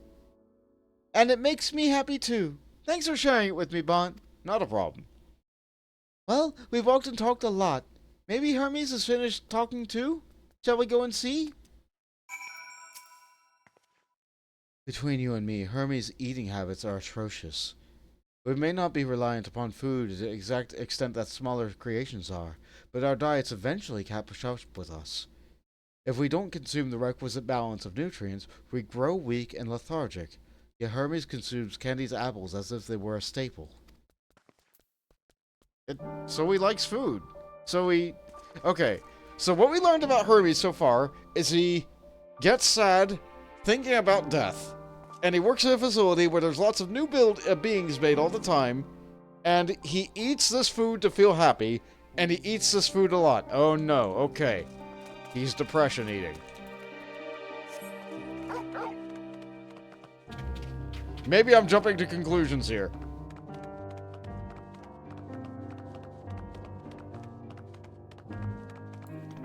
Oh good, they're standing. Ah, excellent timing. 'Twas a refreshing constitutional, I hope? No, it was a walk. What, back already? Pity. A bit longer, we might have snuck away without you. Oh no, she's an empath. Yeah, she still is. There you are. I can see the fresh air has done Meteon good. Bon wanted to learn about you and Elpis, so I taught him. About this place, about my power, about your favorite food. I'm not sure if that last one will be of any use. But I do appreciate your keeping Meteon company. While you were away, I finished speaking with our guests. Finished? Hardly. You requested time to consider the invitation, so we have no choice but to occupy ourselves with an inspection of your work. My apologies. It has been decided that Emitsoke and Adlodatus will accompany me as I tend to my duties.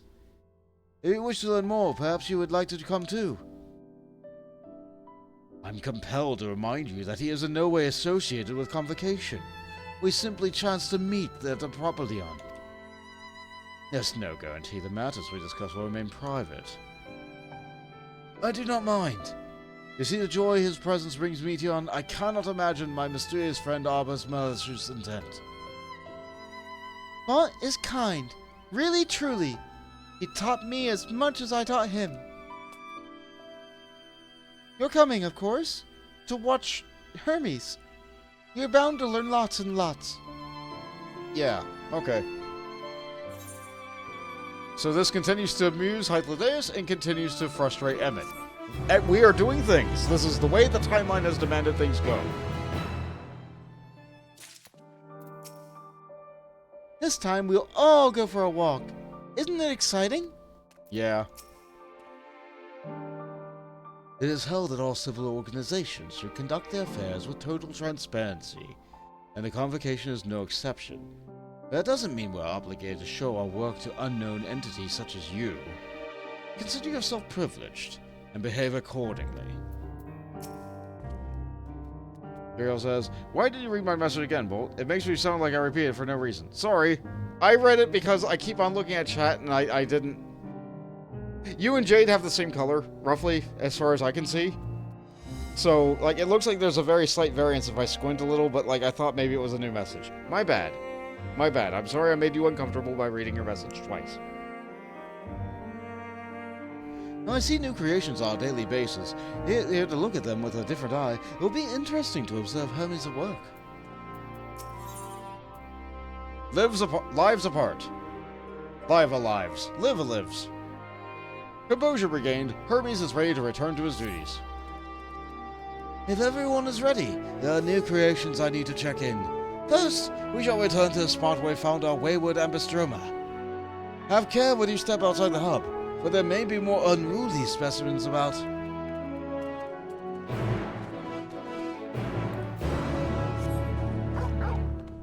I keep forgetting that I'm allowed to move while I mount, and I only remember it after I'm done mounting. That way? Wait, I thought we were way out to the east.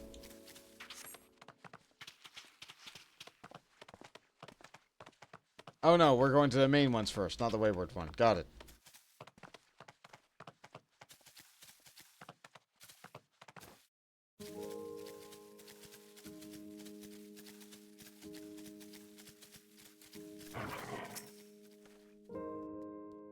All vim and vigor now. While discussing his nominations, he was melancholy incarnate. Ah, yes, the Lanthine Peluda, one of the newest species of a popular butterfly.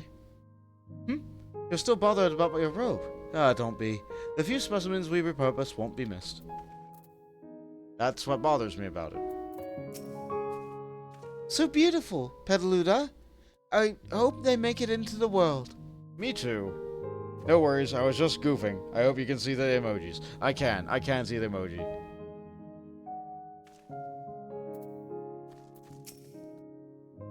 As here is the new species of Pedaluda we recently set loose. It has been doing very well, managing to maintain a stable existence thus far. You can see its observation period and end without issue. We shall release it into the world. Tell me, do you know the difference between living beings and arcane entities? There's the presence of a soul. Yet the soul isn't something you can choose to have at will. No, it manifests only once in those beings whose forms adhere to the laws of creation. That can endure on their own. Beings that do not fulfill this requirement, such as those spontaneously born of magic or natural phenomenon, do not have souls. No matter how much it might resemble flora or fauna, it lacks a soul. It is considered an arcane entity. So you see, it is not for mankind to decide what is living. That domain lies beyond our manipulation, and it's hubris to assume otherwise. But come, let us head to a nearby beacon. We received a report that arcane entities are gathering there. Arcane beacon? That thing? Ah, okay. Okay, so these things have no soul? And that's why it's okay to make them into clothing? I don't know if that's right. Or maybe these things have souls, but the things we're about to meet don't.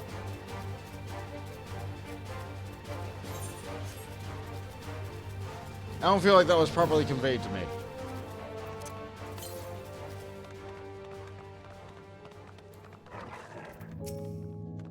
Interesting.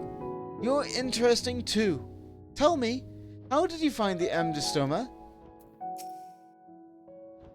We're meant to be observing Hermes, but instead we're stuck with Median. Well, I suppose she serves as proof of his prowess as a researcher and creator both. A fascinating creation, much like yourself, little one. Renowned as Hermes is for flying life forms, so it's a rare privilege to be able to see one of his works in progress. I suppose. Wait, lightning sprites? Ah, yes, lightning dooms, just as the report said. Numa? Okay, Numa yay. Although we call the structure a beacon due to its form, it is in fact a magical device. By manipulating the balance of elements, it keeps the isle airborne and maintains the climate thereupon. In the course of its operation, it often sees an internal shift towards a given element. Right now, that element is lightning, which draws its pneuma here to replenish the aether. It appears Medion is busy. Would you care to assist me in their stead and feed the pneuma? Are you giving me elemental food? By using this lightning converter, you can harness ambient lightning and focus it into a ball. A veritable feast for our dazzling friends. Go on, give it a try. Go on and use the lightning converter near the pneuma. It will harness ambient lightning and focus it into a ball. Okay. Lightning converter. Using this concept crystal, anyone can harness lightning regardless of spellcasting skill. Neat! Oh, I have to throw it on the ground. Thunderstone, go! Yeah. That's a ball. Oh, we've seen these before. Oh, we're as strong as Ramu now. Okay.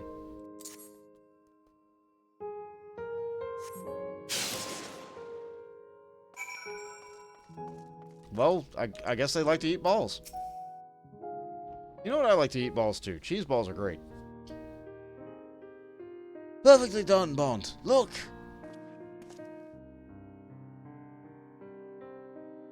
Are they eating? See how they gather to feed. How they express themselves through their actions despite their lack of words. Speech is not the sole defining characteristic of a thinking, feeling creature. Nor is silence an indication that they do not possess these qualities. Be it a soulless arcane entity such as the Pneuma, or an ephemeral life form such as the Petaluda, all seek to perpetuate their existence, to survive. Is Medion a living being?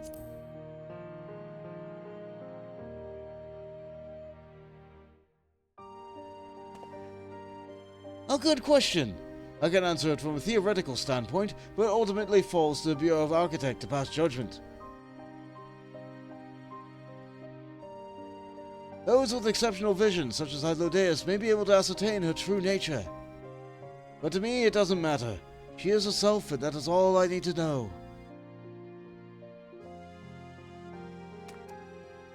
Oh, you finished already? I'm sorry, I was in the way. Not to worry, my dear. You've missed nothing of note, and we still have plenty of work for them to observe. Next, we'll head east to Mountain Dew. I'll need to speak with some observers there.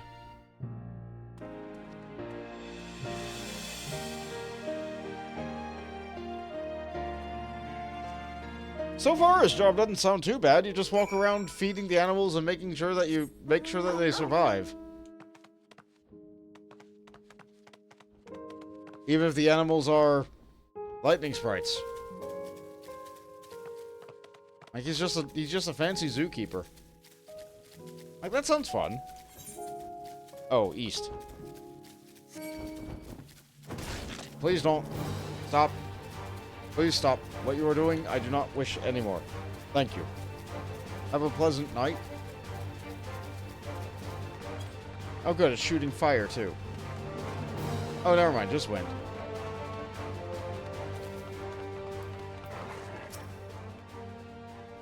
It's adorable, but beware it sneezes. Hermie went flying once. Oh.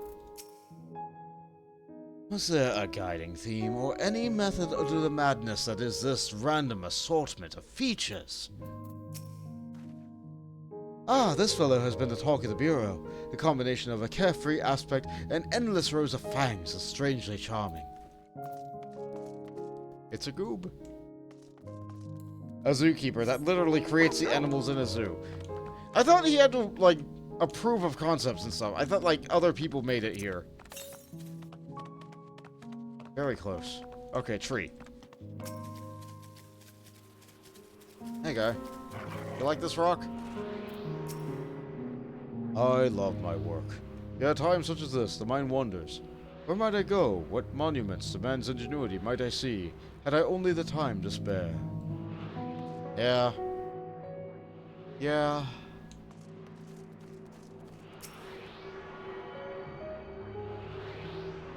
Oh, you know what'll help me see them better? Flying.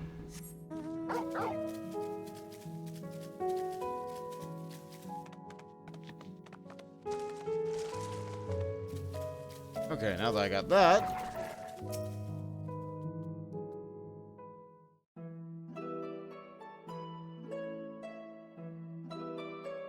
Look at that lad. Amazing, is it not? The Ampelos, one of our newest subjects.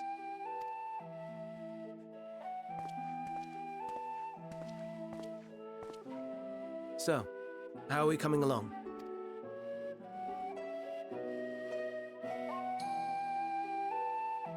Quietly, it sounds like.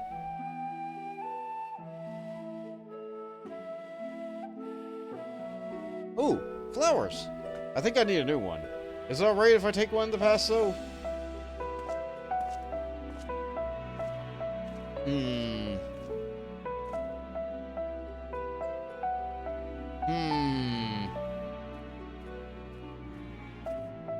This place is Elpis. Those flowers. Elpis. Oh, fun. Entelekis. Like me. Oh. What? Okay, so not an arcane life form or...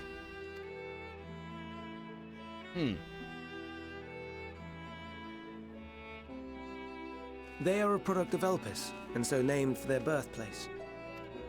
A happy accident, born of the hands of a former researcher who loved beautiful blossoms. Neat. Unique for how they change color, to reflect the emotional state of those nearby.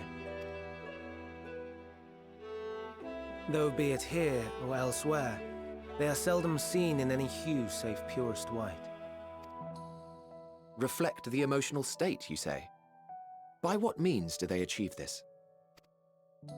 In creation, there exists an energy wholly apart from ether, one driven by emotions. Oh? In like manner to how we manipulate ether, this flower is subject to the influence of said energy.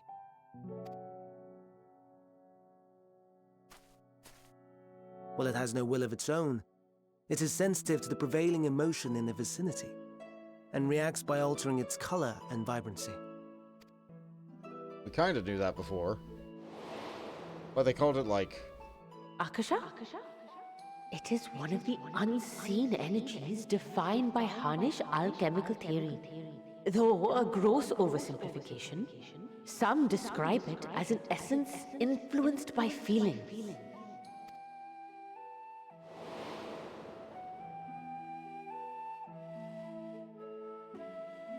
So what is that energy called? Akasha. Though I'm not familiar with the term, your description suggests it is the self-same energy. Dynamis, we call it. Ah, Dynamis. Wasn't that an energy type in Final Fantasy XI? I'm pretty sure it was. And those entities like the Elpis flower that have the ability to interact with this energy, converting emotions into tangible phenomena, are Entelekis. I see. That's me! That's me! An Enteleki! That you are, my dear. And no ordinary one at that, but the first possessed of free will. Oh. Emotions that have a will of their own. Oh. Wait. A form of energy other than ether? Dynamis? Dynamis? I've never heard of such a thing. Hardly surprising. Dynamis cannot be seen, much less felt. And though its existence has long been theorized, we had no proof until the flower's serendipitous creation. What's more, Dynamis is far weaker than ether. Under normal circumstances, its effects are drowned out by the latter, on account of which, beings comprised of and reliant upon the ether, like you and I, are unable to make practical use of Dynamis. 'Tis a truly esoteric thing, known to but a select few scholars. Intriguing. Then, given the limitations you described, why create Meteon?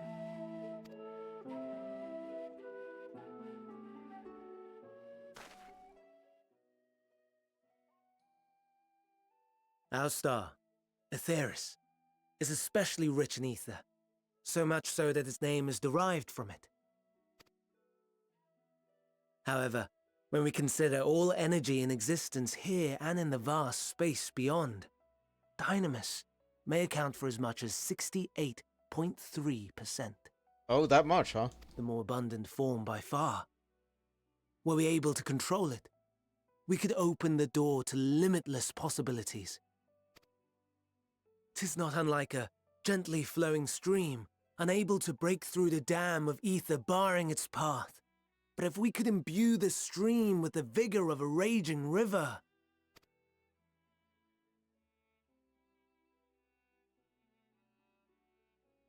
That's quite the aspiration. Not that I have such grand ambitions. Oh, okay. Nay. I merely wish to create a being that could traverse the great expanse. Oh. Oh, so you... Okay, so the reason that she doesn't use Aether is because you want her to travel.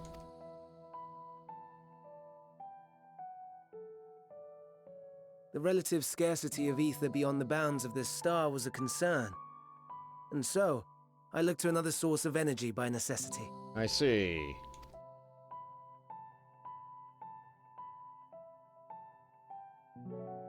That being Dynamis. No wonder her ether is so thin. Precisely. Yours is thin too. Like an entelechy. Like me. Am I? So... are we the same? Entelecchies. Sure, I don't see why I couldn't be one. Or, well, I have been known to transcend my limits with nothing but determination. Or, if I'm thin, it's because Emmett Silk didn't do a proper job. Do we take the stab at Emmett? Do we take the stab? No, we're gonna say this, because this is what I would say. This is what I would say. Let's be nice to Emmett. Let's be nice.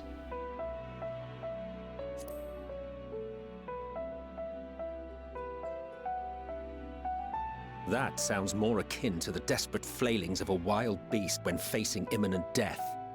Oh, okay, you took a stab at me. I should have taken a stab at you. A deficit of ether alone does not an entelechy make. It would, however, make it easier for you to interact with Dynamis. And limited though its influence may be, this quality could prove the difference between victory and defeat. You'd do well not to underestimate it. I see.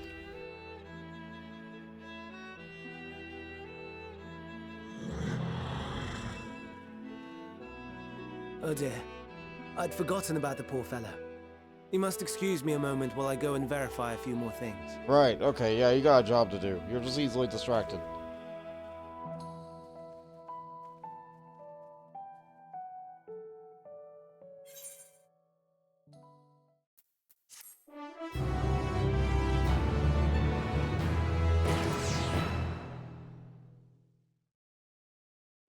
Much like me.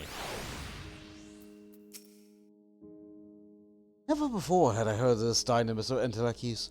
I can only assume that Elpis flower was submitted to the Bureau before I joined.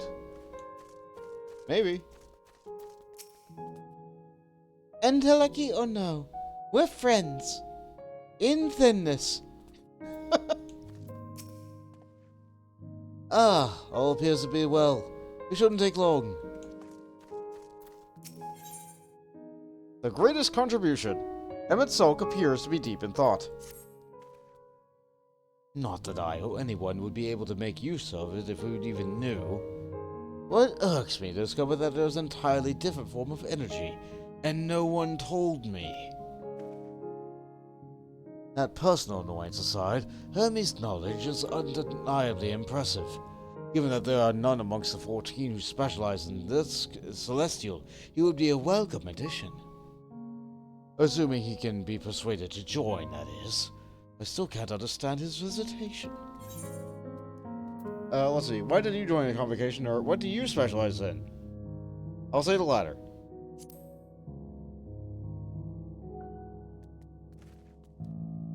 Oh, you wish to know why Emmett Silk was chosen for a convocation? I should be glad to share with you the tale. It began when... Not another word.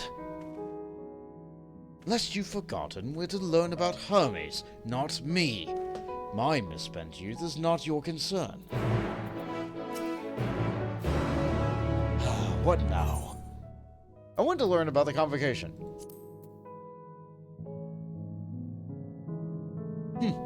You would accompany us, I suppose I should at least know that much. The Convocation of 14 is a governing body that determines myriad policies. Our goal is to ensure that all is right in creation and that our star may know a brighter future. As the name suggests, the Council is comprised of 14 officers, each of which is held by an individual chosen for their surpassing abilities.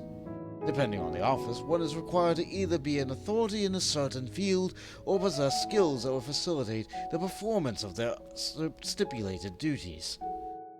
The former categories include Metron, specialist in aquatic life, Logriff, specialized in terrestrial life and husbandry, Helmer, specializing in fungal and plant life, Emelolith, specialist in medicine and healing, and La Habrea, specialist in the creation of magics, who has brought forth phantom beings of the highest complexity. As for the latter category, there's Ultima, advocate of the arts, Igium, champion of the enlightenment and rhetoric, Hasharot, preserver of discipline and order, Emetzel, keeper of the ethereal realm, or underworld in the vernacular, Fandaniel, pursuer of extant phenomena, and Azem, traveler of the world and counselor of the people. What? Should I be revealing details to you? Don't be silly. Even children know this much, and you would do well to remember it all. I suppose. Never mind. Then why did you bother me? Honestly, I'm beginning to think you were created for the sole purpose of trying my patience. Wow.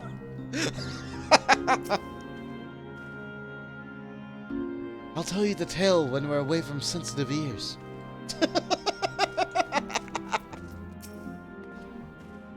My apologies for the wait.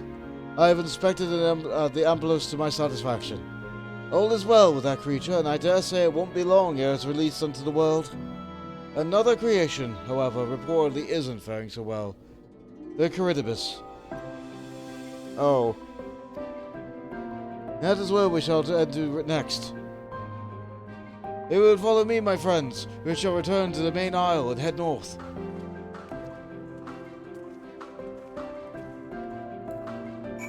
Say it, Master adds, for those interested, the names of the offices of 14 come from Evilis, Final Fantasy Tactics, and 12. Yes. Because why have a Zodiac with only 12 when you could have a Zodiac with 14? It's very cool. They are the positive heavenly entities in opposition of the Lucavi. Yes. We got very familiar with Lucavi in Final Fantasy Tactics, coming out in October. I'm definitely going to be picking up. I have to finish that stream too. I never finished Odyssey 2, and now I need to finish Tactics as well. Why is this one blue and shiny? That's a great question.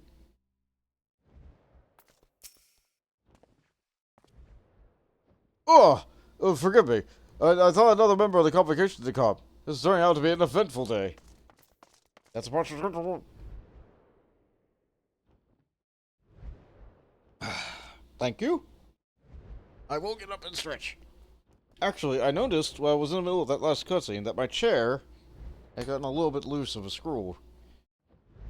If I go over here...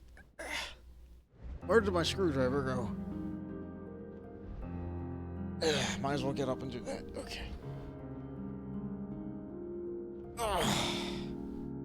Let's fix that up real quick. Yeah, posture stretch. Yeah, I'm doing a different kind of posture. This is making sure that I don't posture myself onto the floor. Okay, nice and tight. The way the chair is built, it has a screw that brings the arm down into the leg, and then another screw that goes up to the arm on a bracket. What I suspect is wrong with this is that the screw that is on the inside is loose. And so the screw on the outside is also getting loose. Or maybe I'm just leaning too heavily on this arm. Either way, it's not hard to tighten it up every now and again. It's a good, comfortable chair. I just lean on the arm a bit much. Okay. Chair lore. Alright. Yeah, that's good.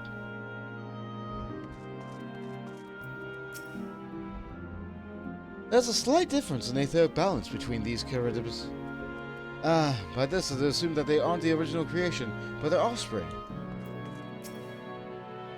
A serpentine bird, or winged snake.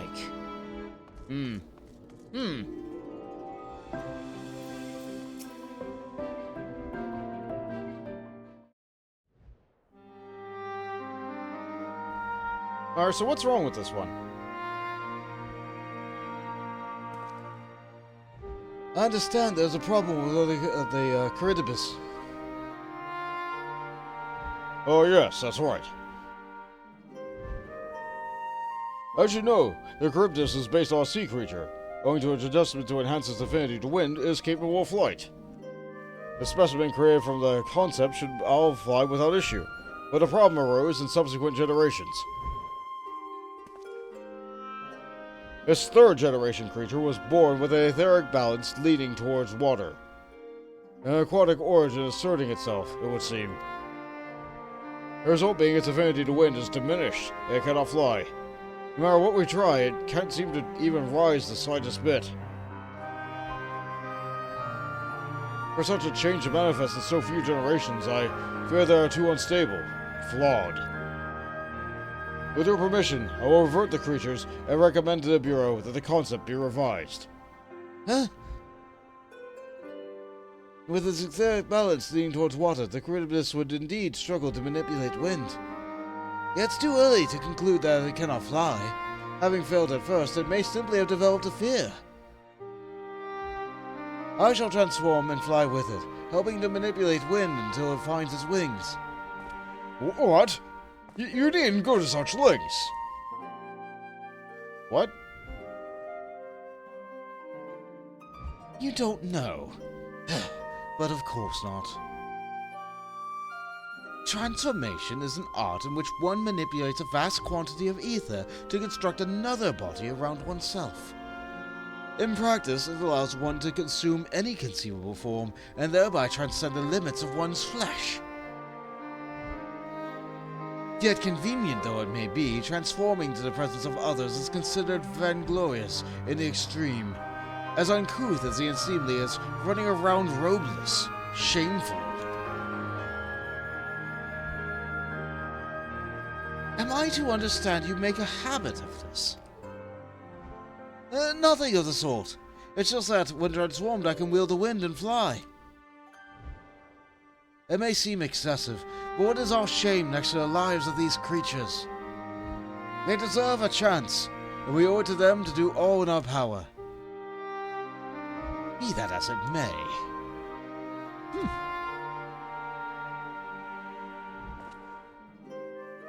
Yes, I believe I have a solution, Emitselk.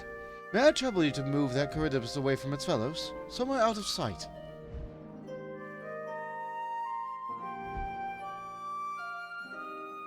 It seems to like you. Meanwhile, I'll like the rest of you to help me prepare something here. What mischief are you scheming now? No mischief, I assure you. I would but spare you the need to report to your colleagues that Hermes committed an indiscretion.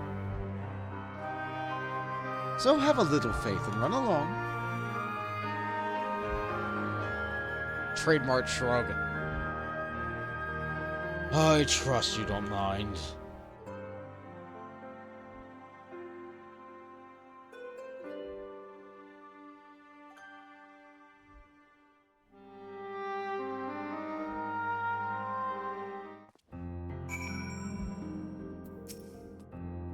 We must help the Charybdis to fly, or else it will all die. Oh no!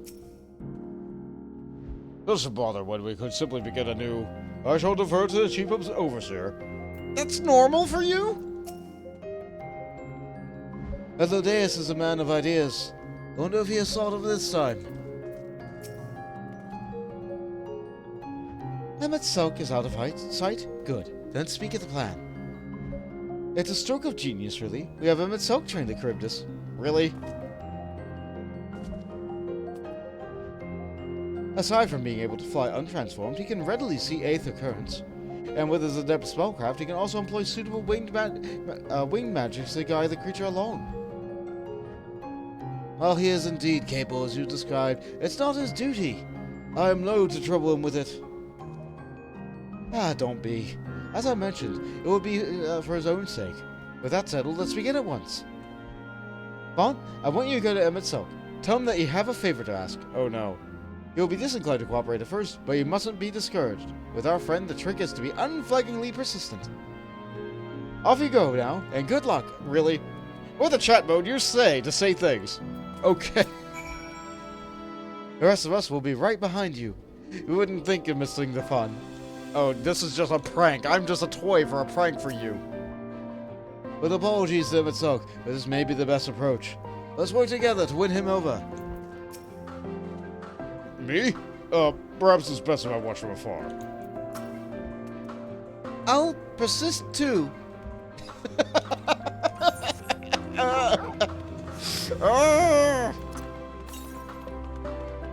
Something in the northwest. Okay, we're not getting that. That's a cool looking bird. With antlers and stuff. I don't think we've seen something like that in the wild before. No, we've been attacked by something like that in Boja. Means that survived to our current day.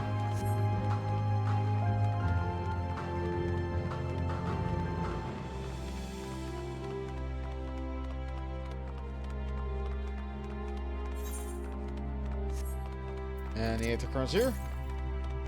Southwest. I think we go there eventually, so I'm not going to worry about that too much. I can't talk to the creature. Well, are your preparations a scheme that is clearly not a scheme complete? We have to say things. I have a favor to ask. I didn't type it. I have a favor to ask. Oh, no you don't. I'm not lifting a finger. Ugh. I don't know what Hythlodaeus is up to, and I will not be made to know. I refuse. If Hythlodaeus is to be believed, relentless insistence may serve to wear down this ever-weary Emmet Sulk. In chat mode, say, in user keyboard or software to say, please Emmet Sulk, to plead with Emmet Sulk. Please, comma, Emmet-Sulk, with proper punctuation and capitalization.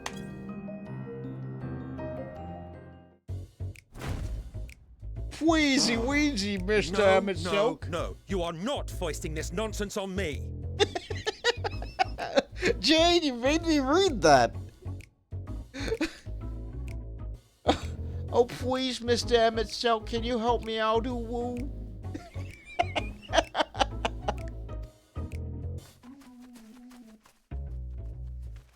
I'm given to understand you have the power to help the Charybdis, and should be quite willing to do so.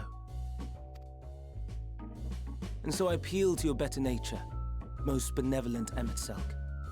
Please teach her to fly. Or else Hermes will transform. Right now.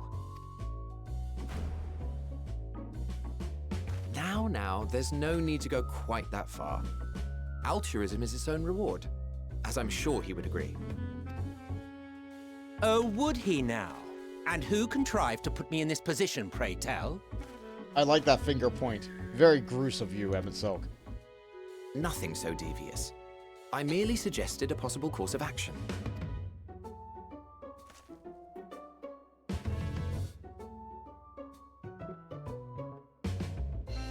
Please, Emmet Sulk.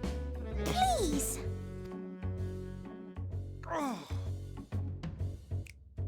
Hit him right in his heart. He has feelings there, somewhere.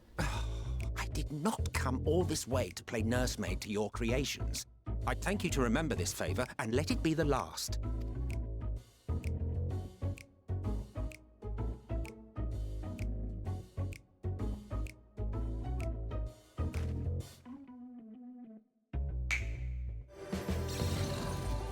Oh, that's that one mount from that one pre-order bonus. I will aid it once it has taken to the air. It falls to you to shepherd it skyward.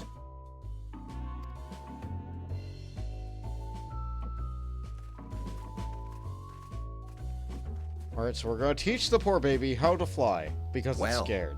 Let's relax and enjoy the spectacle, shall we? Sure. It looks like my job here is done. And so the day is saved, thanks to Emmett Silk on a horse. Or something.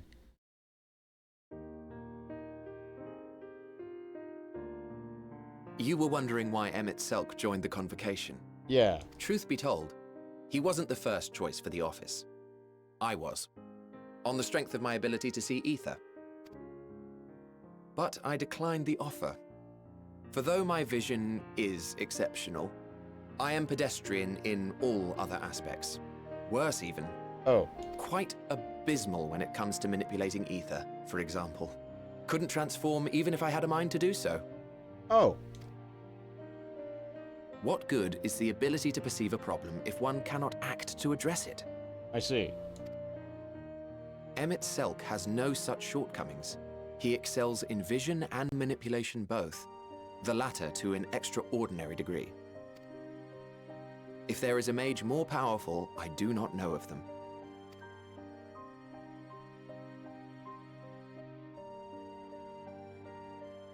Thus did I recommend him for the office in my stead. And I wasn't the only one. Far from it. Countless others vouched for his skill and character. People the world over, to whom he had previously lent a helping hand. I see, so he used to be nice. Oh, how surprised he was. Claimed he hadn't done anything remarkable for anyone. Modest to a fault. No, I think he just is grumpy that I got saddled with all this work. He deserved every bit of acclaim he received. Yet he may well have gone unappreciated were it not for a mutual friend. A singular soul who can't help but involve himself in the business of others. Where he walks, excitement is certain to follow. His antics irritate Emmett Selk to no end. But much of his grumbling stems from genuine concern. When our friend calls, he never fails to answer and lend his talents. And in the course of doing so, he himself came to be recognized and respected by those around him. So he has one friend. They are truly remarkable individuals, and I'm proud to call them friends. That's great. That's great. So who's the friend? To help them realize their dreams. This will be my greatest contribution to our world. Oh, you're talking like you're ready to... And when they have fulfilled their respective purposes, so too shall I have fulfilled mine. And together we may return to the star. Look at me, spilling my innermost secrets. I can't seem to help it with you. Is it because of my soul color? I can only assume it is due to the color of your soul. Yeah. I just don't understand how you can be so alike and yet so different. Well done, my pet. Well done!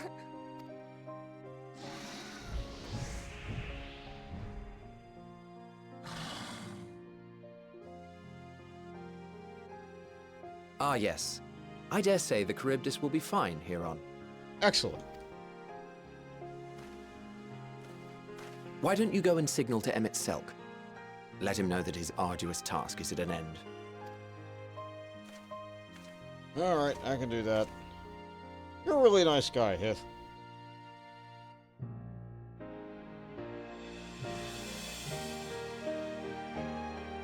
If only more people in this age had such an outlook.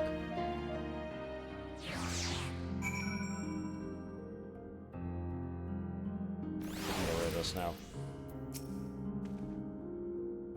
If I didn't know better, I'd say Emmett Silk is enjoying himself. Not that we'd ever deign to admit it.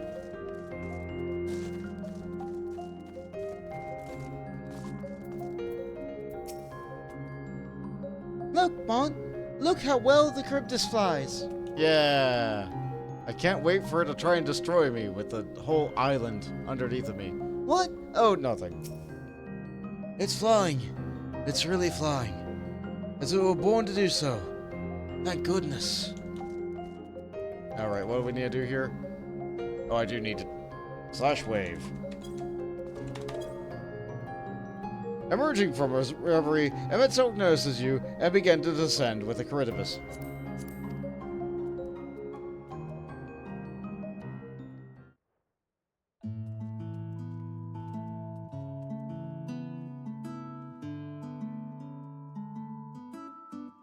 I have no words to express my gratitude.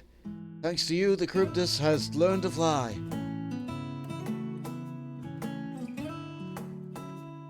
Looks happy, I think. And Bont and I could relax and have a pleasant chat. I'm sure you did. The creature needed some small assistance at first, but soon it was flying more or less on its own. I doubt you will need to repeat the lesson. It was truly impressive.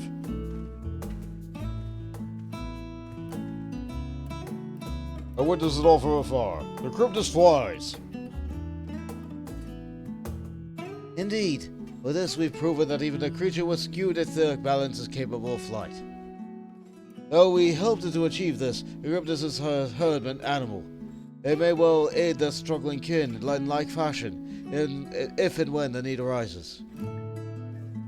Keeping this in mind, I bid you continue observing them. If that is what you want. But if I may say so, rather than hoping for an idealistic possibility comes to pass, would it not be simpler to have the concept adjusted? That way we could guarantee the anomalies such as this specimen are never born in the first place. These creatures are already here. We'll spare no effort to giving them a chance to survive. As you wish, Chief. As you wish.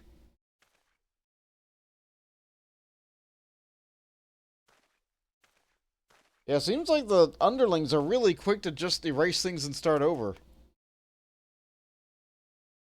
Hermes?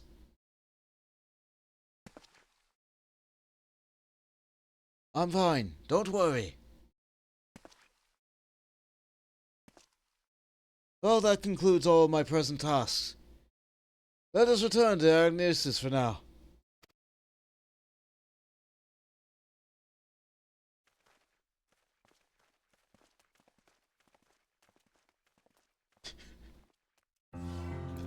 Still thinking about Emmett Silk.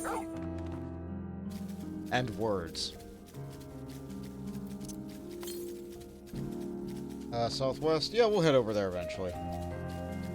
But right now the game is having me go back this way. Ah! Leave me alone. I'm almost at the stairs. You can't touch me.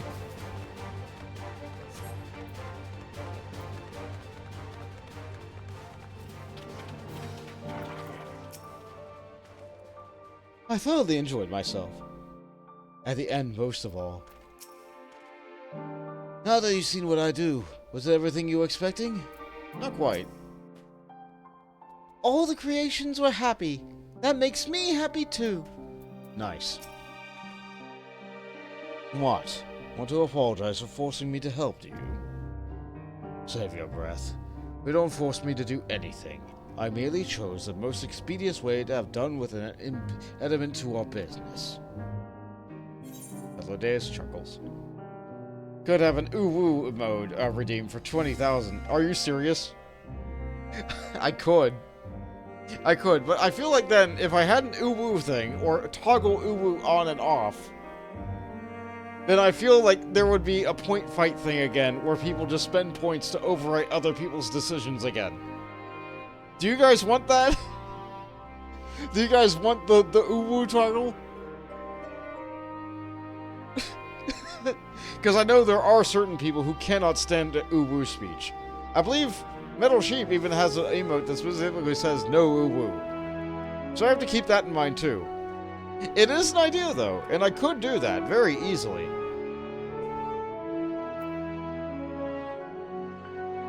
Like gear.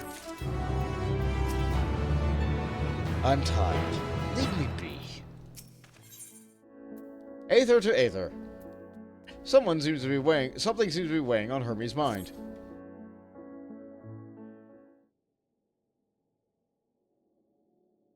Tell me, Bont, in the course of watching me, have you learned aught of value? Dynamis. Dynamis seemed promising.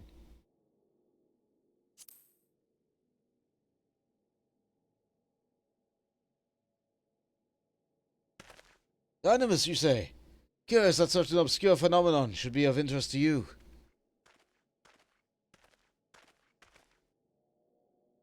Chief Hermes, what good fortune to find you here. There's something the matter. Levikian.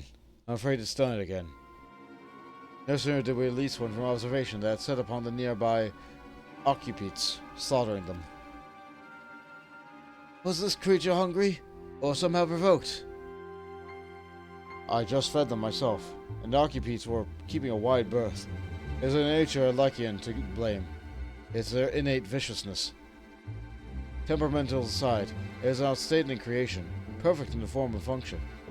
Though it may not be suited for release, I have no doubt that the Bureau will accept its concept for preservation.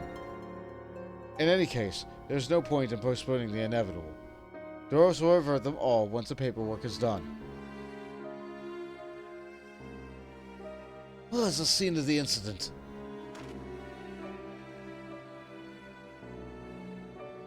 Just off the path are 12 Wonders. If you make your way, you should see it to the left. I don't know if Doris is still there, however. Hermes, wait!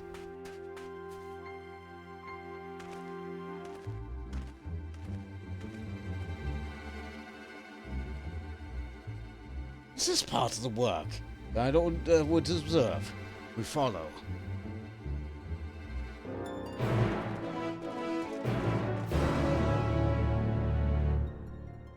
Euro ads. Having an expensive redeem that someone can immediately cancel out seems like a terrible idea. Yeah, that's the problem I was having with my outfit emotes, actually.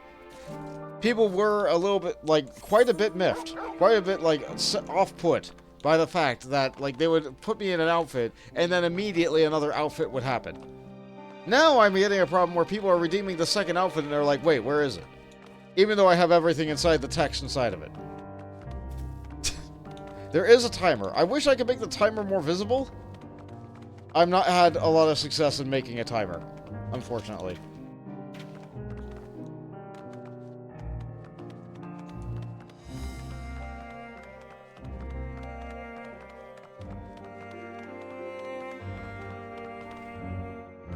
I don't think it's hard to make a timer. I just, in the few times I've tried to do it, it hasn't succeeded. Let's see, what else we got here? I should probably do this quest while it's here. Touring Diagnosis Part 1. Sokis regards you with a pointed interest. Welcome, friend, to Diagnosis.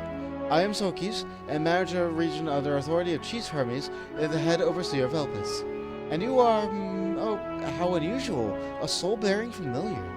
A familiar must have a mission, and yet you offer no message and carry no cargo. Or perhaps here for the purpose of observation? Yes, that must be fit. In which case, you need only mention my name to Carmian, and she will gladly give you a tour of our domain. Soak it all in. Have you become separated from your guide? Carmian should be around here somewhere. Alright, let's go take a tour.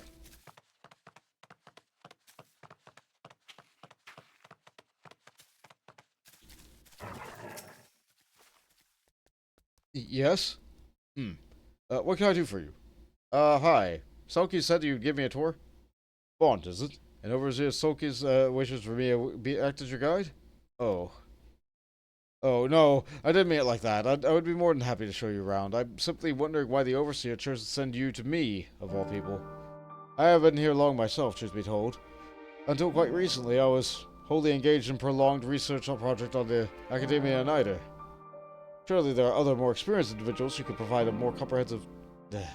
This grumbling is hardly constructive now, is it? The task was given to me, and I will attempt to cover the more salient features of our facilities to the best of my abilities.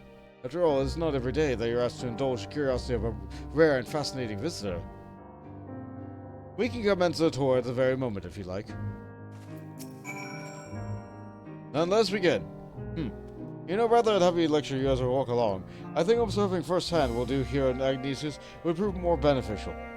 I'll point you to the right direction, and you can question my colleagues to your heart's content. Once you complete the circuit, we return to speak with Overseer Soclus. The person is now accompanying you. Go! Not sure what to speak with? Don't be shy, and one of my colleagues will happily answer your questions. Who adds, I thought the interface let you set cooldowns for redeems and also block them if they were on cooldown, all by default. You know? With one redeem, I'm sure that's possible. With one redeem. My problem was trying to set a timer for my my outfit redeem, which is in fact several dozen linked things all at once. Maybe not several dozen. Slightly over a dozen. If you have one redeem do a thing, then it's fine.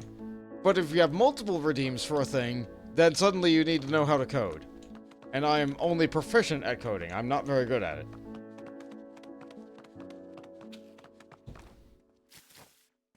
There are lots of explosions outside. Happy Explosions Day!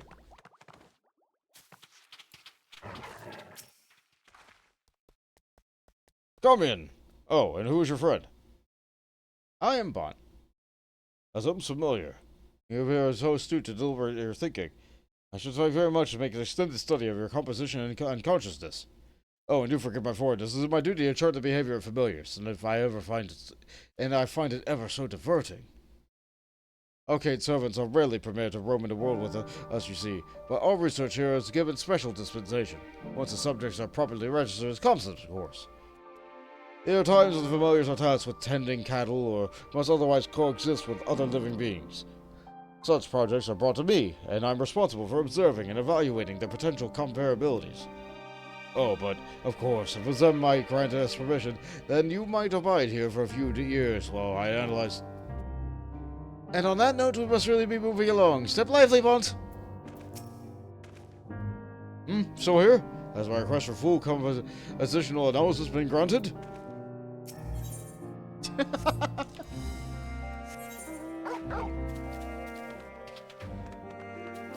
And we're walking.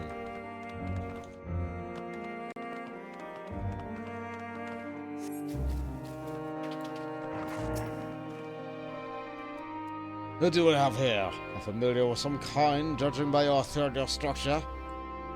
Yeah? Yes, I'm accompanying Bont here on a tour around the Ignatium, on behalf of the Overseer. A tour? Feel free to wander as you please, of course, but without keeping your distance from the larger creatures. The fauna have our observation of killing the top tier of the food chain, and did not take kindly to intruders in their territory, especially the specimens found on the other islands. They can be exceedingly hostile. Well, I'm sure you're quite capable of defending yourself. No one appreciates a surprise tossed through the abdomen there. Thank you for the warning. We'll proceed with due caution. Oh, he has a quest too. Well, no additional dialogue there then.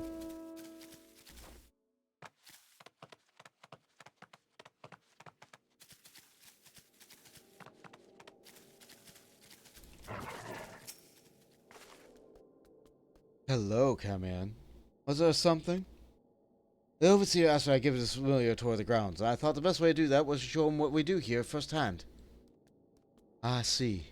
Well, as my work is rather difficult to demonstrate, I hope a brief explanation will suffice. Our creations are many and varied, but I mainly preside over plant life. When it comes to watching certain grasses grow, one must be prepared to observe over the course of several years, and in the case of trees, sometimes decades. Tedious, perhaps, yet necessary. Plants are capable of altering an entire habitat. Their presence of a food source has an enormous influence on the local wildlife. Was that the sort of thing you wish to know? Yes, that was perfect, thank you. I think we covered the main areas of interest. All that's left now is to speak with Overseer Sockless. And she also has a quest. Excellent. But we drive this back down here. This world is fascinating. This culture is so familiar yet alien, and it's to think of existing in a world where these limitations and these capabilities exist. Such alien thinking. I love it.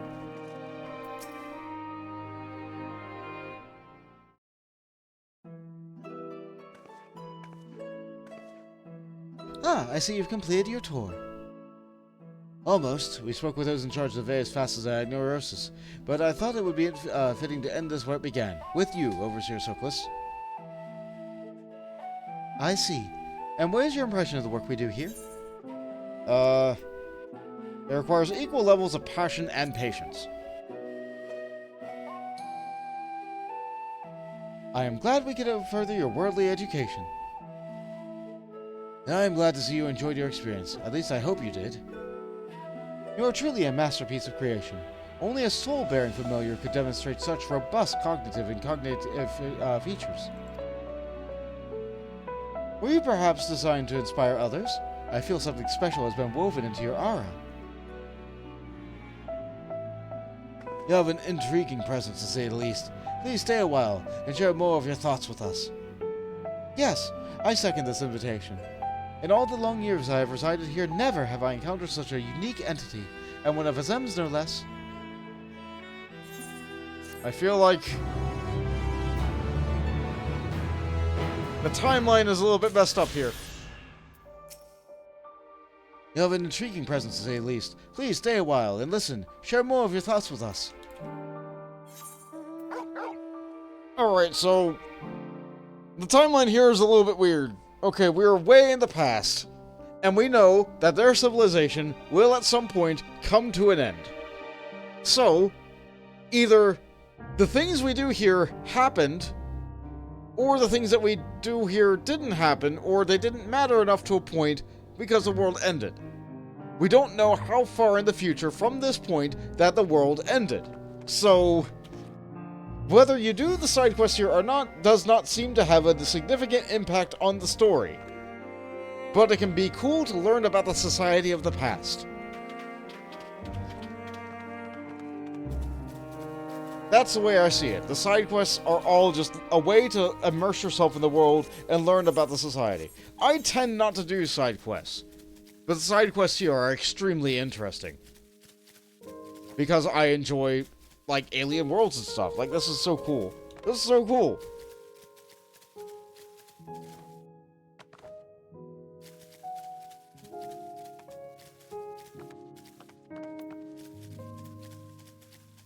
These are some weird looking treants. Pruned treants. Oh. Well, okay, so something killed all the stag deers. A fearsome beast, this Lakian. But where is it now? Valkipede is no easy prey. With its hooves and horns, it was designed to be formidable even on land. Yet they didn't stand a chance against the Lycan. It's heavy. Hermes' pain. Oh. I've been more focused on clearing side quests recently, but primarily to access triple triad NPCs. Fair enough. There are some in Heavens where they're real nasty. Look, the lacerations and burns are unmistakable. The Lycan was indeed responsible. But the creature is nowhere to be seen. Dos must have taken it away. The man makes his base in the 12 Wonders. I shall go and see him there. Emmett Sulk and I will search the area for good measure, just to make sure the Lycan did not escape. My thanks. Let's meet at the 12 Wonders when you're finished. I'll go on ahead. Please follow with Bont. Come, come. It's down the path and over the bridge.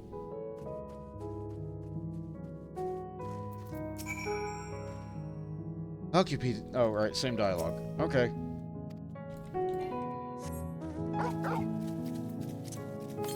Sometimes they change. Alright, that's just a little bit northwest, but I feel like that's on the other island, maybe. So probably not.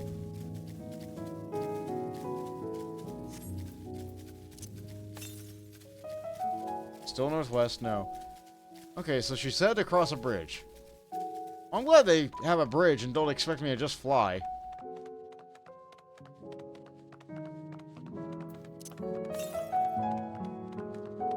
Go north, huh? Ooh, griffins! What do they call them in the past? Grips. And what's this over here? It's a B rank! It's a whale! Shark maw. Some kind of whale shark thing. It's neat! It's...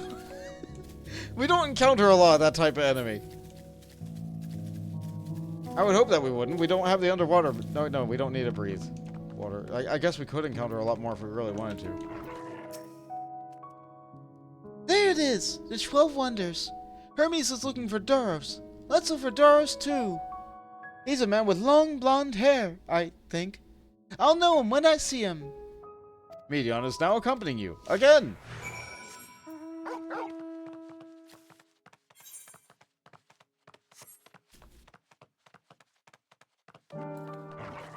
Let's talk to you first. Come on, let's find Doros. He's a man with long blonde hair, I think. So, how about this blonde-haired woman? Huh? You're a Medion, then I assume you're on an errand for Hermes. What can I do for you? Sorry, wrong person. We're looking for Doros. Ah, I see. We do have similar hair, so people often mistake us from afar. I hope you find him soon. Don't worry, you're hardly the first ones to mistake me for Doros, and you certainly won't be the last. How about this dark-haired man? Once I get back and record today's results, I shall finally be able to put the reports a bit.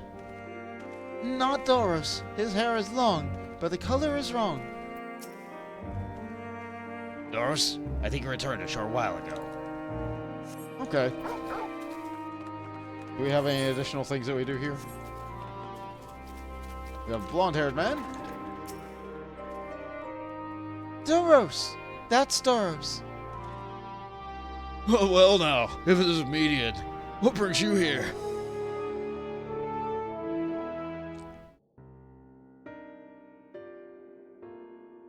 As I thought, I heard familiar voices. I didn't realize you two had decided to help me search for Doros. Thank you. No problem. You're in charge of the Lycanauts, I believe. Where are they now? Out with the fields and restraints. Frenzied as they were, I couldn't well return them to their cases.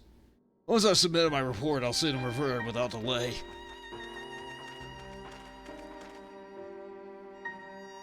It's as he says. The beasts are indeed quite ferocious. You're with one of the 14. What brings you here? Nothing you need concern yourself with, as you were.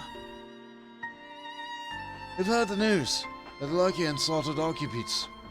With an observer in charge, you are of the opinion that they are not fit to be released. I am. Their normal aggression and excessive strength makes her a highly problematic combination. It matters not where they are released. Lycos will threaten other species and upset the natural order. Could it be that specimen observed are an outlier? Highly unlikely.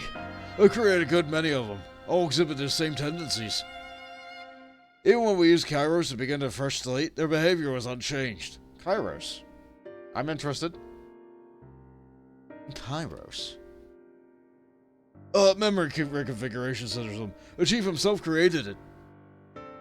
It allows us to erase or alter memories, and we may observe our creations in different environment conditions without needing to remake them from scratch. Quite impressive. And potentially dangerous. Depending on the intensity of their missions, Pashadot may wish to have words with you. Rest assured, I've kept all the values within prescribed limits, and to prevent misuse, its applications are limited to those authorized by Chief Overseer. So you. Do not misunderstand. Manipulate the subject's memories is an intrusive act I deeply abhor, but still preferable to execution. Oh, come on now, Chief. Let's not be so melodramatic. What was born to Aether is simply being reduced to its original state. I know the distinctions concern you, but we mustn't lose sight of the bigger picture. Making rational choices for the sake of a more prosperous star. If creation cannot be properly studied, even with the aid of Kairos, we remake it. If creation is deemed detrimental to existence, we unmake it. This is all for a greater good, and none in question the necessity of such a routine procedure. I understand those things, I do. I would never think to unleash a clear and undeniable threat to the world.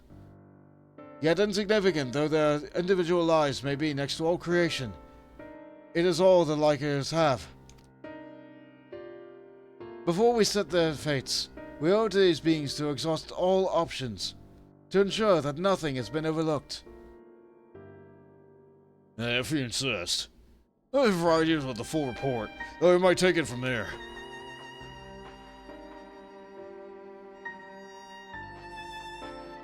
Would it be possible for us to attend the discussion? That Emmett Salk may better carry out his duties. By all means. Pray, show them to the meeting room.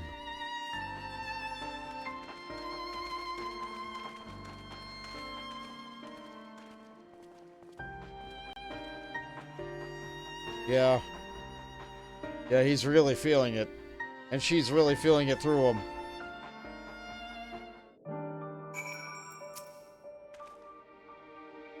We have a duty to the star, this I know. But it doesn't mean that we also don't have a responsibility to the lives we bring into existence here. To man, other beings are just things, to be used and controlled, like magic. That's what Hermes told me once. Oh, that's awful.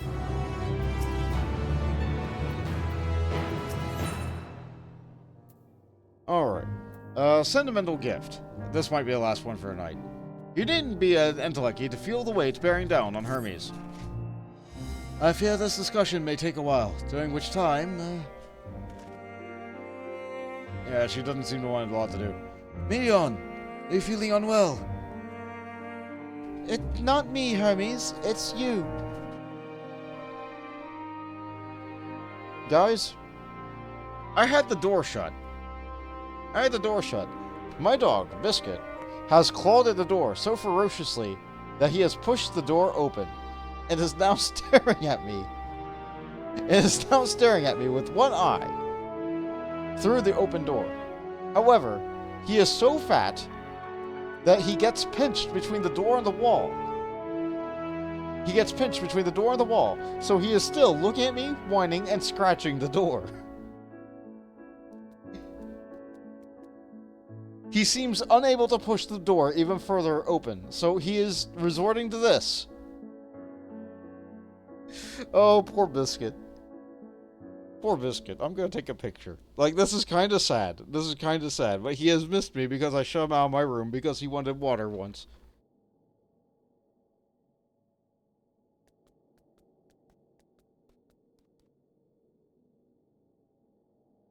I'll get that picture put up later, sometime, eventually. I won't go to the meeting. I'll stay with Mont. Though I am to impose, may I leave Meteon in your care again? Yeah, I suppose. I am in your debt. If you'll excuse me.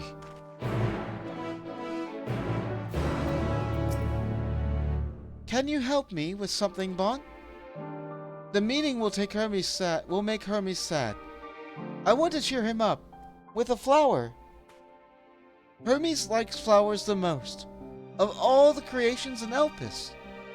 Most creations are expected to be interesting or beautiful or strong, better in some way, but flowers are different. They're designed to suit our emotions. What we feel and want to convey. Hermes likes that. I can't make flowers, so I'll search for one, and I want you to search with me. Let's start here at the 12 Wonders. Median is now accompanying you. Again. Let's search the 12 Wonders first. Okay. You pick flowers. So a man will be slightly less depressed when he gets out. Tree in bloom. That's a color. Vibrant purple flowers. Thank you, game. Bigger than your hands adorn the tree. Ooh, so big and bright. I love them. But they might be too bright. You have to think of the recipient. That's what Hermes said. So he wants a dark flower.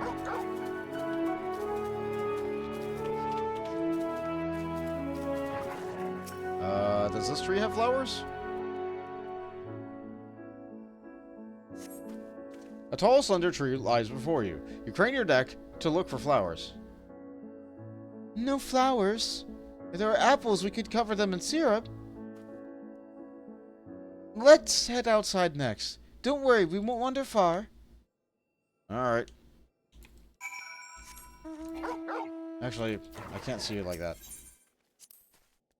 Lots of flowers in the fields. We should be able to find something nice. Alright, hold on. Alright, Biscuit, I'm going to open the door a little bit for you. There you go. He's now here. I sit back down. He is licking my leg. Hi. Yeah, I know. You probably want to go outside again. You probably want to go outside again. It has been many hours. But I'm going to end stream soon, okay? Well, this has a lot of flowers. They're kind of nice looking. An array of beautiful flowers grows in a bed, their mix of colors forming a pattern. These would be better for Hermes, but they're hedged in. That means we shouldn't touch them. They're either under observation or poisonous. Any other place should be fine, though.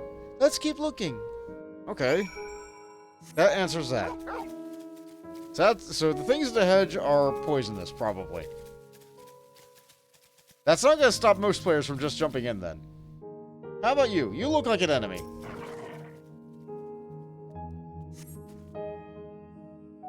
Set on a tall, thin stalk is an oddly shaped flower, mesmerizing in its undulations. Oh, a conion! A flower that can move. When Hermes wasn't looking, it shot seeds at him. Not a good gift, maybe. But you're good, Bon, at spotting flowers. We'll find something soon.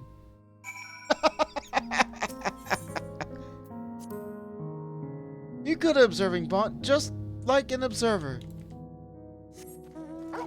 Alright. Off we go.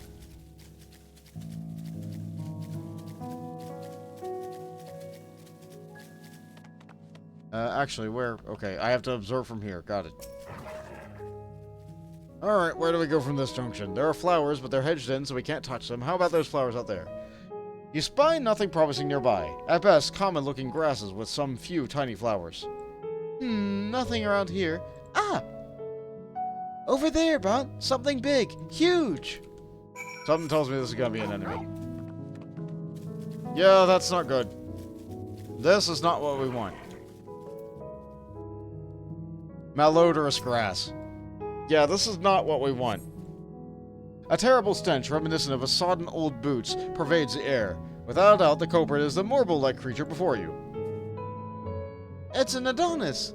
The thing around its mouth looks like petals, but the flowers are orbs on its head.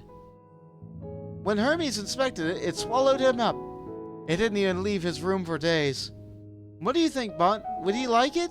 No. It's probably not a good sort of memory, or I'd rather not go near that thing. I'm gonna say the first.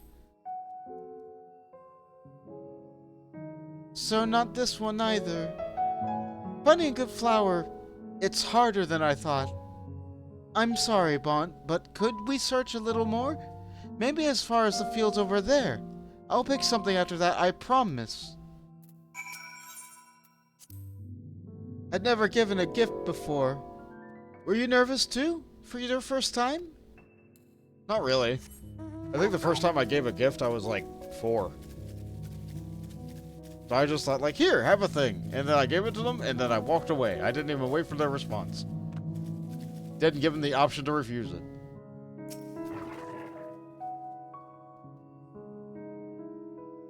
Anything here? Lush green fields stretch out before you, ending where the sky begins. Aw, there's nothing. That shiny thing over there. What could it be? Alright. Oh, is it more Elpis flowers? Neat. He says, because when you want to cheer someone up, you give them something to remind them of the time that they were literally a very stinky lad. Yeah. Oh, Elpis flowers. They're here too. Hermes likes and dislikes them at the same time. Like me, they're intelleckies. Like me, they feel his pain and turn dark. That's only for Hermes, though. For others, they're always white and bright. So he's very depressed. Yeah, they were gray and... in Labyrinthos. Truly? The flower was dark in your home? Then, do you have it too? A dark emotion? Yeah. I've known the pain and sorrow of loss. I've felt great fury and frustration. I've been plagued by doubt and anxiety. I dare say I have a few. All of these are heavy for me. I think I have more anxiety than anything else, though, so I'm gonna go with that doubt and anxiety. I see. Hermes has felt the same. A shortness of breath. The walls closer and closer. But only him. No one else feels it. Please, Bont, won't you lend them to me? Your doubt and anxiety?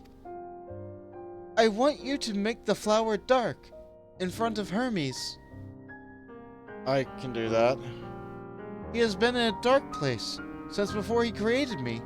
He needs to know that he isn't there alone. That others are sad too. Alright, you can count on me to be full of anxiety. Truly? You'll do it? Yeah. Yeah. Thank you, Bont. Thank you. It means more to me than I can say. I can't wait to see how Hermes reacts. Let's go back and fetch him.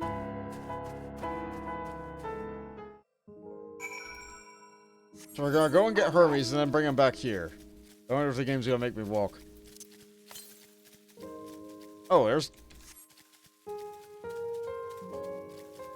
Hold on. Aether current. There it is. Get off me, bird. Now is not the time, bird. What's on a cliff? No, you know what? That's a fitting place for an aether current. Not on top of a river. No, no, no. A cliff. You know what would really make me mad? If they stuck an aether current underwater. You have to dive for that aether current.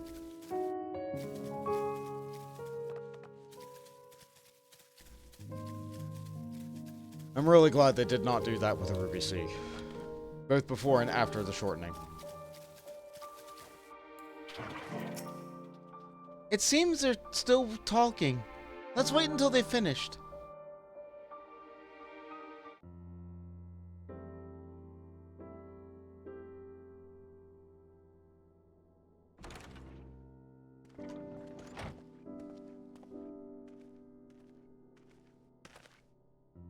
Hermes! See, I can't hit that pitch. Not easily. Not reliably. Oh. You were waiting for me. You've finished talking? Yes. We've come to a decision. My thanks for keeping Meteon company. Emmett Selk and Hythlodaeus have already retired to their rooms. There is room for you too, if you would follow me. But first, we have something to show you. Wait! I want to show you something first.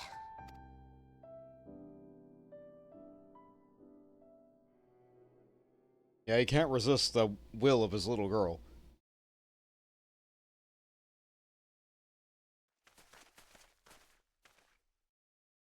Elpis flowers?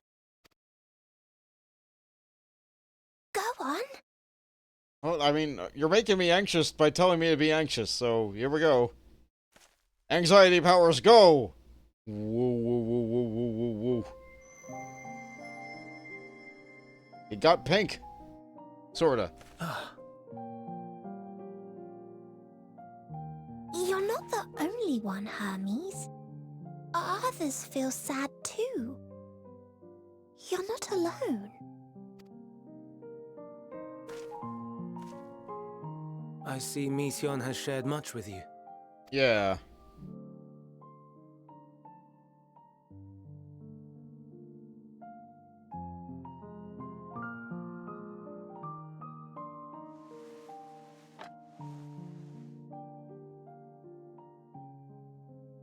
Yeah? I like your eyes. May we talk a moment? Sure.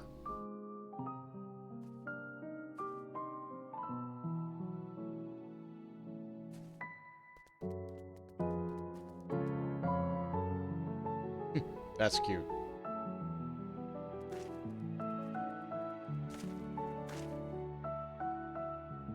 I do not think it wrong that we live for the star, that we strive to make it a better place.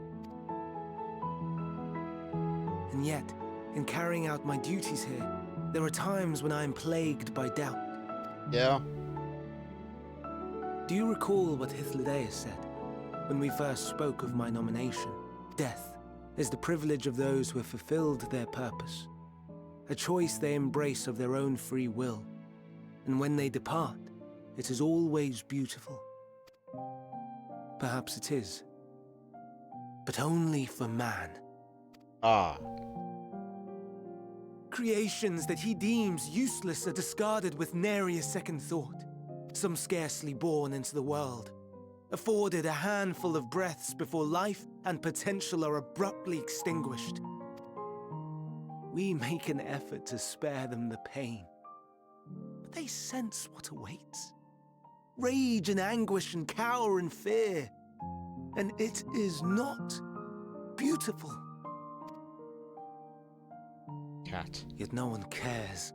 No one. So fixated are we upon the duty that we do not pause to question the method.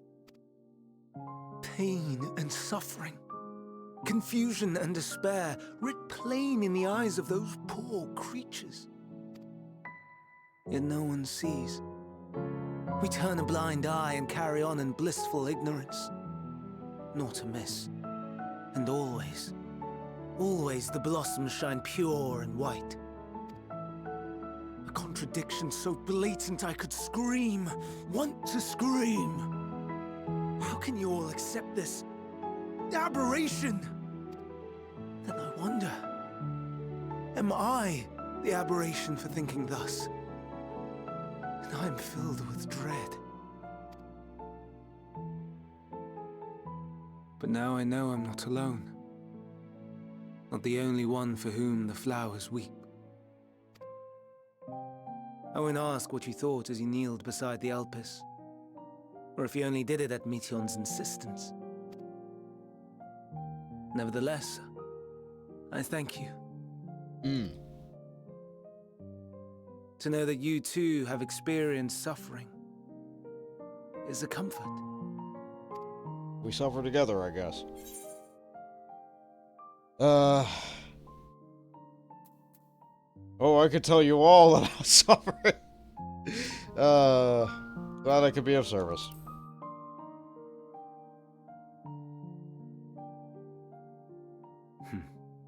To so willingly lend an ear to ease my burden. You are a strange one. No, I kind of do it for a living.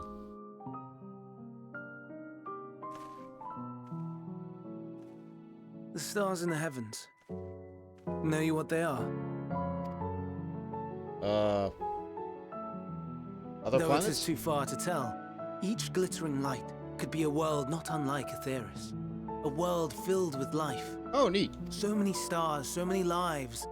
For us, there may be no higher purpose than to live for our world. But what of the other living beings out there?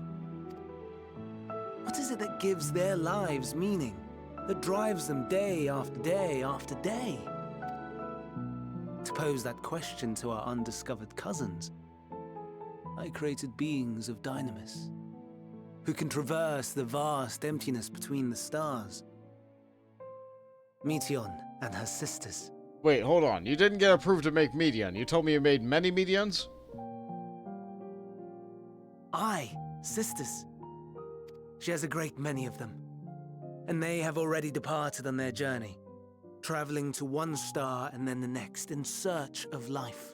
Ah. As one might expect, exploration on such a grand scale is rife with difficulties, and thus far I've naught to show for it. But I have faith that we will make some manner of discovery ere long. And when we do, I should be glad to share our findings with you, in gratitude for your kindness. Yeah, that would be cool. It's getting rather late. We had best find our beds. It would not do for both of us to be sleep-deprived on the morrow. Yeah, you're kind of working. Come, Meteon. I'm just kind of here, though. All right.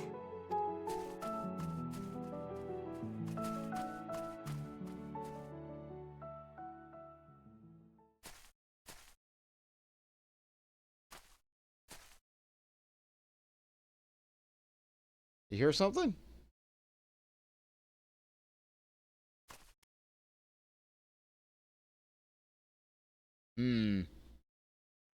Concerning.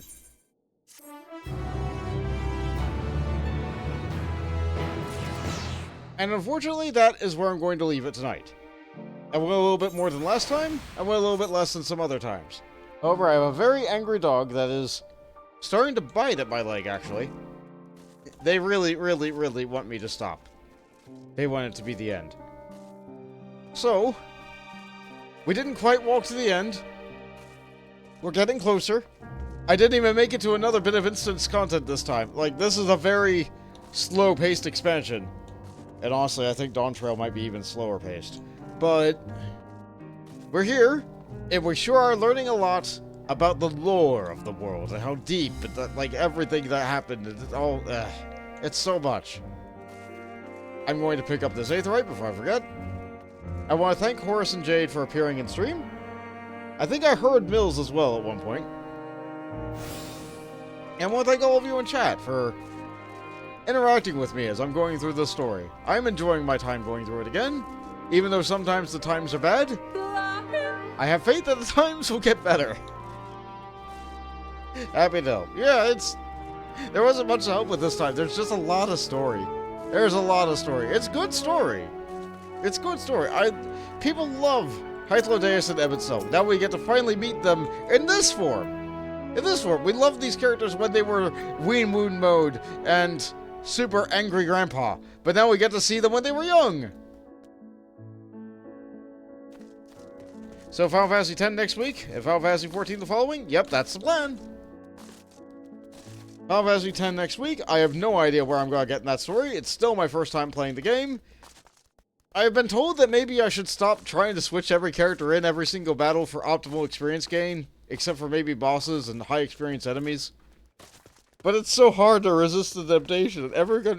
It's so easy to have everybody do something, you know? And I don't feel like it takes that much more time relative to just handling the combat.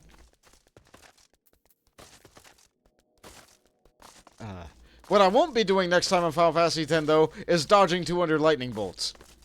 Apparently, there is a no combat feature in the game later. I don't know where. But I should get that before I do that, because it's very easy to mess up if you leave combat and then suddenly forget to push A. So, no, I'm not doing 200 lightning bolt dodges next stream. I need to advance the plot. It's a choice between grinding everyone in a single battle, or grinding party members in groups. Yeah. Apparently, you can beat the game without using the sphere grid even once. I'm not that good at video games. Yeah, keep me on track, Pawns. Thank you. So, let's see.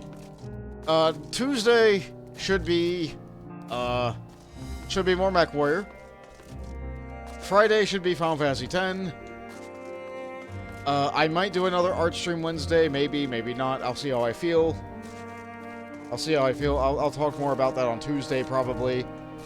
In the meantime, please expect me to finally get done with Eternal Odyssey 2. Maybe. It's coming. It's coming. We're fighting super bosses right now. It's coming. We're going to beat this game. We're going to beat this game. Oh, there are some ridiculous Final Fantasy X challenges. No sphere grid is just the start. Yeah. So, as an additional side, I recorded this entire episode. I was so worried that Twitch would have a connection cut out because somebody would fire a firework into the connection line that I decided instead that I'm going to start recording the episodes in addition to streaming them, instead of putting the stream straight up to YouTube. So, hopefully that didn't impact quality too much, and if you guys experienced too much of a problem with the connection during the stream today, which apparently it did, hopefully, when it's in VOD form, it will not have that problem. We'll see. We'll see. This might be a terrible mistake, but you know what? I'm trying it. So let's go ahead and click this. Not me. Not that. Yeah, there we go. Thank you all for watching. I love the background here. It's perfect. Happy Explosion Day. Good night, everybody.